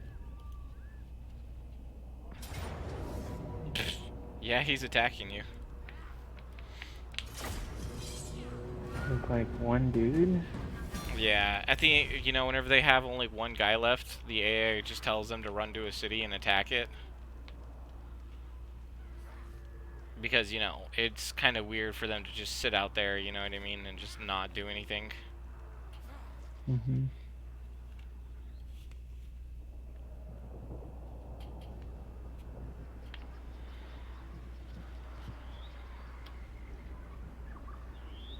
Oh, bro. You know, there was one game where Matt was playing Tomb Kings and I was playing Dwarfs. And Matt was just constantly running out of money. And I was just like bankrolling him like millions and millions of gold. And he got so mad at the game that he stopped playing. He was like, I don't want to play anymore. I was like, oh, come on, bro. I mean, we got this. We can win. And he was like, yeah, you can win. I can't. I was like, oh, my God. That's weird. Why was he running out of money? What? I don't know what he was doing, but Matt's been one of those people where he just hurdles up and does nothing. Maybe he had too many troops or something? I have no clue what happened, honestly. I don't remember. It was too long ago, but I remember bankrolling him millions and millions of gold. I was sitting him like 100,000 gold at a time. Cause he was just so broke. I think he was losing his cities too. Like at the time I was bankrolling him, he was like getting like double teamed by some AIs and just getting stomped. Poor Matt.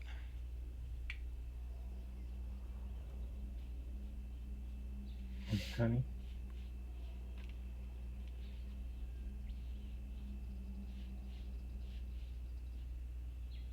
He's like, I can't even afford the army, and I was like, dude, I can just keep bankrolling you millions of gold. Like you could have whatever army you want. I was like, just get your cities back so you can get back on your feet. It was so brutal.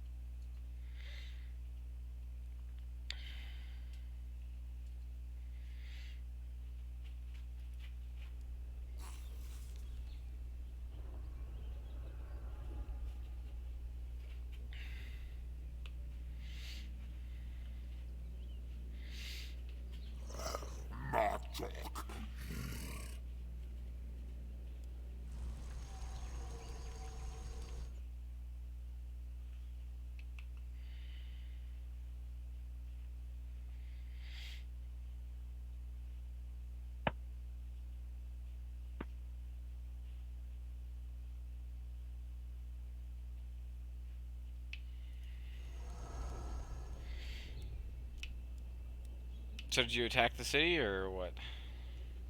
No, I couldn't reach it. Oh, you got him on a velociraptor. Or well, it's called a cold one, but it's a velociraptor.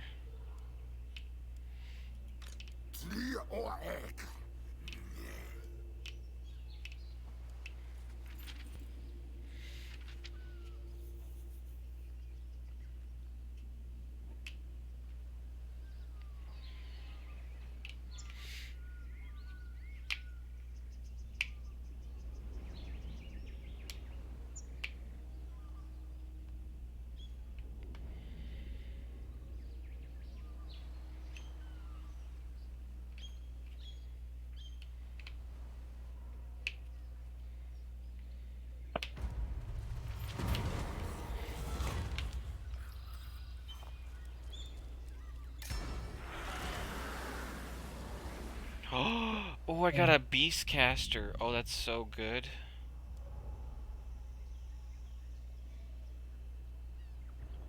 Oh, that is so good. And I call it a beast caster, but its real name is a manticore summoner, because that's what it's good for. It has one purpose: summon manticores for you.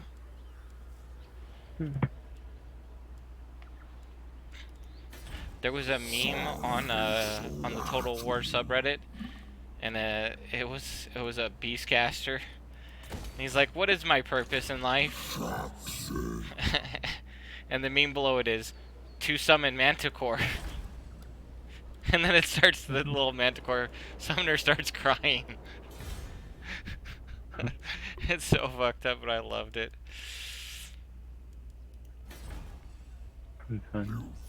Have you ever seen that Rick and Morty meme or whatever? Where he's got the little robot or whatever on the table?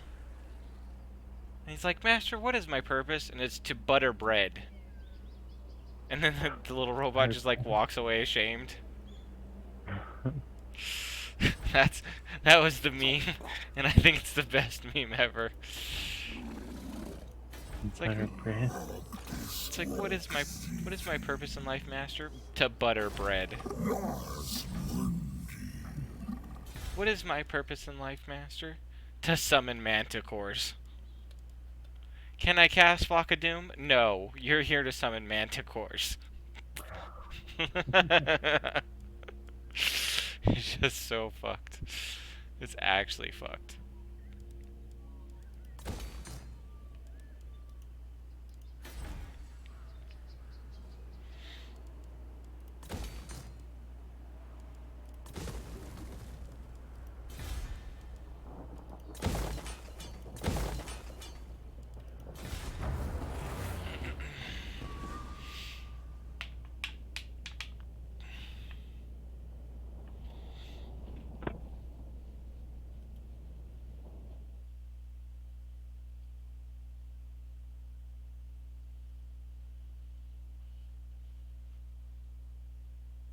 He's attacking again.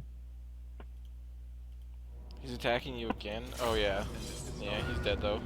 Welcome everyone. A PTR was just announced. Actually, let me even give a little bit of context.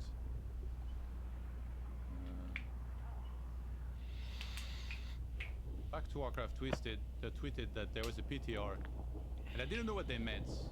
Like they wrote, Remo and I both got a PTR update. We'll keep you up to date if there's news. And I thought that they meant that they got like a insider info that there was a PTR, but apparently no. The PTR got updated, and then they said, "Oh, so I made this," because I really didn't expect there was going to be a patch coming, and I think this is pretty good news. And yeah, so then finally the patch notes dropped later on, and then people started reading them. So I'm going to read through it as well as the intro. So posted by Kyvax an hour ago. Yo, Spirits Action with the 10. Thank you very much. Let's celebrate Human Boss. Yeah, we'll get there. Thank you. Much love. Yeah, I changed the game already on Twitch. Warcraft 3 Reforged. Our community manager, Warcraft 3 Reforged, version 1.32.10 PTR patch notes. Locktar everyone. First, we'd like to give you a quick update on where we are on ranked play, leaderboards, and player profiles. The Warcraft team is committed to delivering you these features. However, due to the nature of the world today, it's taking longer than we planned. We thank you, our passionate community, for your understanding and continuing to support Warcraft 3. Today we began publicly testing patch 1.32.10, which addresses a critical bug fix that allowed players to exploit information from the opposing players by using rally points in the fog of war. Thank you to all of the players who reached out to inform us about this issue. Additionally, with the ESL Pro League wrapping up for 2020, we've decided to make some balance updates to address some key community feedback about item balance, item pricing, and some pain points? Is that correct? Some pain points for both human and undeads. We also revisited previous changes. I don't think I ever heard that expression here before. Once again, thank you to all the community contributors for continue to put out content and send us great feedback. Please test these changes via the PTR, as we will be monitoring it and calibrating throughout the PTR phase. Please remember these changes are a work in progress and subject to change, so please continue to provide feedback. We hope to release this patch sometime in mid-April, depending on how feedback and testing goes. The Warcraft 3 team. I feel like this was meant not to look like this, but I don't know. So balance. Common expression. Oh, okay. Human, improved lumber tech requirements removed. So I believe this is the tier 2 upgrade that we used to research. Instead, it looked like they moved the tier 3 one to tier 2, if I'm understanding this right. Advanced lumber tech requirements changed from castle to keep. Developers notes, in a human versus undead matchup, the human player is generally expected to lose some peasants throughout the early, to mid-game. The human player also must invest in a lot of food for early defense, yeah, right, and use militia quite frequently to defend, which causes them to have gold to wood ration imbalances. This change should help human players balance their economy and make it slightly easier to transition into the later part of the game and unlock key units against undead. Knights now have Sundering Blades by default. But first of all, yeah, I think this is a good change. I've talked about before how Like you don't have enough lumber a lot of the time as human, and it's just really, really hard. You need like, I don't know, 13 to 15 peasants on lumber. I think with this change now, there is even an argument that can be made to go even less often for shredder and instead just get the usual peasants that you would, but then to have a proper lumber upgrade on Hey, bro, tier 2. you're getting That will sieged help over you a here. lot. But yeah, currently against undeads, once you fast expanded and then you teched, Am I? when Where? you reach tier 2, Right here. the 3 things you had to start instantly was tier 3, mount tanking, and lumber upgrade every time. And you still wouldn't have a lot of lumber in many occasions. So this is going to be very important to have. Knights now have So what you do is you just click on the city and then you right click on their banner and the city will attack them. Usage, and we like that a lot. However, it takes a long time for knights to come online with their multiple upgrades. We feel that allowing Sundering Blades to be on knights by default allows them to have an immediate impact on fields while giving them some uniqueness as There you go. late game units. It might seem like it's like a lot, but Because if you left it as is, you wouldn't get you wanna any gold Sundering from the Blades in city. particular against mountain giants and fiends. I think against undead playing 2 racks is very, very hard, because if they get banshees, you're just gonna screwed. I mean, if they get banshees technically against knight, you will still be screwed regardless of whether you have Sundering Blades or not. Even in Human Mirror, like I don't think of the knight as like this very strong unit. Even in Human Mirror, you don't see them unless it's fast expo against fast expo. But in Breaker Wars, nobody usually can go for tier 3, otherwise you just die to the opponent having like a lot of breakers and sorceresses and stuff. So I don't mind the breakers getting a little bit of help here with Sundering Blades being added on earlier. And I still think that at first glance these 2 changes are helping against undead, but last I checked, well, I've already read the rest of the patch note. I can tell you AMS is unchanged. Banshees, like they can still possess knights very easily, so even though in the first place this is gonna help against undead, like it still doesn't fix some of the problems later on, but it helps at the stage where you reach tier 3 and you start making knights, I guess. Priest Dispel range increased from 600 to 700. Developers note change to the overall meta have moved players towards favoring range units in certain matchups. We noticed that whenever a priest will try to cast a Dispel, they will immediately get focused down by piercing damage and be killed immediately. This slight increase in range should improve the usability and quality of life for the priest. Well, I'm pretty sure the quality life for the priest is more based on them not going for the fucking Dispel whenever Death Note casted, so I think maybe that would have been the better change to actually like remove this, or like lower the slowdown thing, or like improve the priest by a few IQ numbers, because they're still a pretty damn stupid unit, and I don't know if going from 600 to 700 on the range is going to do a lot about that. Scout Tower, Guard Tower, Cannon Tower, Arcane Tower, repair rate is now 5 seconds faster. Developers note this change we tested in previous PTR, but pulled away from see how the previous patch performs. Instead, their shift to more range units. And we feel this change is needed to help humans defend against certain pushes. Currently, even if a human reacts immediately to a threat with a handful of peasants, it is still not enough to prevent their towers from going down. Yeah, it's true, like, whether there is like a lot of archers pushing your like destroyers, sometimes you have 5 towers at your expo, and destroyers are like, nice towers you got there, and then it just like melt everything.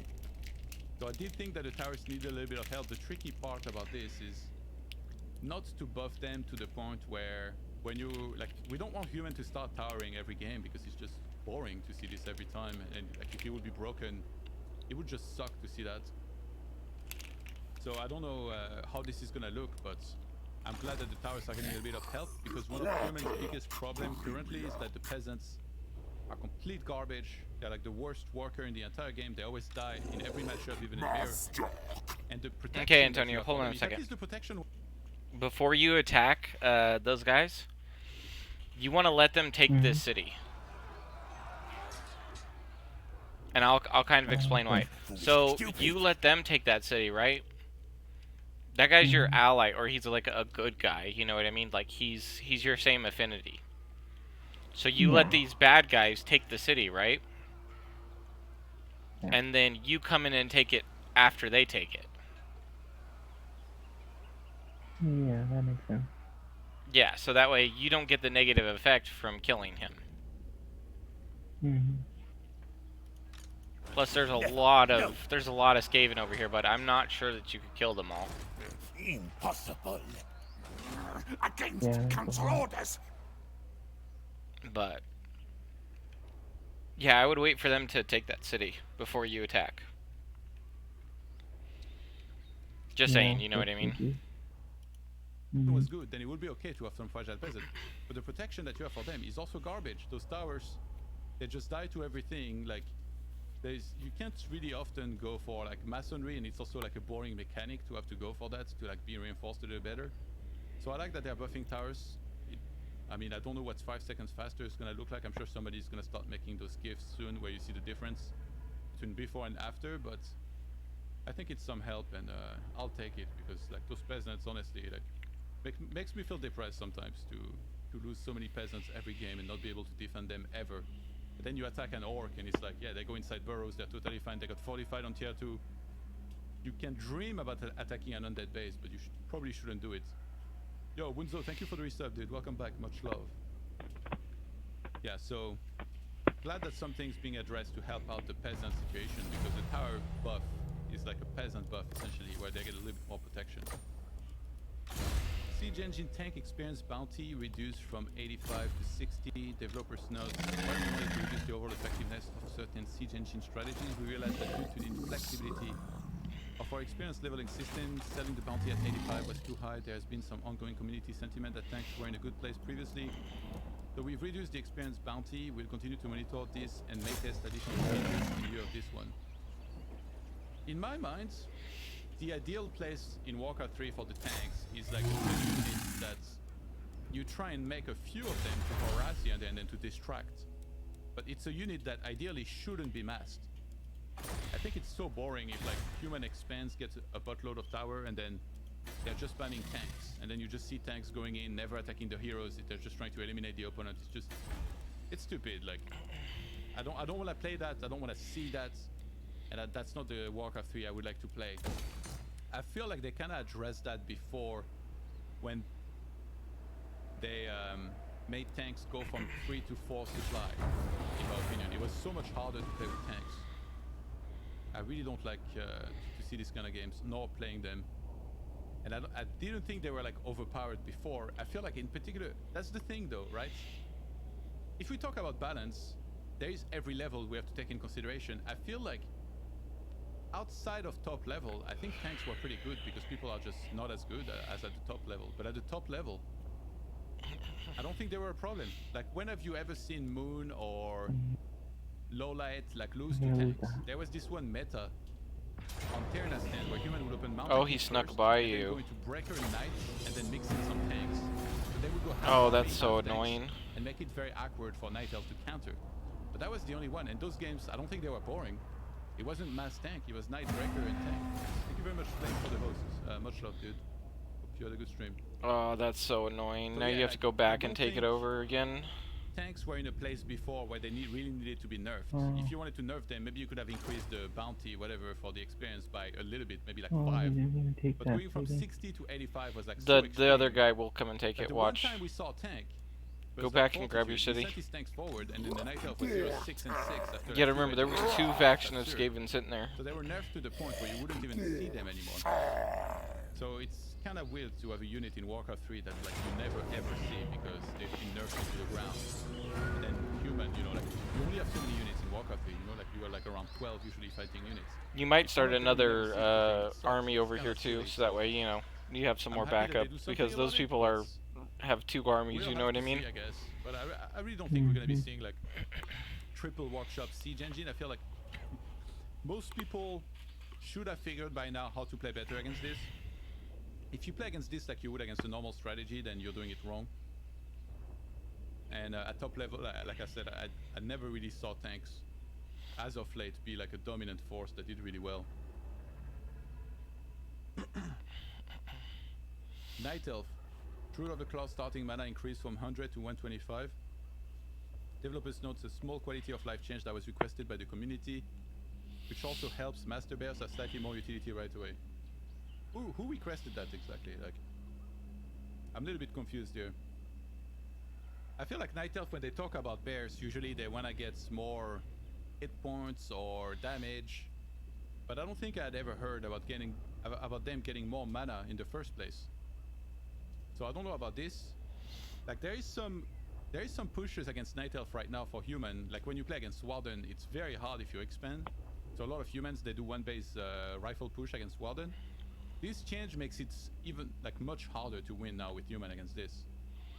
And human against night elf is a very weird topic because I feel like I hear a lot from the masses, especially at lower level, that human is favored, but I feel like at higher level human is not favored in this matchup, at least from what I've seen recently. And after I'm done with this PTR here, we're gonna look at the results of last year, and then we're gonna check the results of this year in tournaments, and then we'll compare everything and look at all the actual relevant data. I hear a lot of people bringing up so many different points when talking about balance as of late. Like some people they just like quote the stats of WT champions, you know, they're like, oh yeah, human or night elf is doing this good or this bad and stuff. I feel like WT champions is not nearly as important, in my opinion, as top level tournaments. But the thing about top level tournaments is that there's not so many of them, and also those that happen don't have so many series happening. You only need to win like 5 best of 3 or best of 5 to win a tournament usually. So yeah, I mean, I think it's right now, in my opinion, on the current patch, I feel like Undead and Orc are doing really well. And then Night Elf and Human are lagging behind. But that's my personal opinion. I'm not saying this is like fact or whatever. It's just my personal opinion. If I look at the top level tournaments, I feel like Undead and Orc have been doing pretty well in comparison with Human and Night Elf. Yeah, so, I mean, I don't really know about the other matchups. Like, I'm a human player, so if I see this change, I'll think about it in Night Elf against human, but against, in the other matchups, I don't really know what that means. Maybe it's gonna encourage more bear play in Night Elf mirror. Who knows? Against Undeads, I don't know how much this is gonna help. Against Force, I don't know either. But I know against human, this kind of scares me if you have to do like rifle pushes sometimes. Maybe it's gonna make it less viable, but expanding is also really hard sometimes. And to expand a little bit more actually about human against night elf, yeah, I feel like at top level it's very hard against top night elves. And then we saw Infi for some time do really well, kind of dominate Moon at WGL, but then last DreamHack Moon kind of destroyed Infi very convincingly as well. And then I think Lowlight won a tournament as well recently, beating Chemico. So at top level it does feel like human and elves are trading games to a point where it seems like it's kind of fair between both of them. But yeah, it feels like the masses, at least in Europe, I always hear that like, yeah, human is so favored against elf. I'm like, is it? Are you watching every top game there is out there? Because it doesn't feel like at top level it is. Alright, Undeads. Acolyte hit point regeneration 1 on blight reduced from 4. Wow, that puzzle took me way too long. Second, developers notes in the previous patch we saw the regen rate on blight double. What? I did a puzzle or whatever to whenever I got to these ruins. Oh my god, dude, it took me so long to get the puzzle done. It was so bad, Acolytes dude. were like overbuffed So for sure. bad. I think they were shit before, they needed a buff. But they were overbuffed, like everything was buffed around them. You can't just take a worker and say, okay, this worker is now gonna be faster, tankier, regen quicker, and like just be buffed in every single way. Like as a human, when I see an acolyte scouting me, the fact that I can't, like it's so fucking hard to kill one acolyte that scouts you. He's like in your face, annoying. It makes me a little bit sick, to be honest. So What? I think it's nice to see acolyte being toned down a little bit, but Okay. it's only on blights. So it's only if you try to harass acolyte, which as a human, like, when is that ever gonna happen? Probably never. So yeah, I don't feel very concerned by this, to be honest. Rod of Necromancy cooldown reduced from 26 to 24 seconds. Developers note slight calibration of the previous change. We noticed that this change has more effect on undead creeping than intended, so we're reducing this number slightly. It's so weird, like you would think 26 to 24 seconds, it's not that big a change, right? It's not, it's like a 2 difference, right? From 24 to 26, but somehow I heard so many undeads complain heavily about this one, just because they were used of the old timings, and it kind of broke the timings with which they were creeping and then into harassing later on. I feel like none of them look at Rod of Necromancy and are like, okay, yeah, this is 150 gold, you get 4 charges, this is a pretty sick item. Instead, they look at it and are like, oh my god, they increased it to 2 seconds, it's so bad now, undead, underpowered, really? Happy is only just so much better than everybody else. I don't know, like, I think it's okay to like give undead something. Like it's gonna be more comfortable now because they go back to like what they were used to before. See, now But, that it's other gonna rat's make it gonna come and try to take easy that for city. undead in the start of the game to still creep like they used to do against human and then come by and harass pretty quickly.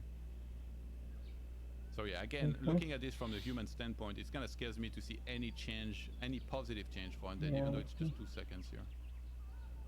Ritual dagger gold cost reduced from 125 to 100. Notes, we're reducing the cost of the ritual dagger to promote its use more and to bring its cost in line with its healing performance. It's just 25 gold, but again, like I'm a little bit worried when I see undead changes. I still think that Crypt Lord and Undead Expo in general is just so insanely good. And if you make other heroes better by giving them the potential to heal, it's a little bit scary for me. So yeah, we'll have to see. Like I said, it's just 25 gold. Like it's not a ton, but the ritual dagger being added in the first place made me kind of go, like now they can go any hero. Crypt Lord Impale What is it, duration ninjas? reduced from 1 to 3 to 1, 1.5, 2, and Crypt Lord reduced from 75. The Crypt Lord damage reduced from 75, 120, 165 to 60, 110, 150. Fuck yes! About goddamn time, Jesus Christ! I've been praying for this for 9 months. Goddamn! I feel like I've been in hell for 9 months, like just burning like extra hell, and like I've been getting cooked. And then finally, maybe this is coming a little bit more to an end. You know, like maybe they're gonna turn the oven down and I'm gonna burn a little less when this finally fucking comes through. Because this was the stupidest single spell in the entire game for so long. God damn. So many games I've lost to this because my hero is stunned for freaking 3 seconds. 3 seconds where you cannot use Holy Light, you cannot use Beams on, you cannot do anything. And he lands it on multiple of your heroes. And he does that much damage on top of it. What the fuck is this hero? God damn. About fucking time. Developers note, we're bringing the overall hero stun duration in line with the other hero stun abilities. Please note its overall stun duration against units remain unchanged. While looking at Impale and potentially changing other units in other factions, we notice that the threat of Impale damage is the main reason that certain strategies are not viable against an undead player that goes critical first and levels 5. Yeah, no shit. God damn. I waited so fucking long for this one. Jesus Christ. And I hope these are the right numbers. To me, these numbers, you know, they look good. I don't want the Crypt Lord to get nerfed to the point where we never see it anymore, but I also don't, I'm so fucking tired. I am so tired of getting stunned for fucking 3 seconds in an AoE that stuns multiple of my heroes, and then I lose to like so many undeads. So stupid, and even at top level. Like I said, like, if you want to look at balance, I don't know why this can guy look at just every doesn't level take the first, city. but the Like way it matters the most is he's that came the over here and absolute top attacked level. it like 3 times. Shamiko and Sok, they do pretty bad against undead. They lost so Just much take it, against dude. Lord. Just- And if he Just take it. I don't care. This is literally the one matchup I've never seen him playing like. And he forever. still didn't Shooting take against it. undead, He just doesn't even play it. I don't know what to do. That tells you Like a I lot just about tell the him to take matchup it, right and he here. just Like, doesn't take the he said city. it himself. Like he compared facing undead to fighting a tiger, and he said, "Why would I use my bare hands when I could just use a gun?" And basically, the gun in that analogy is playing another race, and playing human is fighting the tiger with your bare hands. So I think that says a lot about the state of the matchup. For a main human, the best human player in the world, technically, to say that. Frost armor duration is now scaled per level. Level 1 frost duration 2 seconds, then on level 2 4, then on level 3 6. I don't know what it was before, but I'm guessing maybe it was too long, maybe on level 1. And yeah, I don't know how much this concerns human. Like we see frost armor against human, but it's mostly about, I guess the frost duration is a bit annoying, but it's a bit also about the added armor for the units and stuff. Before it was 4 seconds in every level. Okay. Yeah, the thing about this is that usually undeads rarely go frost armor level 2 because when they get level 4 they will get dark ritual anyway. So it's a good nerf, I think. I think frost armor was a little too good. It was one of the things that was helping undead a lot against orc though. So the fact that he now goes to 2 seconds, maybe that's going to be a little bit of help to orc against undead. So you have to be careful when you make this kind of changes because this affects multiple matchup. This was something that the community has been requesting for some time. I really wonder when I write this, like who was requesting that exactly? And it addresses the early power spike against melee units while still allowing the ability to scale up. Says no. As the units level Bro, is tuning that's the quick abilities head to lowers taker. level 1, the same as it is No, I level blame 2 you. and better level 3. I don't think you should be God. walking I out don't really know what to say into about him. this one, like, No, guess we'll have to see. No trophies today. Yeah, I do think it sounds like it makes sense, right? Level 1, 2, then 4, then 6. I mean- you know, it's like gradual. something that was 4 seconds on level 1. His those sounds like name really is extreme it before, was. so I think mean, probably you know, like it like this. he's a really good duelist. And his name is Queek Head Taker.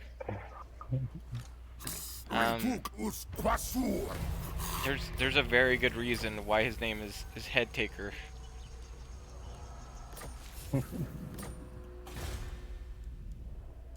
I mean, just throwing that out there that you might not want to run directly towards him. Not with that army, especially not with that army.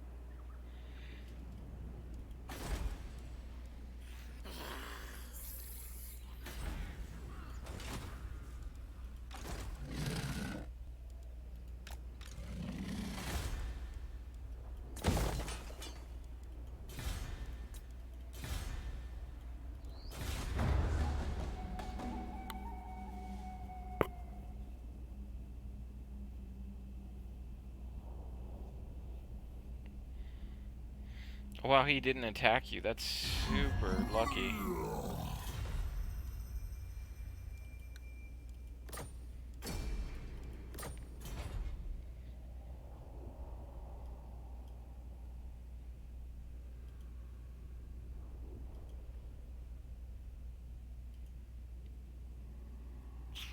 Oh wait, you're not at war with Clan Mulder, are you?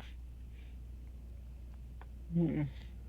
Oh, so that's why he didn't attack you, because you're not at war with him yet. Oh. Well, that is interesting.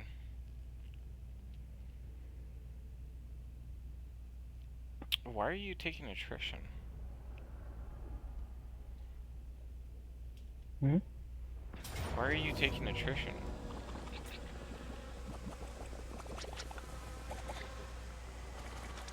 What's going on here?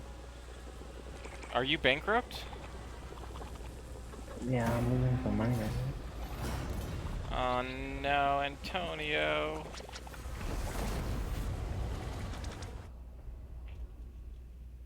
If you need gold to get yourself out of bankrupt, you can trade. Oh no, never mind. You're not in bankrupt, not anymore. Are you gonna attack this city right here? Slag hole. now. Yeah.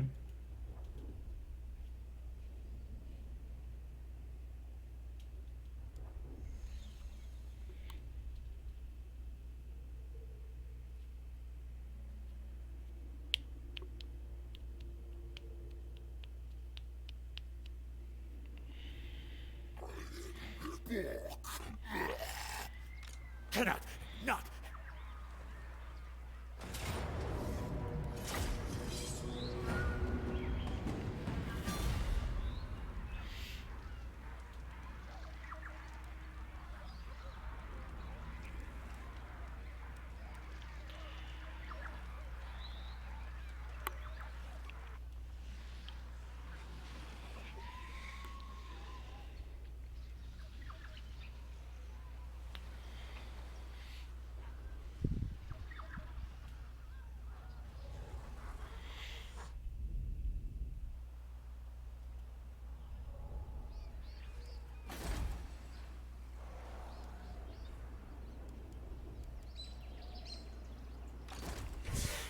Bad Plansky.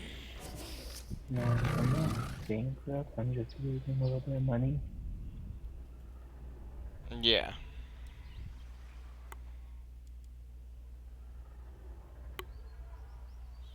Well, you shouldn't be bankrupt now. You just took a city. So you got gold from taking the city.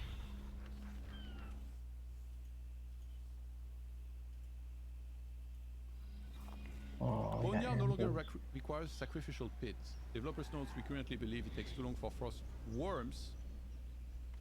Okay, frost worms then. To see I'll play, find this it. change should allow players to find strategies to use frost worms. Yeah, flying worms now. Mind It if should I also fight help it? in conjunction Hmm? to the night change in this You mind patch. if I fight it? No, go for it. I don't really know what to think about this kind of changes. To me, if you're a night Yeah, elf you remember how I was telling you how you and shouldn't walk into Quick Head Taker? you want to go for a chain roost, Mm-hmm. I always Yeah. thought it was so normal to get an Ancient of Wind first. So when they made that change, I was like, why do they do that? This is so weird. I never really understand these kind of changes. In StarCraft, they did the same with the engineering bay and the turrets. One day they just said, if you want to get a turret, you don't need any bay anymore. You just get a turret whenever you want. I don't really understand. Like, as human, you don't really see frostworms, so I don't feel concerned, but I was with my friend earlier on a call with Night Elf, and he was freaking out. He was like, oh, Night Elf is so screwed against undead now. If you go bears, they're just gonna rush the frostworm and then you're dead. So, yeah, definitely, I don't know what to think about this one, but yeah, this is a really weird change for me.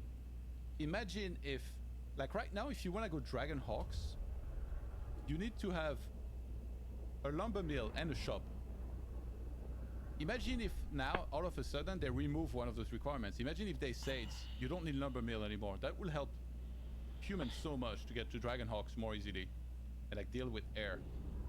So I don't really understand why this is happening exactly. Like, what's the point? They say it takes too long for frostworms to see play. Yeah, but they're like a very expensive 7 supply unit. Like, maybe it should take long for them to see play. Like, maybe if you can rush them, they would be ridiculous. So, yeah. My best recommendation to I'll show you, what you think of Antonio, this one. whenever you go into this fight, just as soon as the fight starts, just Items, pause it. Aleria's Flute of Accuracy So that way bonus you can reduced send your from units 0.1 into to like the fights that you want. You know 0.075. what I mean? So I like that. It seems like they're just Yeah. gonna scale down all the auras, which I really like. I think all of the auras that you could find were like too OP before. I think the auras are OP themselves, and there's so many scenarios in which you find one of these and it's just way too good. Okay, hit pause.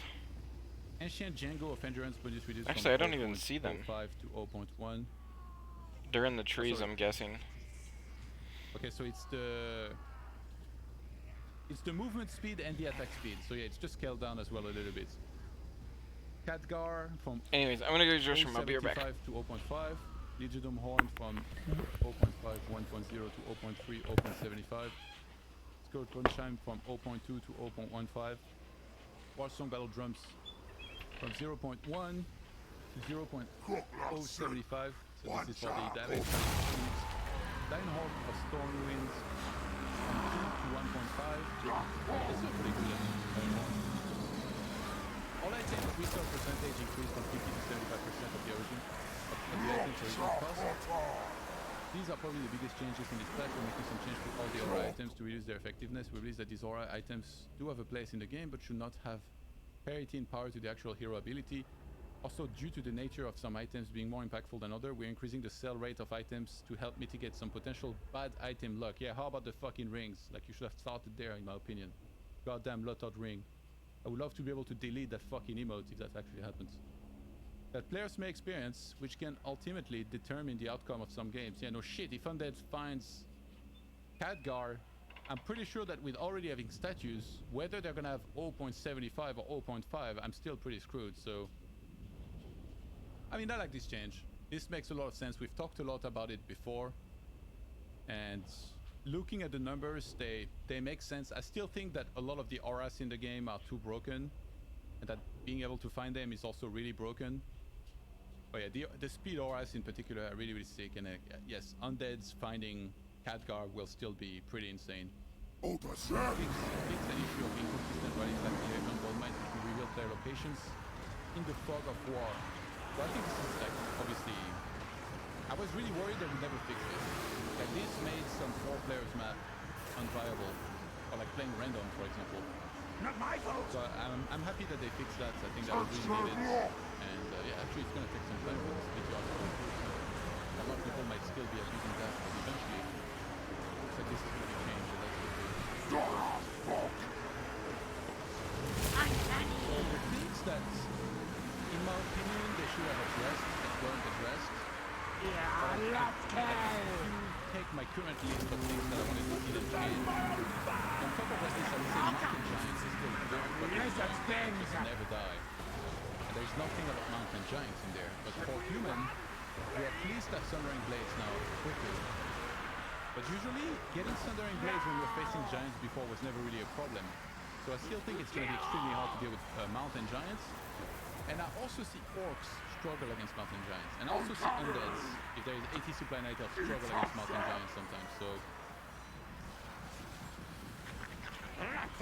this is definitely one of the things that's missing here in my opinion. Banshees. Can we talk about Banshees? There's nothing about Banshees in there, is there? Oh, there isn't. Anti-magic shell, undispellable. Like, where is my chance for inner fire to be undispellable if you want to put that? Like, what the hell? How is anti-magic shell undispellable? It's like ridiculous. There's no other like buff or debuff like this. Imagine if Bloodlust was undispellable. Can you imagine the shit show? Like, Orc would just bulldoze.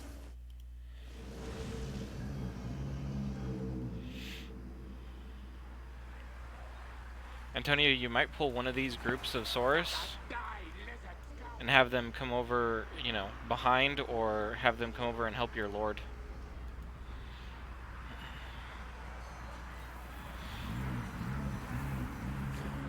They flee! We run!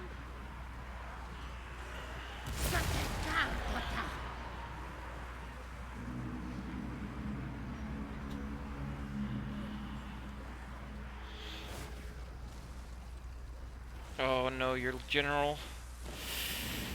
Oh. Oh, no, tell your general to run. Oh no. Oh no. This is not good. I hope he stops shooting at him. Yeah. Oh no, get into that tree line, dude. You might survive if you get into the tree line. Okay, he did. He got into the tree line. That's good. Yeah, get those skinks on those. No, go after the warp fire throwers, the flamethrower guys. Oh yeah. Yeah, go get them. Hurry before they continue to just roast you. Okay, yeah, good. Okay, your general might come back. His leadership is coming back. He might come back. If you can keep Quake off of him, he'll come back, and he'll be a source of leadership for you. Come on, 2 leadership. Okay, he came back. Run him away. Run him away. Take this guy. Take your general, and just run him away. Yeah. There you go. Just get him the hell out of there.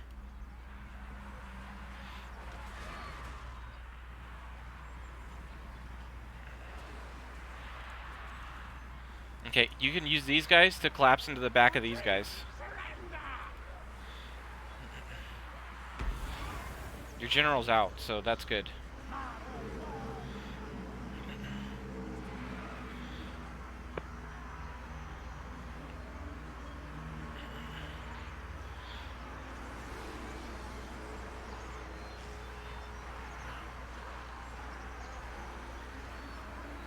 What I would do is I would sit your general like right here, like in the back, like where he can't get attacked, but you know, he's still providing leadership. Yeah. Oh shit, here comes Queek. Oh no. Grab a unit and go attack Queek. Yeah, there you go.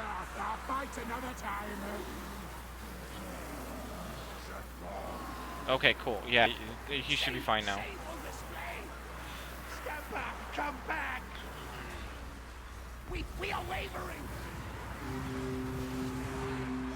Not my fight.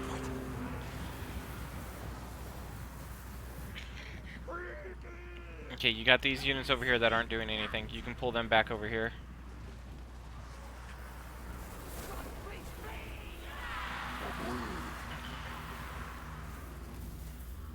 Try to get your Saurus on Queek. If you can get the Saurus, take the skinks off of Queek and just put the Saurus on him. The Saurus can probably kill him.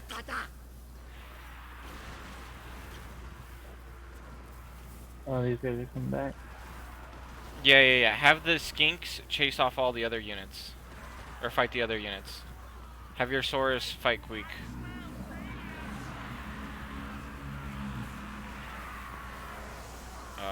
He's just so meaty. Other clan rats flee! Not worth it!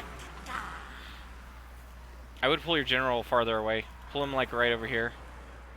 You know what I mean? Kind of like on the Oh, outside. that one? Yeah. You just want to be on the outside, you know what I mean? Because if Queek runs at you, he's gonna kill you. You know what I mean? Hmm.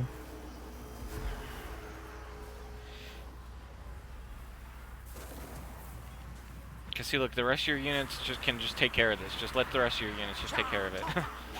save the life of your general.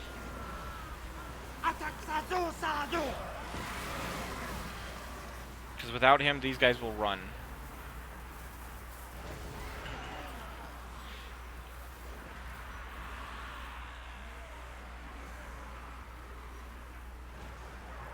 Yes, you're winning.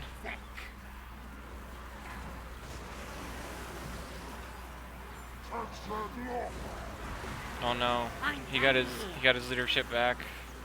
Okay, he's back down. Yes, he broke. Nice.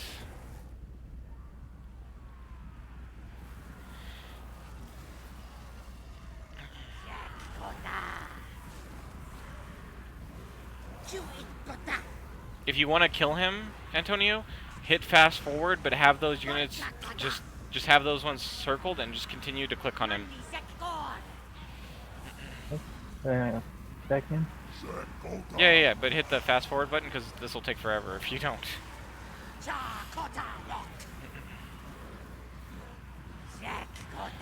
Like, they'll kill him, it's just be really slow. Yeah. Slowly then. Yeah.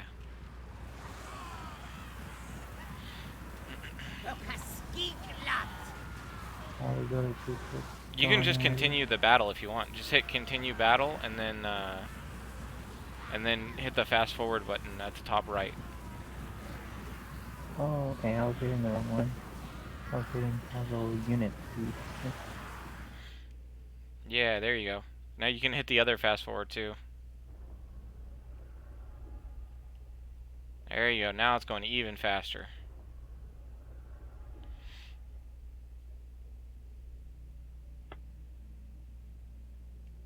I would still command them to attack him, so that way they know that they're supposed to attack him. You know what I mean? Yeah. And if you want more damage, take the skinks away and let only the Saurus attack him. Oh yeah. Because the skinks do way less damage than the Saurus.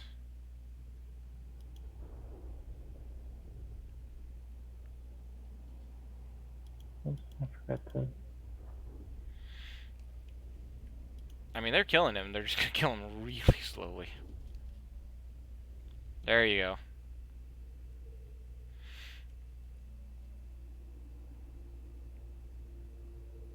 Oh no, he's gonna get away. I mean, this is fine though. But he's gonna get away. I mean, it's fine. You have some over here in the trees too. They won't catch him. That's fine. It's actually better that he's low health and still alive, because then you can fight him again and he's already low health. You know what I mean?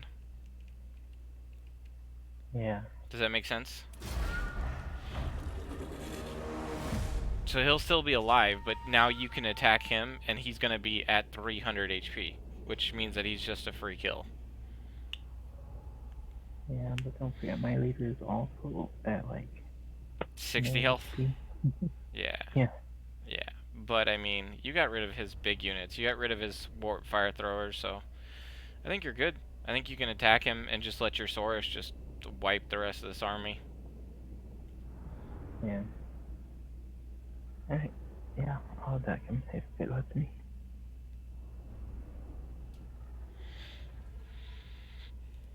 Goes through everybody. I mean, they cannot do, to be honest, right now at high level. But yeah, like this is how is AMS undispellable? Like, give us something about AMS. Like, either nerf it a little bit or make it dispellable, because this is... I mean, it wouldn't help human, because we don't have dispel anyway. Dispel doesn't fucking work. Well, you think that 100 range... 100 range is gonna make Death Note not shout dispel when he faces something? I don't think so. He's still gonna be shouting the same. Like, the emote is staying. It's here to stay. Death Note dispel, Death Note idiots. That's it. So yeah, something about AMS was very important for me to be added ideally into the game. And Necrovagan is untouched, by the way. There's nothing in there addressing Necrovagan.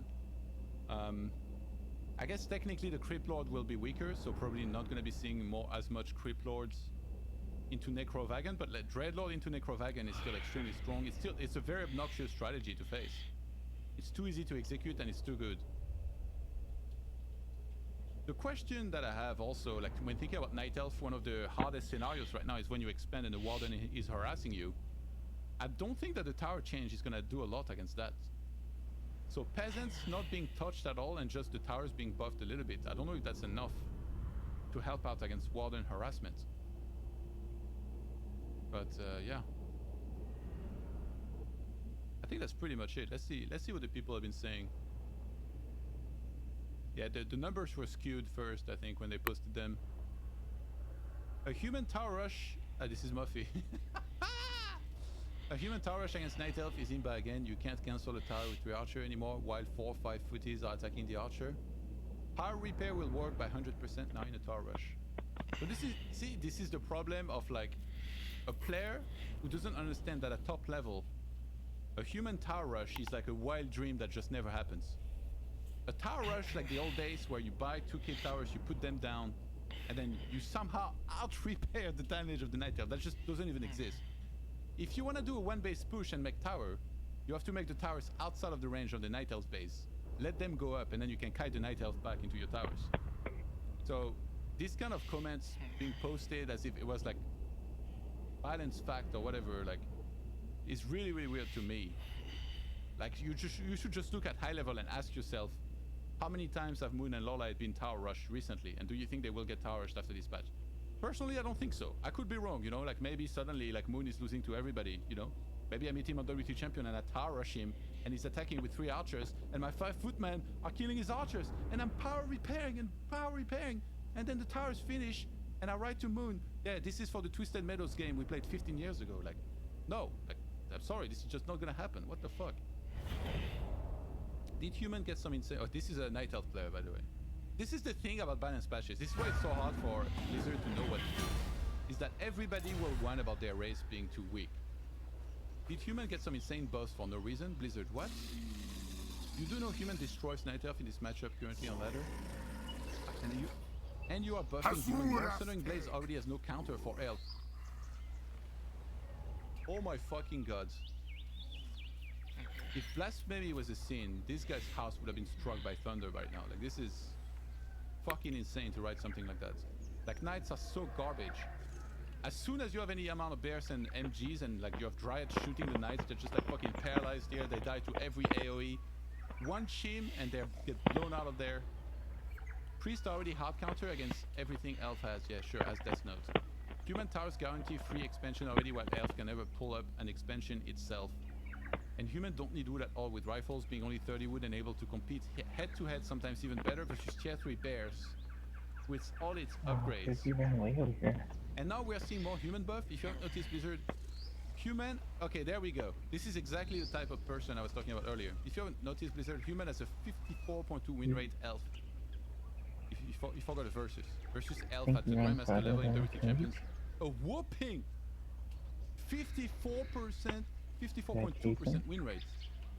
This patch ought to be some joke.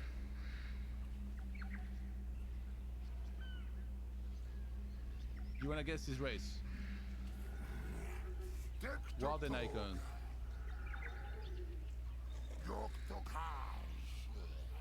It's so sick, you know, like it's just so many comments like this. Like how do you wanna gather feedback if you're Blizzard?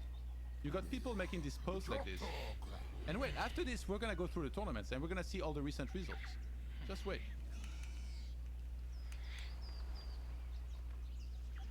Very happy to see the new PTR patch. Night Elf and Undead change look reasonable. Too many human buff and some OP, for example, repairing rates for human helps star rushes as well. I don't think it's a good idea to buff it. If Sundering Blades are for free, maybe reduce them from 15% to 10%. I would not tweak aura items. It is easy to remember that they match the first level for heroes' auras. They are powerful and introduce some RNG beauty into the game. How much do you play to say... did this guy just say RNG beauty? Did I just hear that right? Because I'm slightly triggered right now. As somebody that finds a ring to start every game and keeps finding like brilliant aura every time I creep a big red, RNG beauty, like, I feel like I need an emote, RNG beauty, like, to be added into my chats as soon as possible. Also, resetting value 75% is too high. I'd say at most 60% is okay. Still, items that have been already regularly sold, no, will be sold right away. If you find ring every game, is it still RNG? Good point.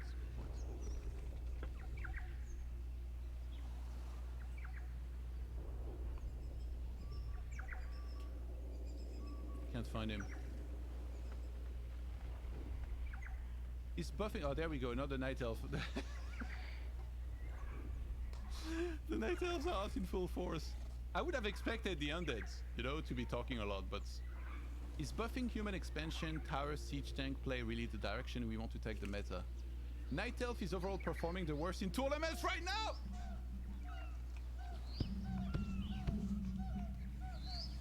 What the fuck? Closely followed by humans. Bears need to have their damage back.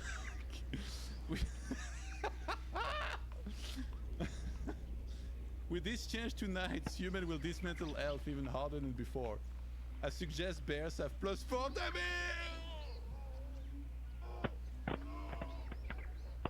I'm having a fucking seizure reading this.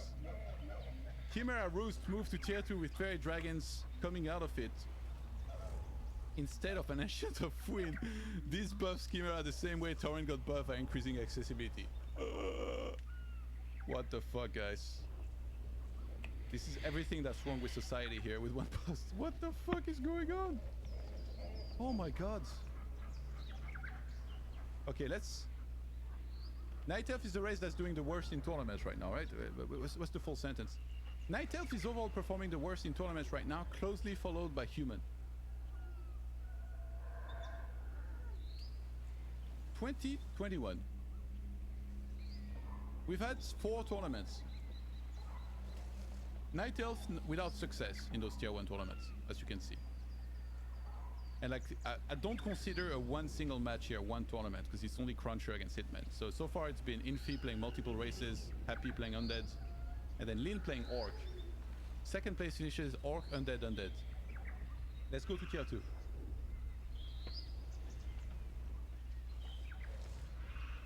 I don't know if I would count the Meisterschaft because it's not really international, so maybe we can discard it. But yeah, Undead is doing very well in there, obviously. Focus won this against Mikkel.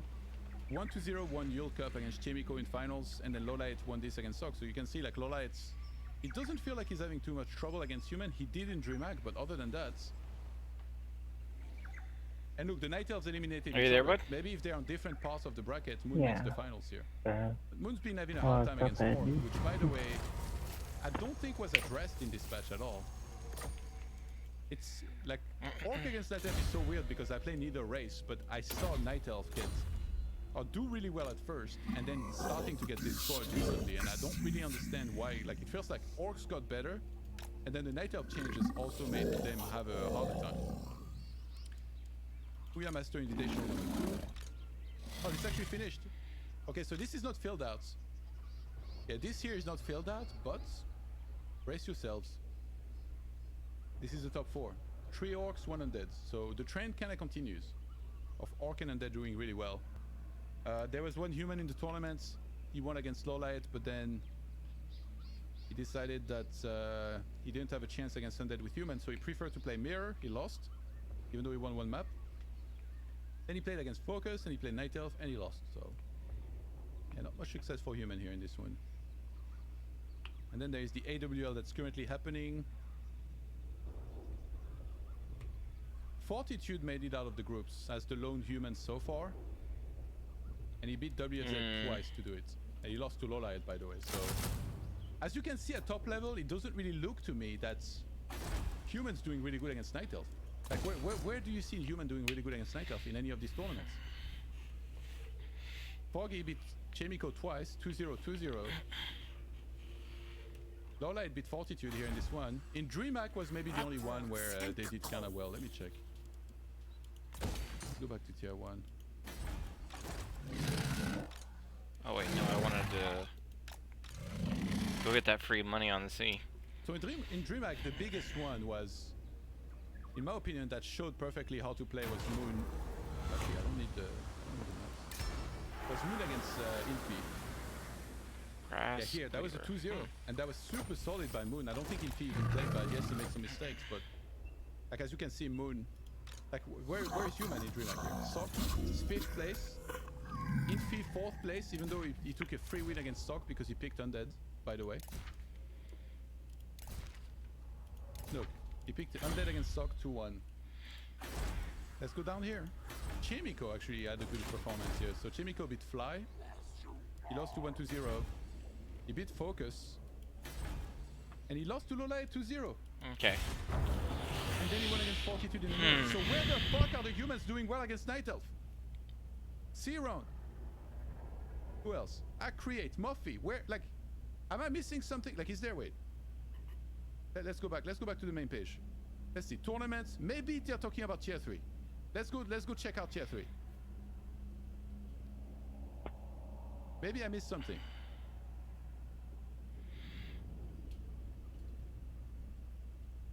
Are humans doing really well here? Like, maybe I missed something, guys. Maybe I missed some data. No.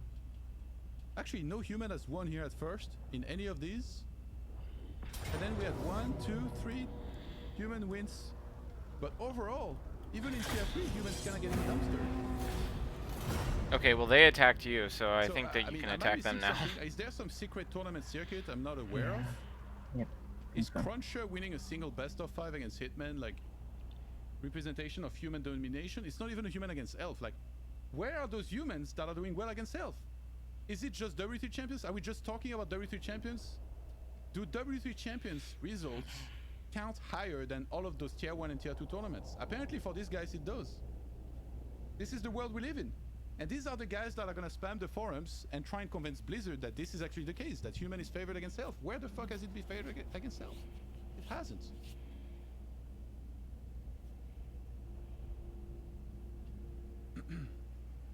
To the patch balancers, try to actually follow the stats of this game. Go to W3 Champions, statistics, win rates 1.32.9, 2200 Grandmaster, Asia plays 2 now.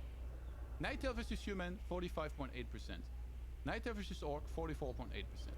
Night Elf versus Undead, 42.6%. And now we are buffing Human to this level. I don't even know what to fucking say anymore, like, to this guy. Like, this is just whatever. Let's just move on. This is some next level brain damage when I win this stuff. Where are the happy people? Where are the people that are happy with some of these changes, at least? Like the item. How about complimenting the item?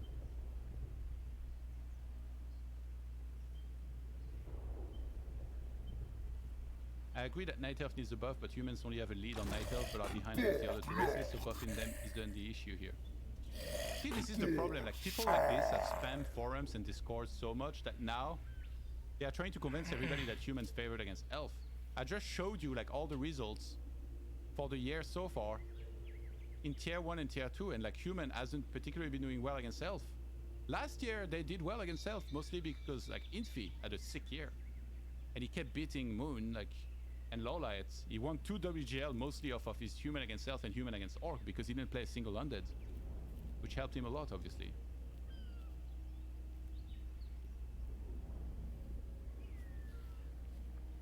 And this guy would just argue endlessly, and you know, Blizzard might read this. This is the problem here. Blizzard might read this and think, these human buffs are absolutely exaggerated and human needs a nerf currently in the matchup versus elf. No more buff. Nerf other races if necessary. It's like, this is the problem. Like, this guy is not even following top level Warcraft 3. Please remove Lightning Shield, Ring +4, Ring +5, and Crystal Ball from drops because they're either too strong or too weak compared to the other items. I like this. Actually, I concur here. I think Lightning Shield is really stupid. Unless you're gonna nerf it a lot, just get it out of there. Ring +4, +5, and Crystal Ball. Like, who the fuck finds these and is happy? Like, nobody. Like, just get them the fuck out of the game. They're terrible. They're garbage. I don't like Sundering Blaze by default. I'm human player. Better remove these upgrades from the game and buff Knights other way. +1 damage or +20 hit points. Don't know about that. Frost armor nerf at level 1. Where? Don't you play human, Frances? What the fuck?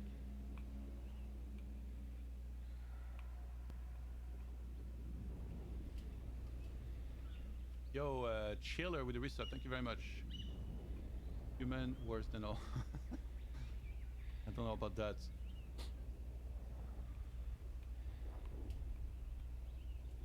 Good starts. You nerf Impale. What about Mountain Giants? They are broken. Double tone, take 0 damage. MGs need a rework. Question: if you sell item for 75% now, for how much you sell it when you are worth 50 supply? Yeah, good question actually. I wonder. Frost armor nerf isn't that great, is it? I don't know actually. It went from 4 seconds to 2 seconds now on level 1. Before it was 4 seconds, the frost on every level. Yeah, they definitely lowered it. But yeah, like, I mean, are we under the impression that human was doing exceptionally well against elf? I don't know how, like, where is this coming from? Is just W3 Champions ladder? Like, look at the ladder. Let's look at last season. Are we using this ladder? Of which, by the way, Happy left probably hundreds of games by now, or in the last season. Are we using this ladder as like the ultimate test for balance? And there's like barely any elf on it, and they're the ones that have the least games as well, compared to the other players usually.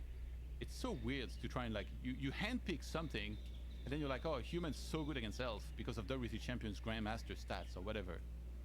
It's so fucking weird. I really don't know like how you're gonna do this and not look at like the actual facts that matter, aka these are the things that matter. Tier 1, tier 2. You need to take everything in consideration, you know, like Super WGL for example was a 1 versus 1. It was a 2-player tournament. This was a 2-player tournament. So really in tier 1 so far, in Europe we've had Undead Mirror finals, and then Orc in Asia. Like these are like these were the big tournaments with 16 players, like 16 very strong players facing each other in Asia and 8 in Europe. And guess what? Human didn't win a single series against Undead here. Neither did they in Asia. So this is still the most problematic matchup. Like some Night Elves will try and like pretend that Night Elf against Human is the most problematic matchup, but it's not. Human against Undead still is. And at high level, the Night Elves, I don't think they're struggling that much necessarily. Look at this tournament. Yeah, like I said, they eliminated each other in semi, and then Lola 3-2 Sock. Just solid as you would expect. But the problem is that as soon as we start talking about very high level balance, if someone of their race is doing very good, most people will say stuff like, oh, but it's just him. It's just Moon, it doesn't count. It's just Lola, it doesn't count. It's just Happy, it doesn't count. It's just Infi, it doesn't count. It's just Lin, it doesn't count. I mean, how about it counts no matter who it is? Because these guys, they're the top level of their race, and they're showing the way to everybody. So yes, most people are never gonna be as good as them. I mean, in fact, nobody is gonna ever be as good as them, maybe. But the thing is, they still do really well and show you how to play. So everything counts technically. If they can do it, other people can try and do it. Okay, no journey, you've been falling for long enough. Like, just look at the data. You obviously play Night Elf, you're out there. I'm looking at the whole data. Like, you can see very clearly who plays what in people that go deep in the tournaments here, and then Human has had 2 second places. I don't think that Human is absolutely garbage. Like, I'm mostly fine with Human against Orc and Human against Elf right now. But it bothers me when somebody says that Human's super OP against Night Elf. It's just not. The one biggest problematic matchup is Human against Undead, and it still has been for a very long time. Will this patch notes change that? It's probably gonna change a bunch, but Undispellable AMS is still there, and Human still has a lot of issues against Undead. Undead is still very fast, has good nuke, has good units, a good mix of physical damage to nuke. So I feel like it's very early. Like, you can look at this patch and be like, oh my god, humans gonna be so good. And guess what? People did that last time already. The last time there was a big PTR, I kept hearing, oh Todd, this is your patch. Nice changes, bro. You did that. And I was like, what? Like, I had no idea what the fuck they were talking about. And then look. Then the last PTR became real with the patch change that went through. And these are the results that we're getting now. Where the fuck is human? They're not performing super well. They're not this OP race that I heard they were gonna be after the last PTR. I mean, human was supposed to dominate, right, from that last PTR. And now I feel like history is repeating itself. People look at this PTR, they're gonna freak out. We're gonna have a bunch of elves posting in the comments like, oh my god, it's gonna be too strong. And then Blizzard's gonna back down from these changes. And we're gonna be here 1 year from now, looking at tier 1 and tier 2 and nowhere to be seen. Like, this is the problem. Like, it's so hard to get good feedback, and like, people are so fucking biased for their own main race that you can almost never get anywhere with balance. It's like impossible to have a discussion. Everybody's trying to argue their case, and not enough people are looking at the cold hard facts in these tournaments here. Like, this guy in the chat was just spamming me. He's like, oh, you just went over Hawk against Foggy and didn't even mention it. I've never said that human never wins against Night Elf. And I don't need to mention every human against elf that happens, but I'm saying that at high level, there is some people here in the comments that are trying to paint a picture that human is overpowered against elf. When it's not. If you look at these tournaments here, it's not like human is dominating elf every time that they meet them. It's just stupid to say something like that. So yeah, that's pretty much my thoughts on balance currently and those tournaments. Like, the thing about balance is that, I mean, we can highlight it with the DreamHack results and player participation in each region. So America is like, player base wise, is one of the smaller regions. The best player from America is human and orc. The orc one is the one that has been doing very, very good for a very long time. Now finally the human one beat him. But they're by far the two best players from that region. Now in Asia, going into the tournament, we had 3 humans, 4 orcs, 1 undead, and 3 night elves. So only 1 undead. So you can see the difference. Like, in Asia, undead is underrepresented, even though technically right now on paper it's one of the very good races. It's kind of crazy that out of that many players, we got 12 players, there's only 1 undead. And then Infi counts as multi-race because he switches race. And the undead did extremely well in the group, 5-0. And then we had like 1 orc and 1 human making it out. This one it was 2 orc and 1 night elf. Then we go into the playoffs, and we end up with an orc finals. That's the thing. It's like a very small sample of games, but you can see from this that, like, if you're an orc player and you look at this and you're like, oh, they got lucky. Like, you know, orc is not that good. It's like, what the fuck are you talking about? And also 1-2-0 could have won this tournament here. It felt like it was very close against Fly. If he had won that, he would have been in finals, which, you know, changes the standing for the race that he plays and stuff. And I mean, Lin was on fire. He was just gonna beat everybody anyway.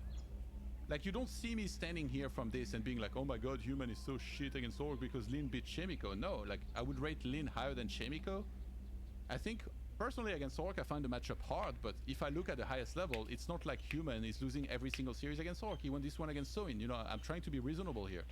If you look in the groups, human actually did pretty well. Like, Shemiko beat multiple orcs. He beat Fly, and he beat Focus. So, you know, I'm taking all the data in consideration, and from this, I could be unreasonable. I could look at Lin versus Shemiko and say, oh my god, human's so dog shit. He just got stomped to death. He couldn't do anything in those games. But no, like, he beat a bunch of orcs, then he made the best one of them, but then he lost. Moon has been having a hard time against orc. He lost a very close series to Fly. He might have won this one, and then if he won, he would have had a chance against 1-2-0. So that's how you can see that one tournament, I always feel like, doesn't mean that much when you get these close results. If Moon somehow wins map 5 here, he's in semi, and I think that against 1-2-0 he usually does fine, so maybe he could have made the finals. It does feel like Lin probably would have beaten him in the finals, but yeah. And then we go to Europe, and in Europe it's not even close. Like, in Europe, what saddens me is that we have so many good humans, but they can never do well because there's so many undeads. So in this case, this was a small tournament, you know, like, you can't consider this tournament to be as, like, as representative as like a 16-player tournament or 32 players. It was only 8 players. There were some invites. So here they are, Hawk, Happy, Vortex, Axel, Foggy, and then their qualifiers, Blade, Crab, and 1. In the qualifiers, I think Undead already did pretty well against Human. It was only Blade that squeezed through. And then in the actual tournament, so you had the group with 4 Undeads. Let's just ignore that. Like Mirror, we don't really care about like Mirror, you know, obviously. But then, yes, Hawk beat Foggy. But it was a very Yeah, I weird can't really series. do Like, one much. thing to note I'm still about trying to this is that expand. for some obscure reason, Yeah. this is only for NA in Europe. This guy. We were not allowed to attacking use maps myself, with the so I have zoom. to go And back Foggy for is him one of the guys nice with the and biggest easily. zoom out of everybody. I don't know why. I believe it might be a Blizzard thing, and we couldn't play with zoom. Even though I just showed you the Asia bracket. For Asia, we played on NetEase, and the zoom is built into the platform. So they could use zoom, but in Europe, we couldn't. And if you're Foggy and you play every day with, I don't know what he plays with, like 2,200 or whatever, and then suddenly you have to play with 1650, can you imagine the shock? Like, your units are like 3 times the size that they usually are. So I would definitely take that in consideration for Foggy's performance. Like, his first few games looked really rough against Krav, I thought. And then he lost to Hawk, and also I didn't think those games were very representative of how good he is. But then in the rematch against Krav, he did really well. But yeah, Blade lost to Krav, but absolutely destroyed. And then Vortex absolutely crushed Hawk as well. With a bunch of cripples. So yeah, Human against Undead, you know, it seems like the humans, they cannot go far. Like in this case, he did well against Elf in the one match that he played in, but then Undead Mirror in the finals again, as we have had so many times, and just Undead winning every time. Yes, Happy's maybe the best player in the world, maybe he should be winning this tournament, but the trend of Human losing every series that they've played against Undead almost recently just keep on continuing. Let's see if there is if I can find the Europe qualifier. Yeah, so Blade was the anomaly here. He was the only one to really start beating Undeads. He beat 1 in his qualifying match. He beat Lil DC before, then he beat 1. Johnny Cage got close against Kraft, but then he lost as well. And then from the open qualifier,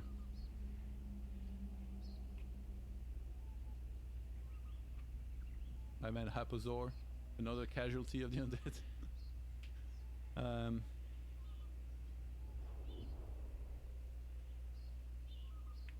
And this was really close as well. If you talk to guys like Wiz, it's so weird because a lot of elves, they're stuck. They're stuck on Human. They just think like Human is just the hardest matchup because they don't really know how to play. And I feel like, you know, like Starshape, for example, you know, he does builds that you never ever see Moon or Lolite do. And then when he loses, he blames imbalance, but he doesn't even do the most viable builds for Night Elf against Human. On the other side of that, you got guys like Wiz, not nearly as well known, but extremely good against Human. He pushed Blade to the limit here. And Blade is one of the best in Europe. And Wiz is so good against Human, he beat Death Note convincingly, so... It's like, you know, maybe just study the right players and then see what they can do and just look at the top level. Yes, Sed I think is also very good against Human, but in the late game. In the early game, maybe not as much. But Sed is also, yes, really good. Yo, Corey Mac, thank you for the 378. Much love, my dude. So yeah, that's pretty much it. Like, I mean, we can... Let's go back one. We can look at earnings. Let's see, for 2021. Let's look at 2020 first. So earnings in 2020, Human is first, a little bit ahead of Night Elf, and then Undead and Orc are lagging behind. And I think like 120 didn't have that great. Actually, we can... Oh yeah. Hey, 120 at 46k, and he won like just the one tournament, which was the team tournament. So yeah, he didn't have the best of years, and then yeah, Happy 30k. It still dominated the region. So yeah, if you look at his numbers, it might seem like Human, you know, he's doing pretty good, but that's the thing though. Infi only won 2 tournaments, but he won the 2 biggest one in the year. That's why he carried Human. That's why he got 96k. So yes, we can take that in that regard. Like yes, Human did good that year. You cannot look at that yet. Oh my goodness. But remember that That's he a was lot of rats. mostly off because he won the 2 biggest tournaments, and he made 0 undead in both of them. Here, we're gonna have a look real quick. And at this time, I thought that Human against Elf was pretty good, and Human against Elf as well, because Infi was never losing. So I couldn't look at these games and be like, no, Human is trash against Orc, just focus and fly and doing garbage. No, Infi and TH played really well. But I already disliked that back then a lot of elves tried to say that elf against human was unplayable because look, it's 3-2-3-2. If Lowlight and Moon win map 5 here, which by the way were very closely contested, we have a Night Elf mirror in the finals.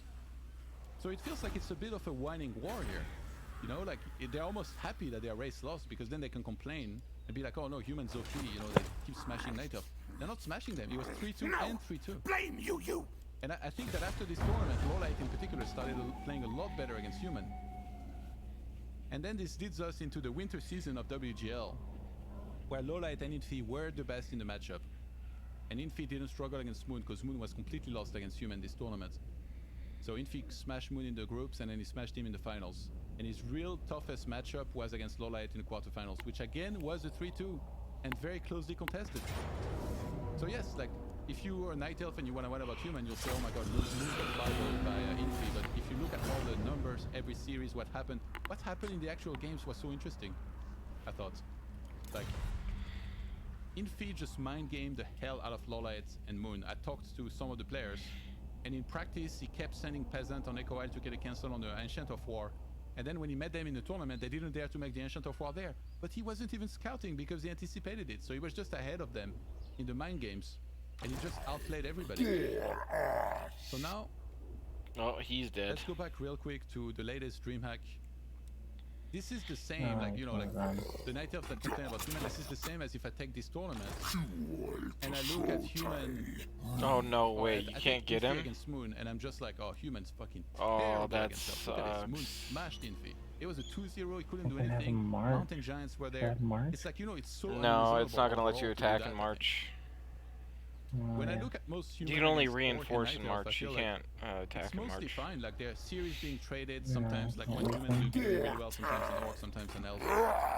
These are like not the most problematic matchup. Human against undead is, but I feel like the Night Elves, they just whine so much about human, even though there's, from these tournaments, there's Holy not so shit, much to it's whine 1 about o'clock, them bro. out. They are doing worse against orc right now. Yeah, I know. Whoa. Probably.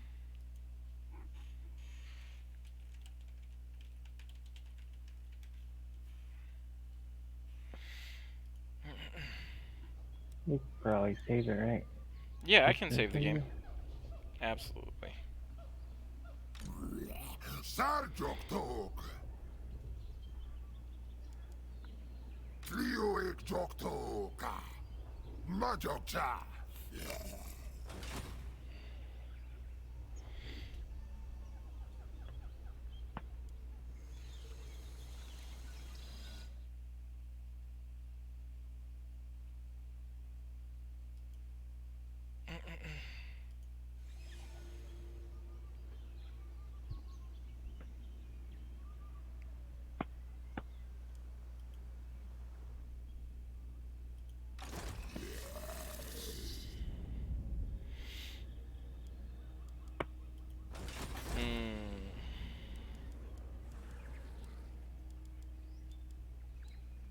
Oh, and it has to be my turn for me to be able to save it. Oh yeah, let me finish that real quick. Oh yeah, you're good, bud. It is like 1 a.m. though. I am going to bed after this. Oh, I know.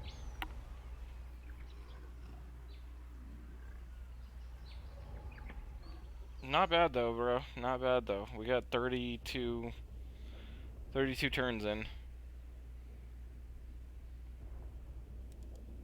Especially since you're brand new.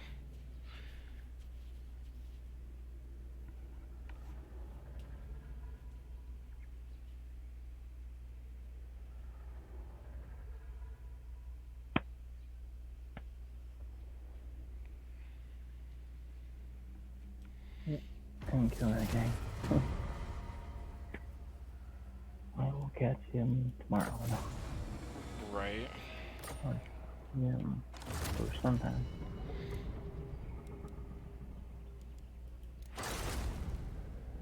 Like I said, this is pretty good for your first game. I'm not gonna lie. Like you're doing pretty well for your first, you know, like your first game. I'm probably running back and forth more than I should, but I'll figure it out. Yeah, yeah. I think you're doing okay. I think that you just gotta worry about these guys on these islands, and I think you're good.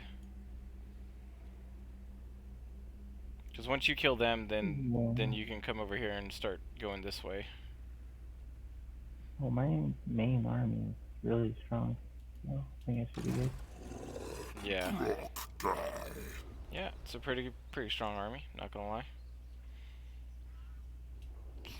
All right, brother. I am out of here. I will talk to you later. See you later.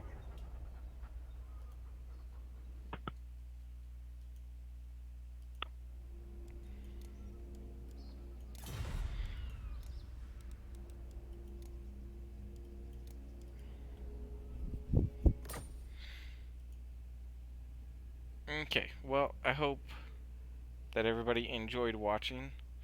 I'm going to be doing a video on Antonio's progress in learning the game.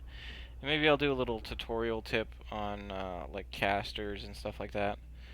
I think that would be really helpful for newer players, like learning like where to go to learn where casters are and like what casters are good with, what characters and with what builds. I think that would be a really cool video to make. And yeah, I'll probably do something like that. I think that would be pretty cool. Like just record a whole bunch of like caster combos with units, or like just with generals in general. Like Carl Franz with a life caster. Yeah, I mean Carl Franz is such a glass cannon. Like you need to have some kind of healing or damage mitigation to help Carl Franz out. So yeah, I think I might make a video on that so that way you know it's out there. I don't know if anybody's done that yet or not, but yeah. All right. Well, I hope everybody enjoyed watching. I'm sorry, but I wanted to hear the patch notes for Warcraft 3 and Todd talking about the tournaments afterwards, which really I didn't want to listen to, but I mean, it's fine. It's Todd. All right. Have a good night, guys.